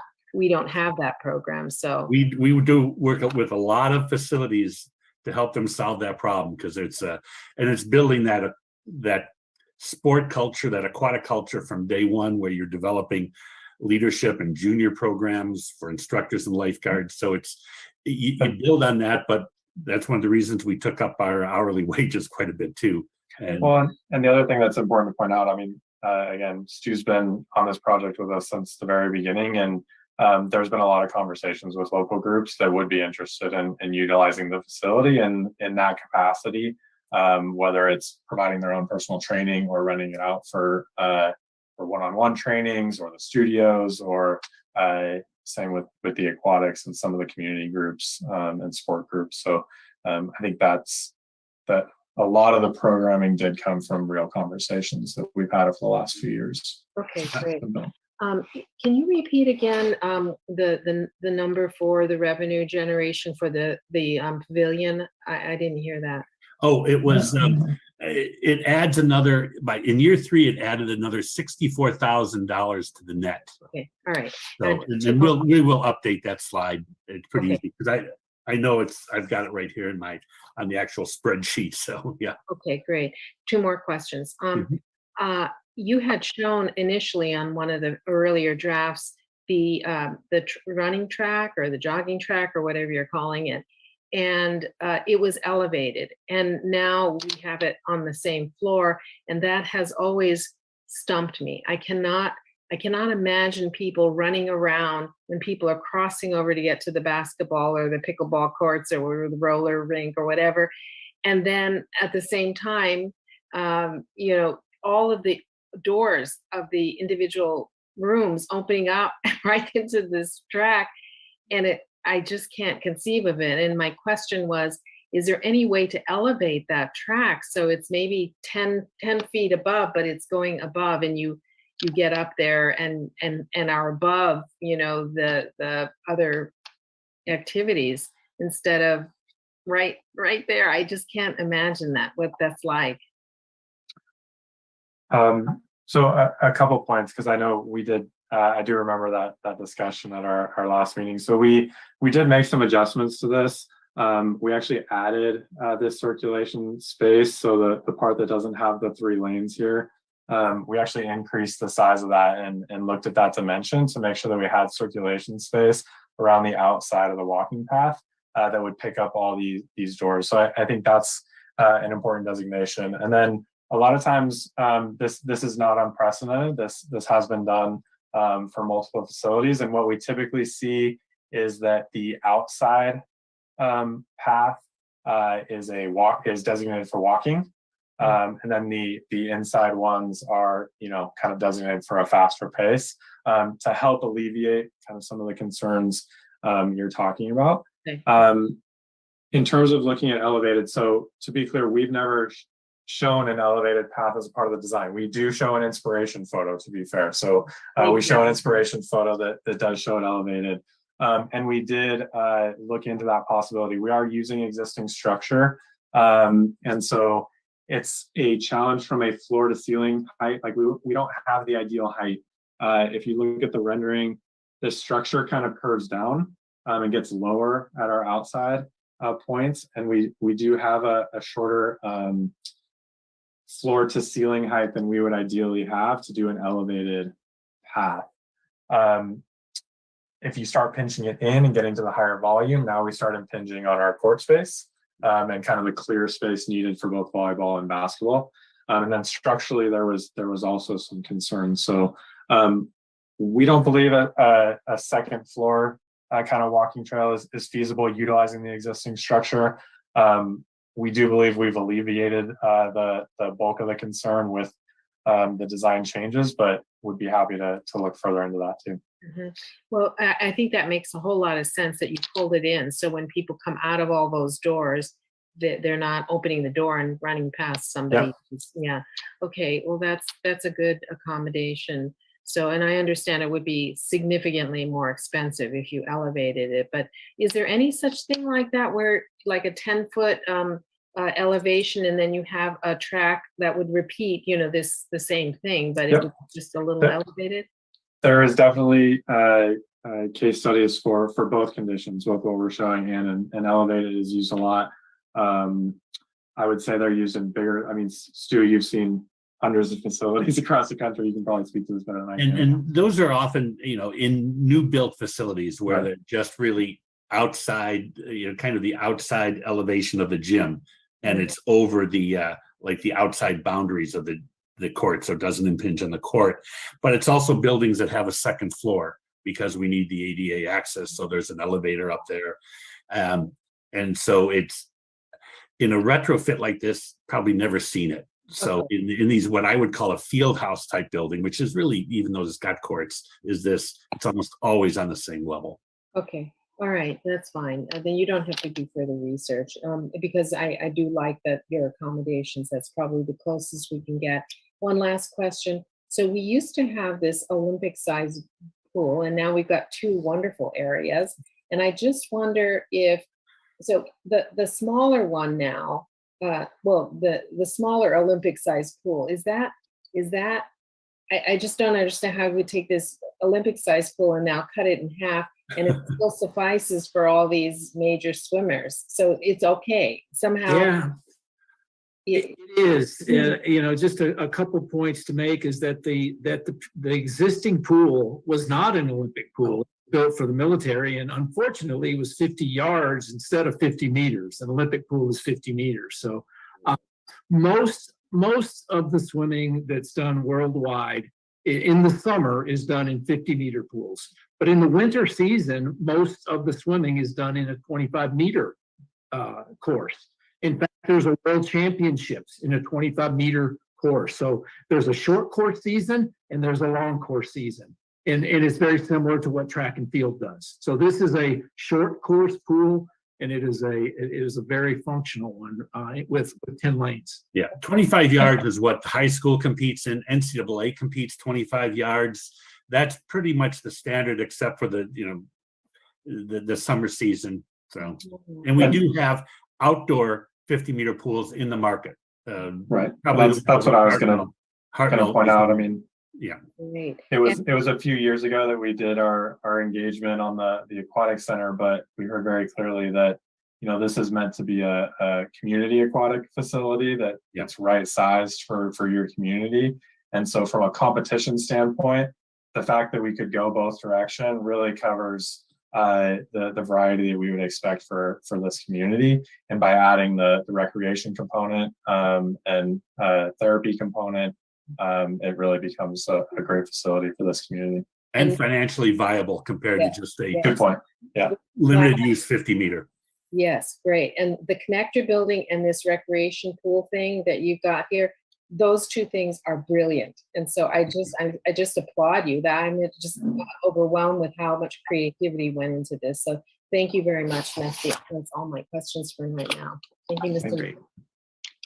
Yeah, I think let's go to really Councilmember quick, Christina Medina Dirksen. Go ahead, I do Courtney. have the answer for Councilmember David Burnett's question on the pricing. So we had actually had it at closer to 50 to 75% of an increase. So for a new build, it'd probably be in the 40 to 45 million range instead of our 27 that we're proposing.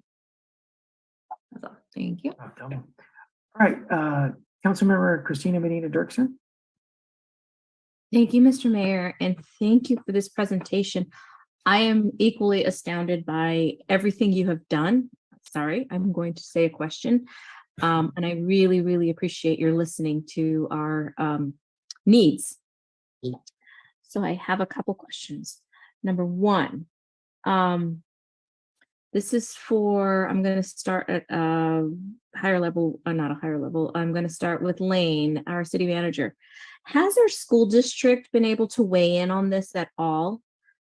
Do they know of our plans, might there be some nexus, whether it's funding or some way to, the price tag's pretty hefty. Has there been any conversations to bring them into the picture? Yes, we've had conversations, and unfortunately, at this point, while they fully support it, and for their swim program, they really need a facility like this, they don't have any funds to be able to contribute, and they're trying to expand their ball field, their outdoor ball fields, and that's their top priority right now. And so they are not able to contribute any funds, but they are really supportive of the project and the program use, that it would benefit the high school. And with the reciprocal use agreement between the city and the school district, we didn't even factor in any rental revenue from the school district because of the reciprocal use agreement.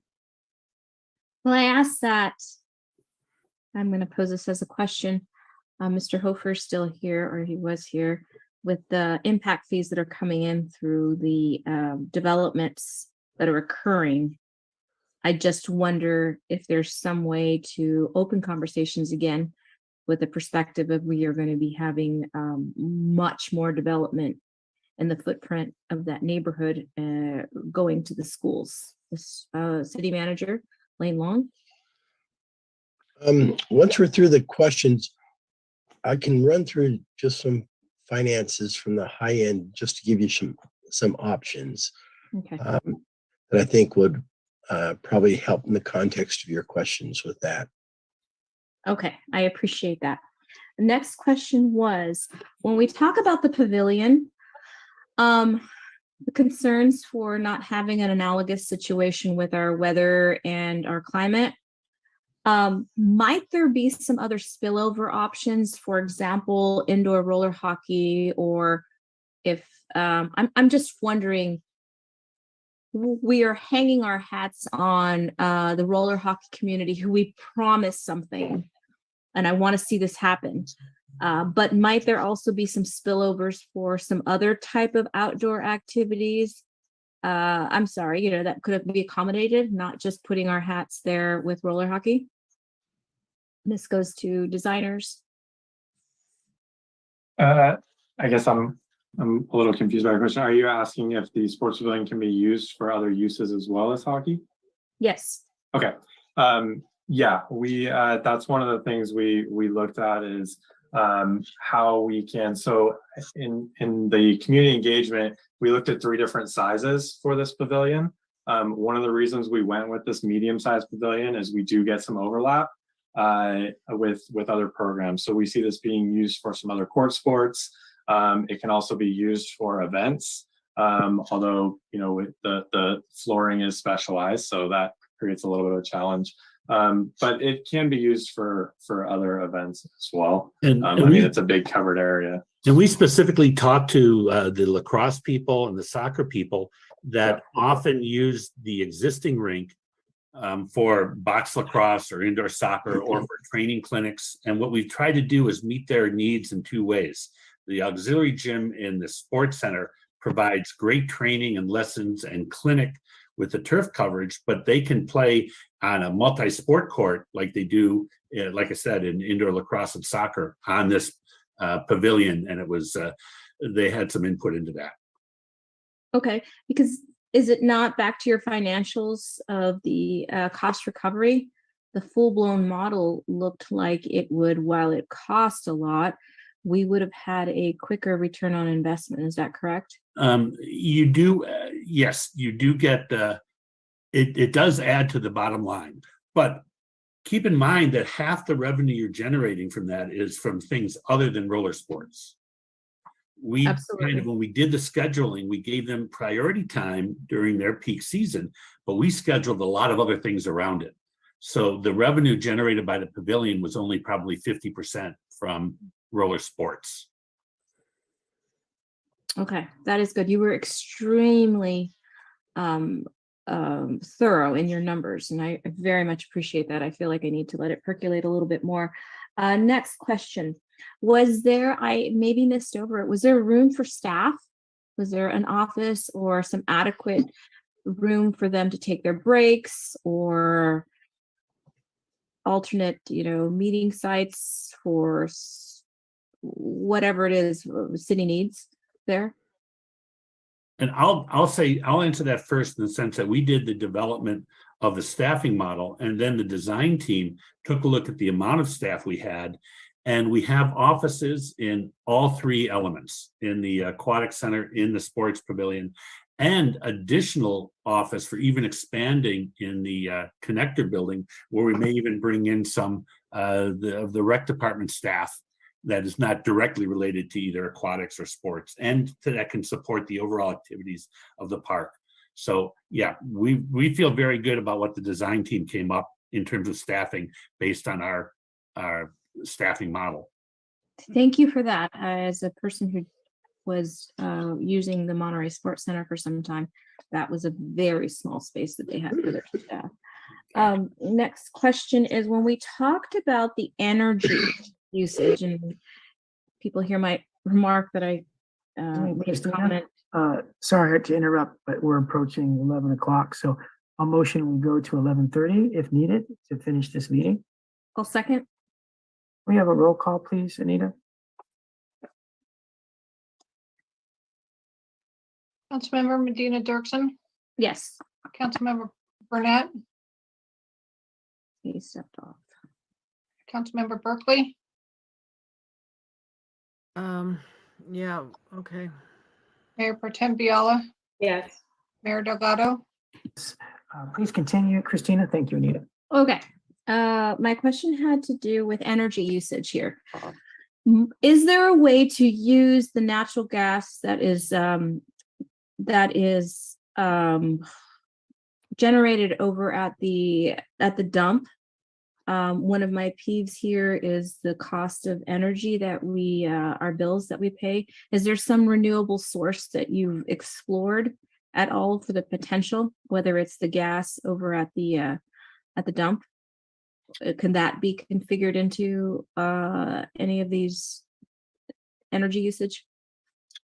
So that specifically, no, we haven't looked at. Stu or Steve, I don't know if you have any experience with that specific renewable source. Okay, we can definitely look into that. That's a new one for me. In terms of sustainability and renewable energy, though, yes, we've looked at it in a few different forms, and I'll keep it brief. I'd be happy to go into more detail, but we have looked at solar for both buildings. Because they're existing buildings, we are analyzing the structure to make sure that it can be accommodated. But there are also there's a new code going into effect January 1 that increases some of the code requirements for Title 24 and sustainability. So all that, this would obviously be under that new code and accommodate that. But there are a couple other things specific to the aquatic center. There's a lot we can do with the mechanical equipment to reduce the amount of water we're using. Regenerative media filters is something we've talked about in previous meetings. And then we're also looking at utilizing for a natatorium, meaning an indoor aquatic center.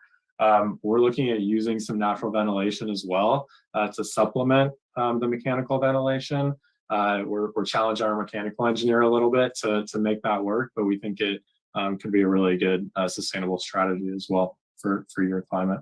We're also starting to see electric heat pumps being used to heat pool water and pool space. It's just really starting. We've got 2 projects we're involved with right now on the West Coast that are going to be using heat pumps, but that wasn't factored into the budget. But there are some things that are rapidly changing now that when they go into their next design phase, I think we'll be drilling down more. Thank you for that. It sounds like we're on the cusp of some new technologies that could be helpful. And one last question. When we look at your pricing membership structures, is there a category? I know that we have to come out ahead and make money to cover it, but when we look through the lens of equity, are there some opportunities to, for example, offer lower rates for people in a different income category or nonprofits, just to be able to make it as accessible as possible? And then tagging on to that, go ahead. Answer But that. we've done this a couple different ways in different facilities. We often use qualifications for free and reduced lunch as a criteria to get a lower rate. But we're finding in many cases, and the YMCA's have gone this way too, is that the ability to have subsidies or partial fee waivers, or what we even call scholarships, that you can apply for is really turning out to be what is the best practice in most facilities. In the budget line item detail, so when you look at the high numbers, it's buried in the weeds, but there is money set aside for some scholarship funding or financial assistance programs, but there's also opportunities for grants. So we also have some revenue coming in for grants, because grants are really tough for bricks and mortar. But boy, when you talk about the accessibility, the equity involved in financial accessibility, and even transportation to the facility, that's where you really have a sweet spot for grants. So I think that is something that you develop as you get closer to opening, but it's a really important element. I'm spot on. I'm glad you asked for it. Very much so, which also asks a question from City Manager Lane Long. Is there a mechanism to do some fundraising on this? For example, some sort of arm of a nonprofit? Are we exempt, or we can't do that because we're a city? I'm just wondering if there are some manners to raise funds, people or estates or whoever it might be, Clint Eastwood, who would like to donate to our project, and what might that look like? Maybe we can talk about that some other time, but I just wonder, is there a mechanism for that? You're absolutely right. And the key thing to be able to do that is you first have to have your completed design, and you have to have shown that you have a project, it's viable, and the project can operate.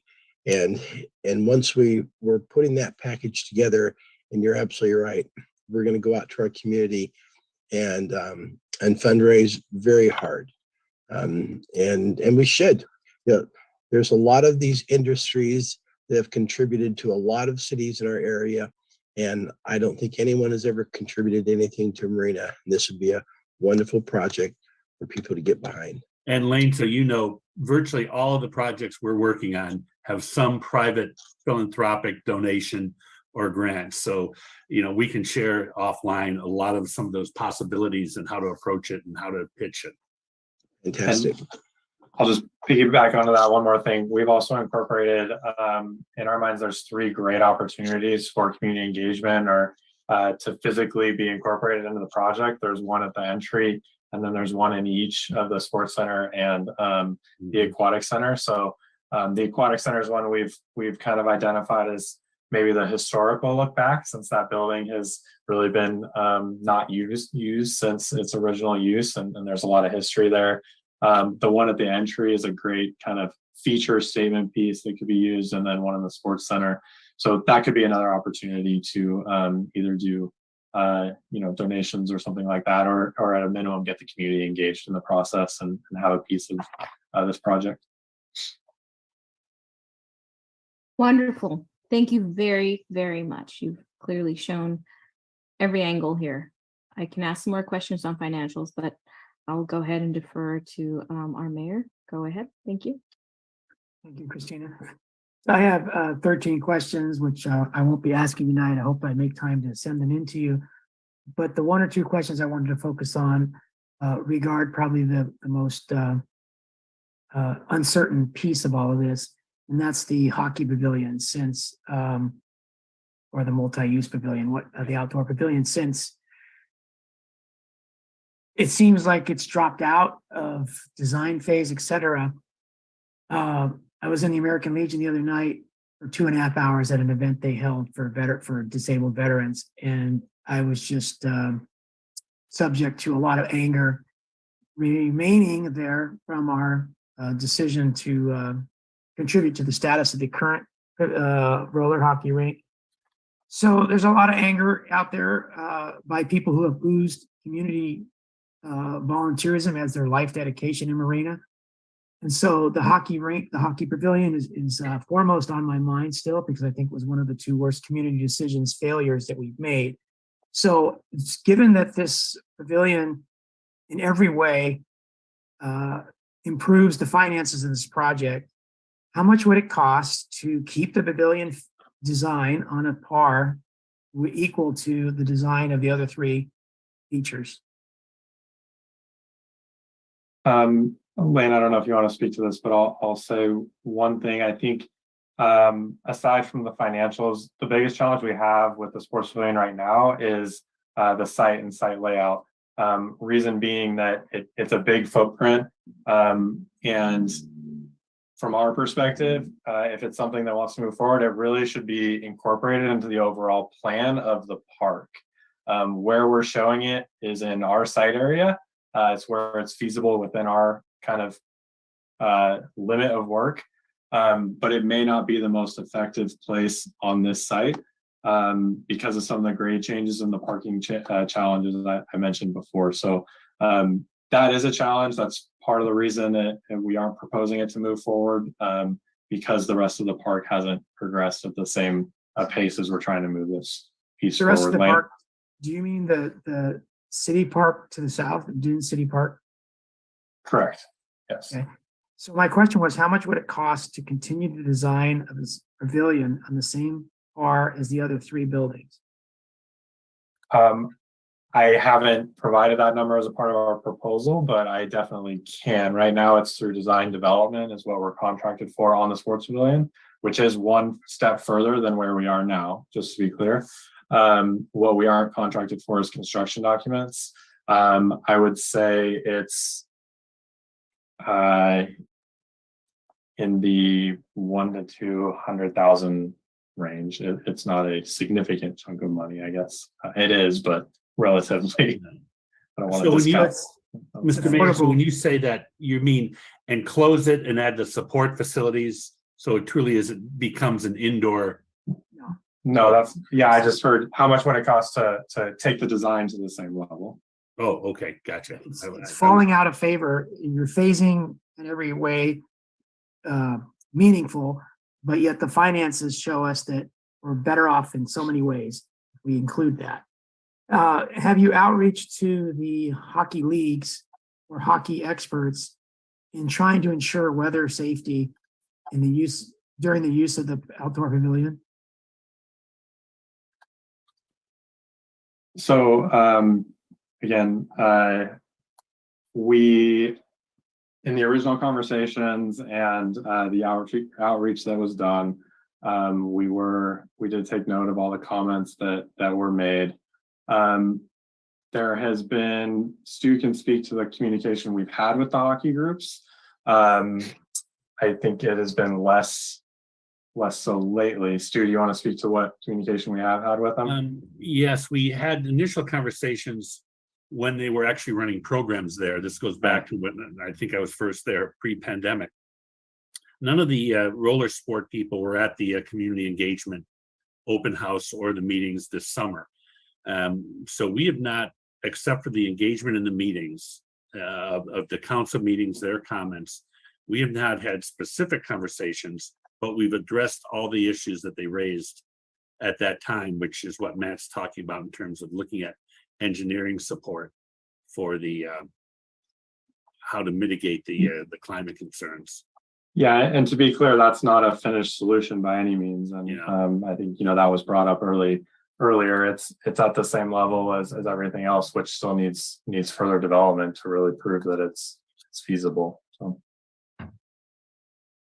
has there been much deliberation on your team for sharing parking to reduce the conflict of parking need with pavilion, shared parking that is with the park to the immediate south? So we have had initial conversations with them. We went through a parking analysis for the entire park. So they have the numbers that we have. I can't speak to I don't think that's in their design scope currently. So we've only taken it as far as we can with that group. Brian? Yeah, Mr. Mayor. So the part to the south, we're working on already three grading concepts with various levels of programming. And we're getting ready to sit down with the designer, look at a fourth option. But you know, what's in the proposal from CORE right now is to take the pavilion through design development along with all the other facilities. And that will progress at the same rate as those. But at some point, they're going to get to the point when that's done, and then it's going to be the decision: do we go to construction documents? And they're not going to be able to go to construction documents until the actual siting of that pavilion is identified. So I think as we look at the options for the park to the south, we can definitely look at, are there options in those 4 options to include that sports pavilion to the south as well and accommodate the parking. So I think there's definitely opportunities for that to be taken into consideration in the very near future. So what you just said was encouraging, but I'm confused because the number 2 request from the staff report is to approve expanded architectural professional services for the aquatic center and the connector building. Doesn't mention the pavilion, but you just said that the plan is to keep them on equal footing as far as the design, not the So construction.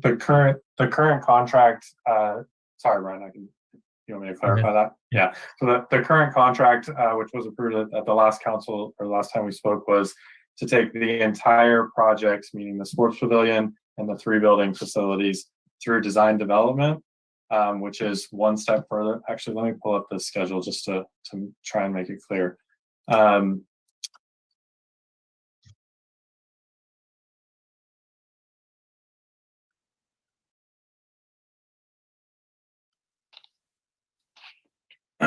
So currently under contract, we are taking all facilities, including the sports pavilion, to this point right here, which is one step further than where we are right now, which is design development.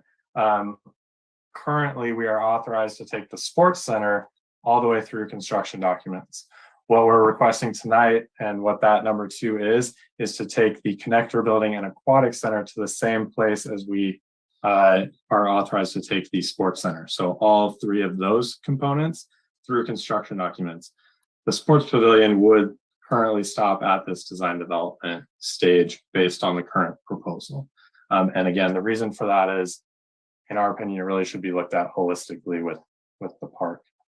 Is that because of the conflict with parking? Partly, as well as grading and storm drainage. That area, the site where we located it, is the low point of the entire site. And so understanding how the entire park is going to treat stormwater, which I'm sure you guys are all aware is one of the major issues when you're doing a development of this size. So there are also aspects of how that facility is going to operate in connection with the building facility. So making sure there's restrooms, within a reasonable distance from the sports pavilion, making sure they have access to those types of facilities and parking close by. Okay, thank you. Let's go to Mayor Pro Tem Kathy Biala. Thank you, Mayor. So let me understand this. If we approve this motion tonight and we add on aquatic center, connector building, and pavilion building, so that it's cemented in there, then if you design the pavilion building right now, but we later decide to locate it across the street in the other park, would that entail more money to design it in that way? Or is it okay for us to approve all the 100% designs for all 3 of these buildings at one time tonight?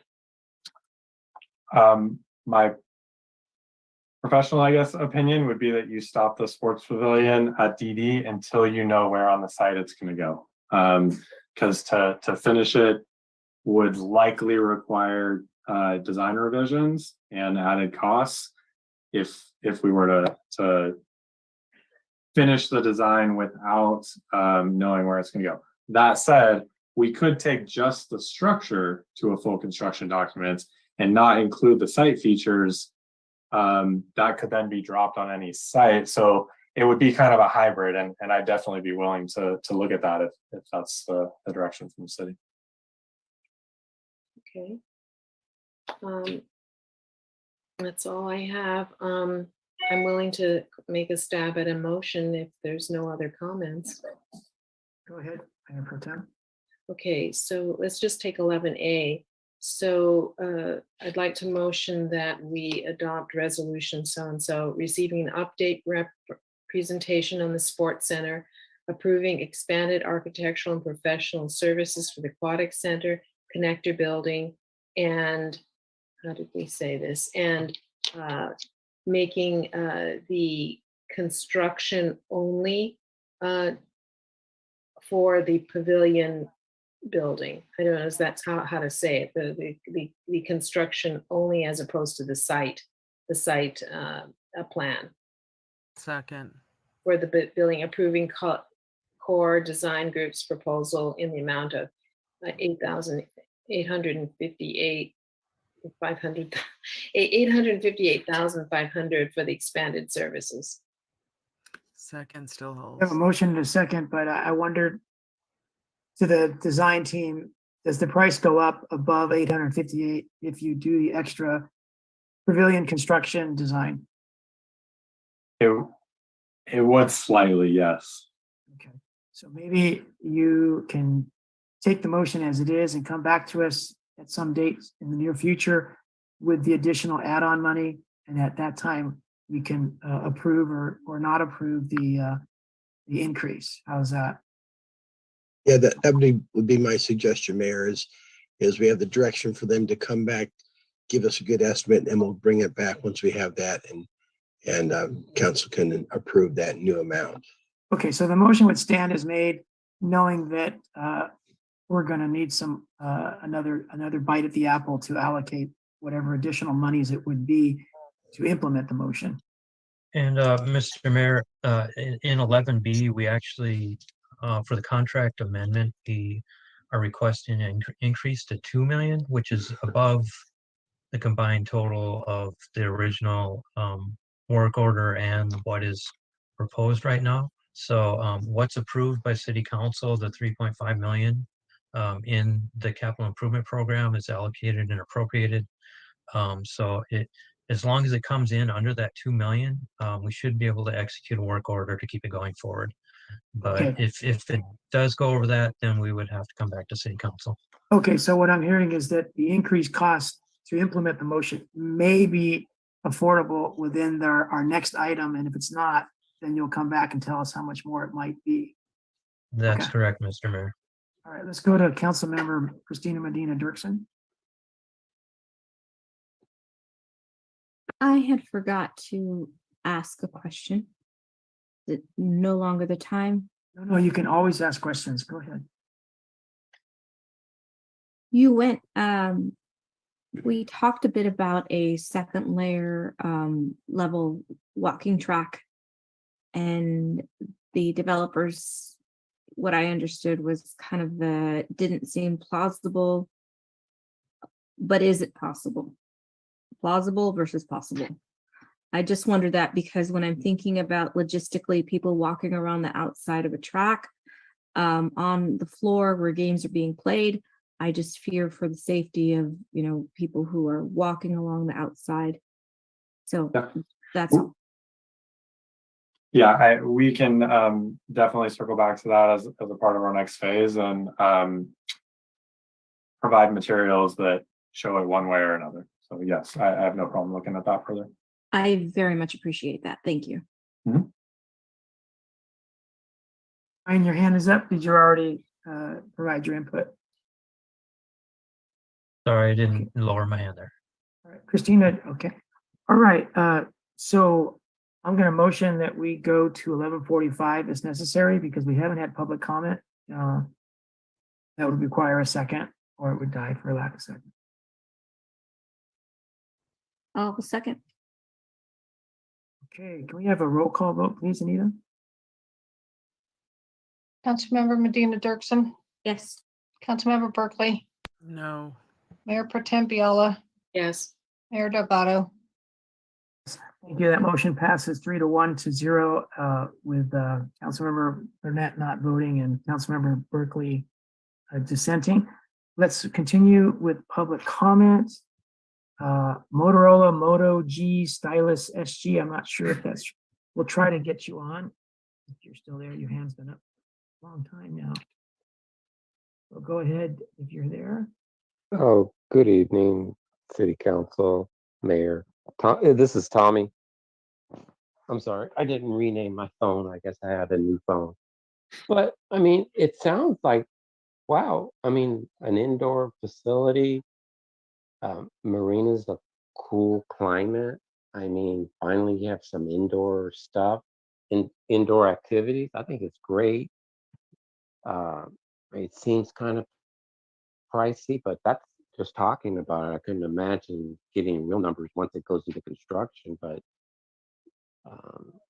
I mean, it's nice that the councilwoman mentioned something about getting greenhouse gas from the dump and bringing it to power the facility, heat the pool, that kind of stuff. But you know, you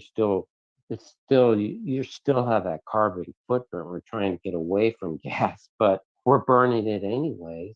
Why not use it to run this facility? You know, it's and someday you could take the exhaust from that gas and run it back to the dump, and you could filter it. I mean, those technologies are in its infancy, but it's possible. I mean, look at the water line that leaves the water treatment plant and goes to Monterey. And that water is basically clean water.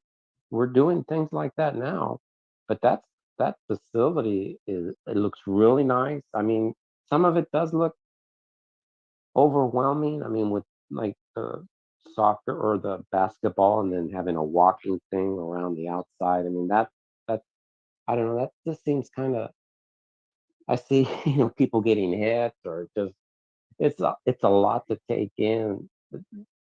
But I mean, the ideas are good. It looks good. I mean, the pool, I think will be one big, huge sauna. But if you have motorized windows or shutters that open up on the ceiling, Marina's breezy. It's a cool climate area. You can air that place out within minutes. My house is stuffy. I don't have air conditioning. I open up a couple windows within a couple of seconds. I'm back to where I want to be. But I don't have motorized windows. But that facility you could, and you can control the temperature real easy. And that's basically free energy. So things like that and solar panels. I think you can offset a lot of the carbon, but to heat the water, that's going to be a huge expense.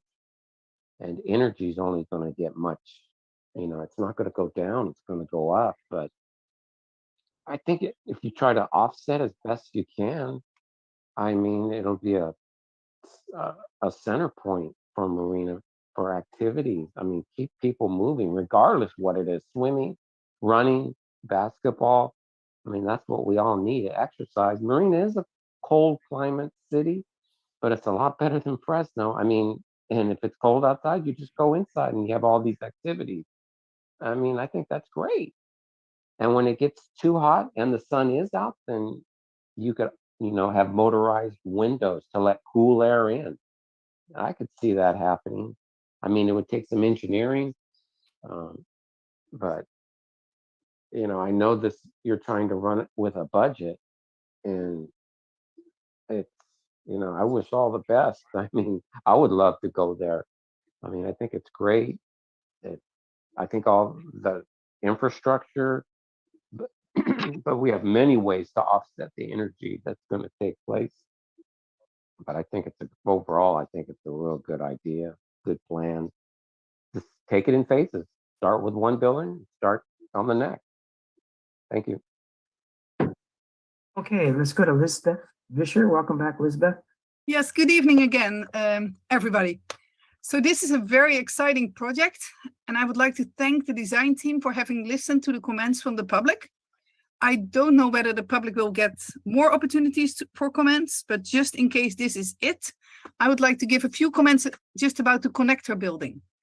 I like how the main entrance site has been opened up but can you please look into opening up the back side as well? This is the only entrance that many people will use when they arrive on foot, by bus, or by bike. The most beautiful corner next to the back entrance is now being used for storage. I don't know if this storage space needs to be this specific size with a direct connection with the multi-purpose room next to it, but I would suggest using this corner for 1 or 2 of the office spaces. It would give at least some employees the option to look outside during the workday instead of sitting in a space without any daylight, and it would increase safety for the backside of the building. I would like to see more space outside at the back entrance, maybe with a wall to sit on, and definitely with lots of bicycle and scooter parking space. From this entrance, everybody can enjoy that beautiful large Monterey cypress tree on the corner of 2nd Avenue and 9th Street. I still hope that benches will be added under that tree. And yes, please look into the option to skip gas and only use electricity for this new complex. I am very much looking forward to seeing this great project moving forward. Thank you all very much. Let's go to Grace Silva Santella. Good evening, Grace. Good evening, Mayor and Council. You can hear me okay? Yes. I want to thank the design team. I believe I have probably followed this from day one, 3+ years ago, and I am super excited. I also thank all of the council members for their questions this evening. I agree with Lisbeth. Please be sure there's lots of bike parking. I intend on riding my electric bike over from Central Marina to enjoy this part of South Marina. And I am looking forward to being one of the first members to sign up. So congratulations, kudos, super excited. Love the town hall meetings that happened back in July, and I'm just jazzed for us to be moving forward. Thank you. Grace, let's go to Denise Turley. Welcome back, Denise. Hi. Just a couple of quick questions. So I heard senior center, teen center, and so is this facility closer to the high school? So anyway.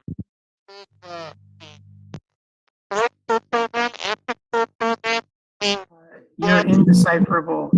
Can't understand what you're saying. The last couple sentences, Denise.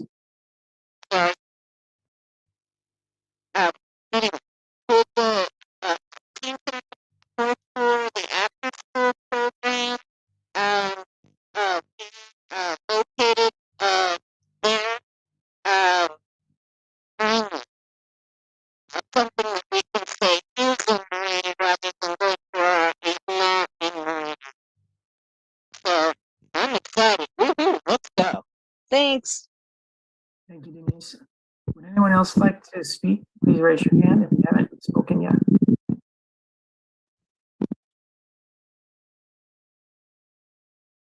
Okay, we'll close public comment. Denise's question was basically, what kind of teen center, senior center is this going to be? And Denise, this is, I don't believe, intended to be either the teen center or the senior center. It's just intended to provide many activities for all ages, but not have a specific teen center or senior center feel to it. But Lane, can you weigh in on that question? Yes, you're right. However, we've had discussions with the school district and about, and we'd have to partner with MST, is get some transportation and use this as a facility that kids from the teen center that have classes at school can go from there to the school, to the sports center, back to the teen center. And so we are having discussions of getting transportation that would move the kids around. Thanks. Yeah, it wasn't clear what Denise was asking because it's hard to hear. You heard the questions from Lisbeth about potentially redesigning entrances and storage areas. Is there a response from the team on that? We have looked at that back entrance and we've modified the design a little bit to accommodate that. I think to her point, though, we'll do a little further investigation in terms of how people are accessing the site and make sure that's sized appropriately. And I don't know if it was a question, but when's the next time the public might have a meaningful opportunity to come up with some design changes? Because tonight it was such a long meeting that we really couldn't focus too much on the actual design. It would almost take an in-person meeting for the public and the council to digest, these kind of design questions or options. So when would be the next time before we were past the point when people could actually expect to make some changes in the design, such as the one we just heard?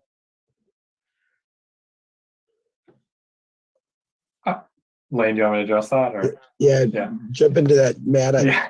I think we're pretty close to where we need to move forward, but Matt, I'm not sure of your flexibility with other comments that come in over the next month or so. Okay. So Yeah, I mean, so so sorry. let's go just encourage, because it's getting late, let's just encourage people like me who have unanswered questions we haven't posed yet, but we would if we had more time to get those questions in now, because this next stage is probably going to be, it's going to be after it's after this next stage. It might be a little too late to make substantive changes in design. That's why this last design stage gets us to 100%, which means it's pretty much over. So if people are interested in more design ideas or changes, now is the time to get them in, not 3 or 4 months from now. All right, let's go to Mayor Pro Tem Kathy Biala. Yes, on my motion, I think maybe we should add something like with recommendations to further consider with staff. And I've listed all the things that I've heard that people are interested in getting a little bit more discussion, and the core, you'd only have to go through and discuss with Lane. I think we don't need to bring it all back, but the ventilation in smaller rooms, budget reflecting financial assistance to disadvantaged communities, more bike parking, safety around the jogging track, and then the back entry issues. So those are the ones I just heard, and maybe we can just put it in the motion so that we have it documented. Does the second hold, Lisa? Yes. All right, and I'd like to make a friendly amendment in the same vein. One of my 13 questions was going to be about natural lighting. So I would like to ask as a friendly amendment that you add to that list, maximize natural lighting. So we have the least need for lights, and it's more inspiring to be in a place with natural lighting. Yes, totally. Not that it's going to happen, but it's just added to that list of considerations with Lane and design crew. Okay. If we don't have any further comment, then we'll go to a roll call vote, please, Anita. Okay, Councilmember Medina Dirksen, Yes. Councilmember Berkeley, Yes. Mayor Pro Tem Biala, Yes. Mayor Delgado. So that motion passes 4-0 with the 4 of us voting. And it's 11:33. We have 12 more minutes. You think we can expedite the next item 11B just to try to finish it with public comment included by 11:45? Yeah, 11B should be really quick. We have Bianca for 11C. If we can squeeze her in, it would be great. Yeah, so I think that's going to take about 15 or 20 minutes. I'm happy to do it. Let's see what council thinks. So I'll motion that we go till midnight to try to finish both items. Well, second. All right. We can have a roll call vote, please, Anita. Councilmember Berkeley, No. Councilmember Medina Dirksen, Yes. Councilmember Biala, Mayor Pro Yes. Tem Biala, Mayor Delgado. Yes, thank you. That motion passes 3-1 with Councilmember Lisa Berkeley dissenting. So can we move into 11B now? And try to expedite it, and we'll cut public comment down to 2 minutes, and we'll try to cut our own comments down just by our own volition. Yes, Mr. Mayor, members of council, Brian McMinn, Public Works Director. This is related to the previous item that we just heard, but this is more related to the contract that we have with the Corps. And it's an on-call type of service contract, which has a annual limit, which is too low right now for them to complete the work that's proposed in their original work order, plus what was just discussed. So what was just discussed amounts to, in total, $1,772,000. What staff is proposing is that City Council authorize an amendment to their on-call contract to increase that annual limit to $2 million for fiscal year 2022 and 2023, so that there won't be anything holding them up on designs. This is an on-call contract. The work orders are written on a time and materials not to exceed basis. So it's not a check that's handed over to the architect. They submit invoices for actual effort expended on the design, and then we reimburse that for that amount. It's not to exceed amount. So that's a staff recommendation, and this will allow what council approved in 11A to go forward. Thank you, Brian. Mayor Pro Tem Kathy Biala. I'd like to make a motion if there's no other comments from the other council people.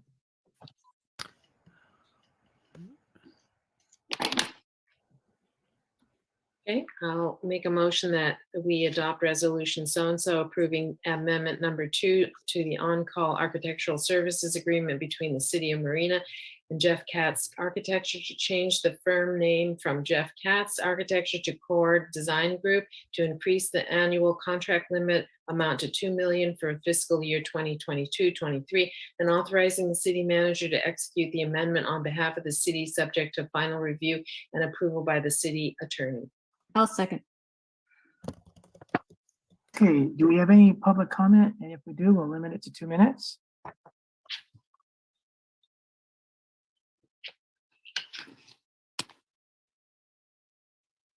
All right, not seeing anyone. Let's come back to council. Any final comments before we go to a vote? Okay, no hands are up. Can we have a roll call, please, Anita? Councilmember Medina Dirksen, Yes. Councilmember Berkeley, Yes. Mayor Pro Tem Biala, Yes. Mayor Delgado. Yes. Thank you. That motion passes with the 4 of us voting. Okay, who's going to lead us into our Sea Haven Park? Brian will. Okay. Thank you to the core Thank you for team. allowing me that, Lane. And Mayor, members of council, we've come to the final item here, and it's about a playground, so we can't get excited about that. Approaching midnight, but the Sea Haven Park itself, the overall programming and concept of it has been approved by City Council. The plans for the construction of that have been submitted to the city for the first round of plan checks.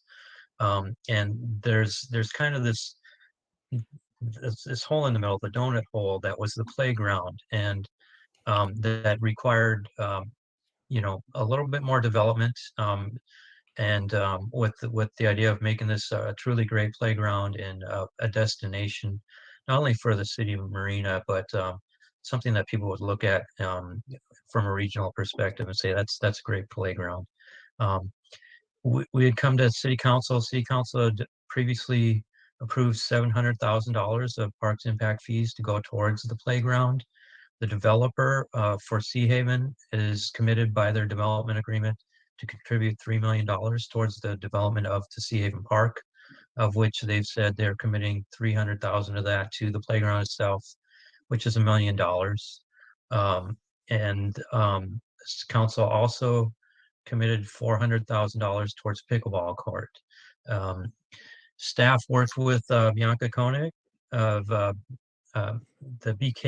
BK is the BK Collective, BEK Collective. There we go. On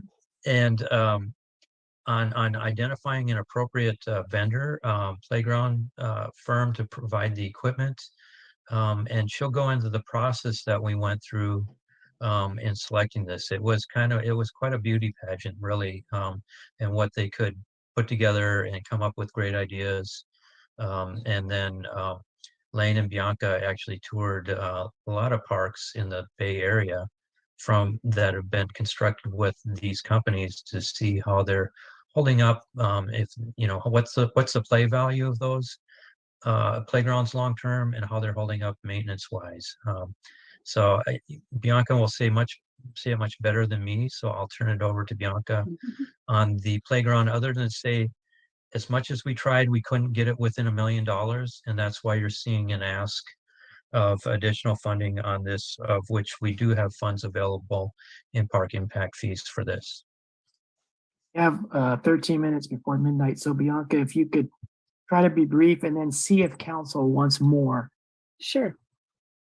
Thank you. Thank you. Thank you, council members. Thank you, Mayor Pro Tem. Since the first time extension, my mantra has been worth the wait. And we know since the first time, way before my time, you heard about this park. I hope what you see tonight is worth the wait. So this is what we saw last when we were before the council for the whole park approval. And then we went ahead and now we're here today. Since that time, we've submitted for permit, and we had a wonderful youth outreach and got feedback from the youth of Marina. And it's amazing when you get diverse voices, you will learn a lot of things that you didn't yourself think about. So what we took away from that meeting with the youth was what we wanted for the play area. What the city of Marina wanted for the play area was wow factor, relevant to local context, high play value, and high complexity. If they had a choice, they want it faster, stronger, taller, more challenging. And also the children were amazing. Well, the youth of all ages, that when we started talking about inclusive play, they were very clear they wanted more. They wanted more in opportunities to play with children of all abilities, and they wanted to also address the surfacing. They felt very strongly about having those additions to the playground. And also when they had a choice, they preferred natural materials. It was really, really wonderful meeting. And after we got the feedback from the youth, we went on with design competitions with major brands and play equipment. As Brian said, Lane and I went and visited and tested and touched and met with folks who are using this actual equipment that we were considering. And we could also see how the materials were holding up. We were really doing our best to make the steps necessary to get this right. So you can see here the overall park on the bottom left, and this blue, the donut hole, is our play area with a main feature in the center that's about 100 feet left in each direction, left and right. So the scale is quite impressive, is our 5 to 12 area. Then we have a 2 to 5 area, as well as a bank of almost every type of swing and zip lines. The blue treatment you see would be the rubberized poured in place surfacing, because that's what we heard from the youth that they wanted to see. And the lighter color, sand color, is actually would be the engineered wood fiber material. And looking at this central main feature, some features you can see, we have a space net rope climbing with some rest pod areas. We have an accessible wheelchair ramp that comes around. We have and big fast slides. And also, as I just went to go peek at the youth's drawings, and it was amazing how we really did. We're matching up with what the kids were envisioning, with sky pods and nets and obstacle course. So you'll have the water obstacle course at the sports complex, and you'll have another obstacle course here at Sea Haven City Park. This is more detail on all the play value and opportunities for play together on the ramp section. And then this is another sketch we had from the students of Tower of Obby, or Tower of Obstacle Courses. I was like, oh my goodness, we're doing it. We're checking all their boxes. It was pretty exciting. And then these are more pictures of also at the same time we were looking at ways to get the best value. So this product that you see, it's big and it's bold and it's amazing, but it is of stock product. It's not a totally custom. We wanted to maximize the investment, so it is stock product, but we were able to customize colors and features. And then these are some examples of it built and in use in Northern California. So beyond the central feature, we have all these other play features like the sandstone arch, the spinners, stepping rocks, more spinners and balance opportunities for the 5 to 12 area. And for the 2 to 5 area, we got a lot of good favor for the whale feature, but we found the whale feature had a low play value in the bigger park. So we kept the whale at the 2 to 5 feature. It could be our 2 to 5 feature. So we get the climbing and the sliding and the exploration for the 2 to 5-year-olds. And then the whale is in a smaller, easier to reach and maintain size, as well as having some musical play for our toddlers. And this universal carousel is amazing. That's where I spent most of my time when I was with my kids testing these places. And this is looking at the whale climber in more detail, the ins and outs. All of these features have passed the, they have to assess the ADA accessible value. And so we're able to do that for both 5 to 12 and 2 to 5 areas with the opportunities for play. So this is the playground now with the port in place surfacing and new play equipment added. And our next steps, this is where we are tonight, budget review and approval. And then we did submit the drawings for permit once already, but we wanted to make sure we had the approval of this playground before we resubmitted this to the city so that we could be efficient with our time in updating drawings to respond to city comments and to respond to minor changes based on the new playground design. Once we have, and then permitting, obviously going through agency review and permitting, and then we can get to bidding and construction. Rough timeline, we're looking at these approximate dates based on what we could best guess. So here we are tonight, October 6th. Then we can give our team another 4 to 6 weeks to update the drawings in response to agency comments and the new playground layout, go through permit process, and potentially start construction the first of the year. And there, real quickly, is the presentation for you tonight. Thank you so much for hanging with us, and I'm happy to answer any questions. Thank you, Bianca, for being so patient tonight. I know it's so late. You've been here all this time. Great job, not just on the presentation, but putting all this together and all the research, travel you were doing, put it into this presentation and this design. Let's go to Kathy Biala, Mayor Pro Tem Biala. Thank you, Mr. Mayor. So real quick, I've been spending a lot of time in the 2 to 5-year-old playgrounds recently. So I know, you know, I was concerned because I thought what was in the packet didn't seem like anything for younger children. So I'm glad you really showed that, because that's not in the packet. And just FYI, the dolphin springer, are they true there? Because I found that the kids love that when they're, you know, 3 years old, and they usually like to see, you know, some other kid on it, and then they can racing side by side. Yeah. So there's 2 there. No, Well, we only have close, but one. Yeah, but 2 was really good because one starts and then the other one gets on somebody they don't even know. It's really popular, you know, for the little kids. But I love the whole stuff here, and for even younger children, they like the climbing walls, by the way, and I don't know if you have any, but you know, as young as 3, they if it's a small one, they really like it. Yes, so sorry if it's okay, I'm interrupting. I'm trying to help us. No. Go ahead. We do have climbers on the whale. We also have climbers. This rock is a climber. And then there are different types of wall climbers all over this. Yeah. See, on that piece though, the little kids are going to get trampled. Oh, for little kids, yes. Yeah. So on there's no way they could even get on there. And just one, so if there's, you know, like the rock climbing where you have the, you know, little things, they really get that. The whale has those little. Oh yeah, great, wonderful. Okay, so wonderful. I love the design. I just have a safety question, because when I see that sort of spider web, you know, all the ropes and stuff. So I'm assuming that injuries don't occur when you've got, you know, kids climbing on this stuff. I'm just a little worried.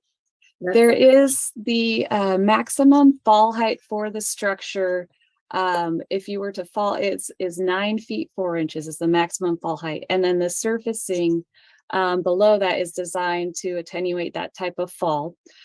So you can see on the design of the space net where the ropes come out, so you won't fall straight down. You may slip into the next level, but it's all part of this the comprehensive play approach. They have that all. Okay, as long as the liability doesn't increase, the kid gets his neck around one of these things or whatever. They love these space nets. They can play on those for a very long time. They Great, hold great, great, wonderful. Thank you so much. It's fabulous.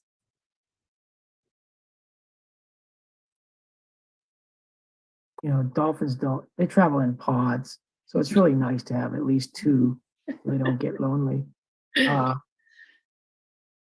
Great, a lot of detail, a lot of variety.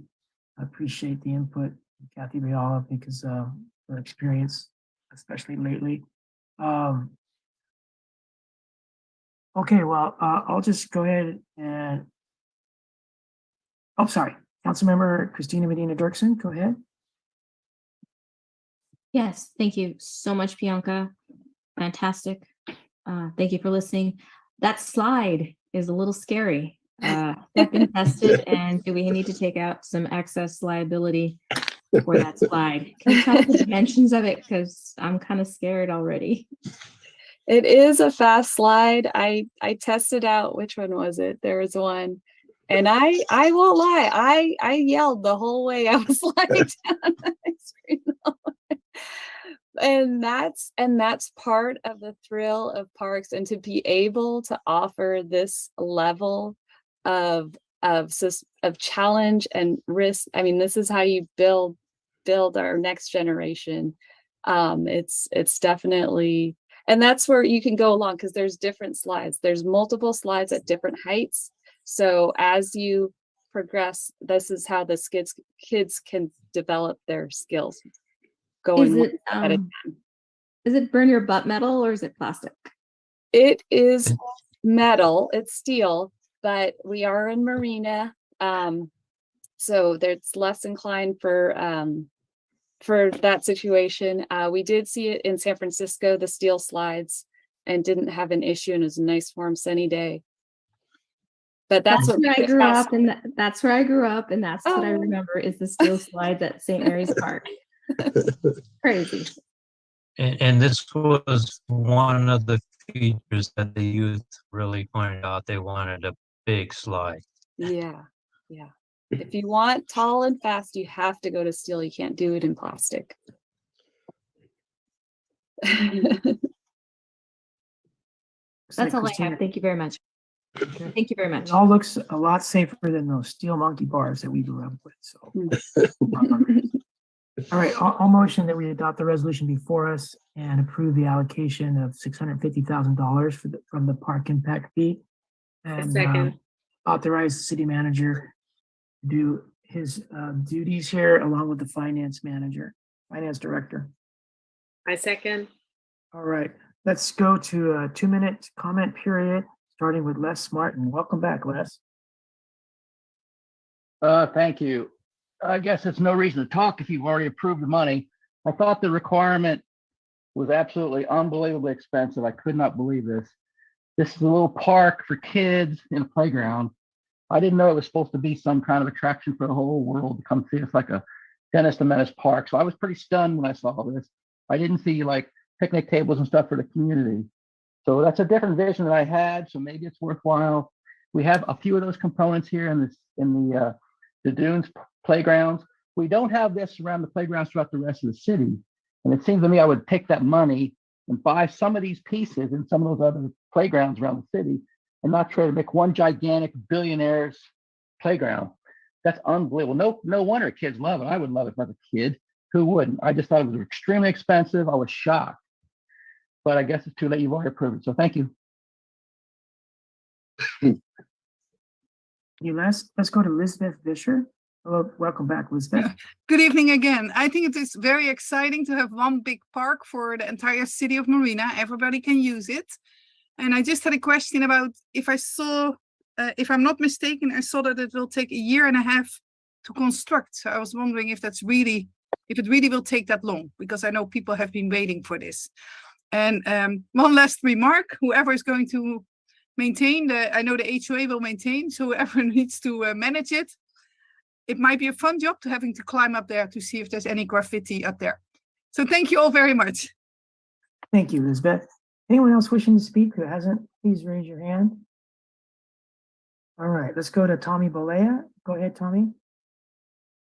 Thank you. Yeah, it seems like a huge facility. I mean, as long as kids are moving, that's the main thing. Sitting down, eating pizza and watching, playing video games. This is, I mean, and it's an outdoor venue. You know, the kids might need to bring their jacket because it's going to be cold on certain days. But hey, as long as you're moving, you're generating heat. It's good for the kids' health. Everything better be either stainless steel or hot galvanized, because if that slide is either not stainless steel or galvanized, I know galvanized is rough for a slide, but metal and Marina will not last. I mean, especially with the fog and the salt in the fog, it all has to either be stainless. I guess the question is it going to be stainless? Bolts, screws, nuts? Is it going to be galvanized?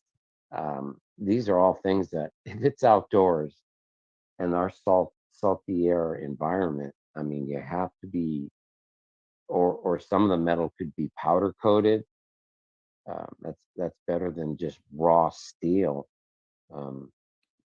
Plastics, I guess certain things could be plastic or steel reinforced with plastic. What is it going to be? Steel with plastic coating to protect it from the environment? I mean, something this expensive. I mean, if it's outdoors, I guess you want to get your money's worth and make it last for, the generations of kids that will be on that park. And also, is that grass area, is that astroturf or is that natural gas? Because it's not like we're getting more water. I mean, we're using more water, but is that astroturf or natural grass? Have a good evening. Thank you, Tommy. Good morning. Anyone else wishing to speak? Please raise your hand. All right, we'll close public comment. What's the time for construction? So our original thinking going in was 12 months is what we were planning on, but I'm giving us 12 to 18 just because what we've been seeing are longer lead times for prefab components. So we wanted to have that buffer, just so that we can give our best estimate of when to expect construction. We would love it to be 12 months, and that's what we would try to do, but we're giving ourselves 12 to 18 months. That's what we're estimating. We have a Windy Hill Park, name of one of our parks, and it's notorious for rusty, corroding joints, screws, nuts, metal slide that needs to be replaced, even the plastic slide. So what kind of material, to answer Tommy's question, can you discuss the kinds of material, steel, galvanized, that kind of thing? Yes, so the slides are stainless steel, and the rest of the equipment, a lot of it is similar to what you see in the park across the street from the council chambers. This is the same manufacturer, same company. So most of the materials are there, so we've seen it, how it's held up in Marina. So it'll be a combination of the HDPE panels, which they don't change, polycarbonate with multiple layers to protect the graphics, and ropes and powder coated steel. All right. So Brian, are you pretty confident that this will be better in the way we're talking than Windy Hill, and it'll be like the city community center, and that community center, after 5 years, it's been there 5 to 7 years, that's holding up as well as you expected? Yes, I would say so. The community center is performing much better than the stuff that we're seeing at Windy Hill. A lot of that was kind of rubberized coated steel. if that rubber got compromised, and that's where we saw the rusting. All the hardware on the compound stuff is stainless steel. We haven't had issues with those, so it's performing much better in this environment. Okay, last question, AstroTurf or natural? So the big lawn in the city park is natural turf, not AstroTurf. And then Les Martin, we just talked about the playground tonight as part of this large park. But if you have questions about picnic tables, barbecue pits, horseshoe, other features, I think if you spent 15 minutes with Brian McMinn, our Public Works Director, I think that would be well worth it if you call him on the phone or make an appointment. I think you'll find that it's a versatile park for all ages and different things to do there. This is just tonight focused on the playground because of the overage and cost. All right. We have any more comments from council before we go to a vote? Okay, Anita, can we have a roll call vote, please? Councilmember Medina Dirksen, Yes. Councilmember Berkeley, Yes. Mayor Pro Tem Biella, Yes. Mayor Delgado. Yes, all right, so that motion passed unanimous for the four of us. And thank you to both design teams tonight. BK, if you're all alone or you have a crew, thank you to your whole crew. And to the core team from the earlier item, Steve Crocker, Courtney, Isaac, and there was one other. I don't see them right now, but thank you to both Matt. teams. Matt, thank you. Thanks to Matt and all of the core folks and their allies in the other companies helping out with the consulting design. Okay, great meeting tonight. Sorry it went so late. Chief, you're still awake. Eddie, you're still awake. Very impressive. All right. Good night, everybody. Good night.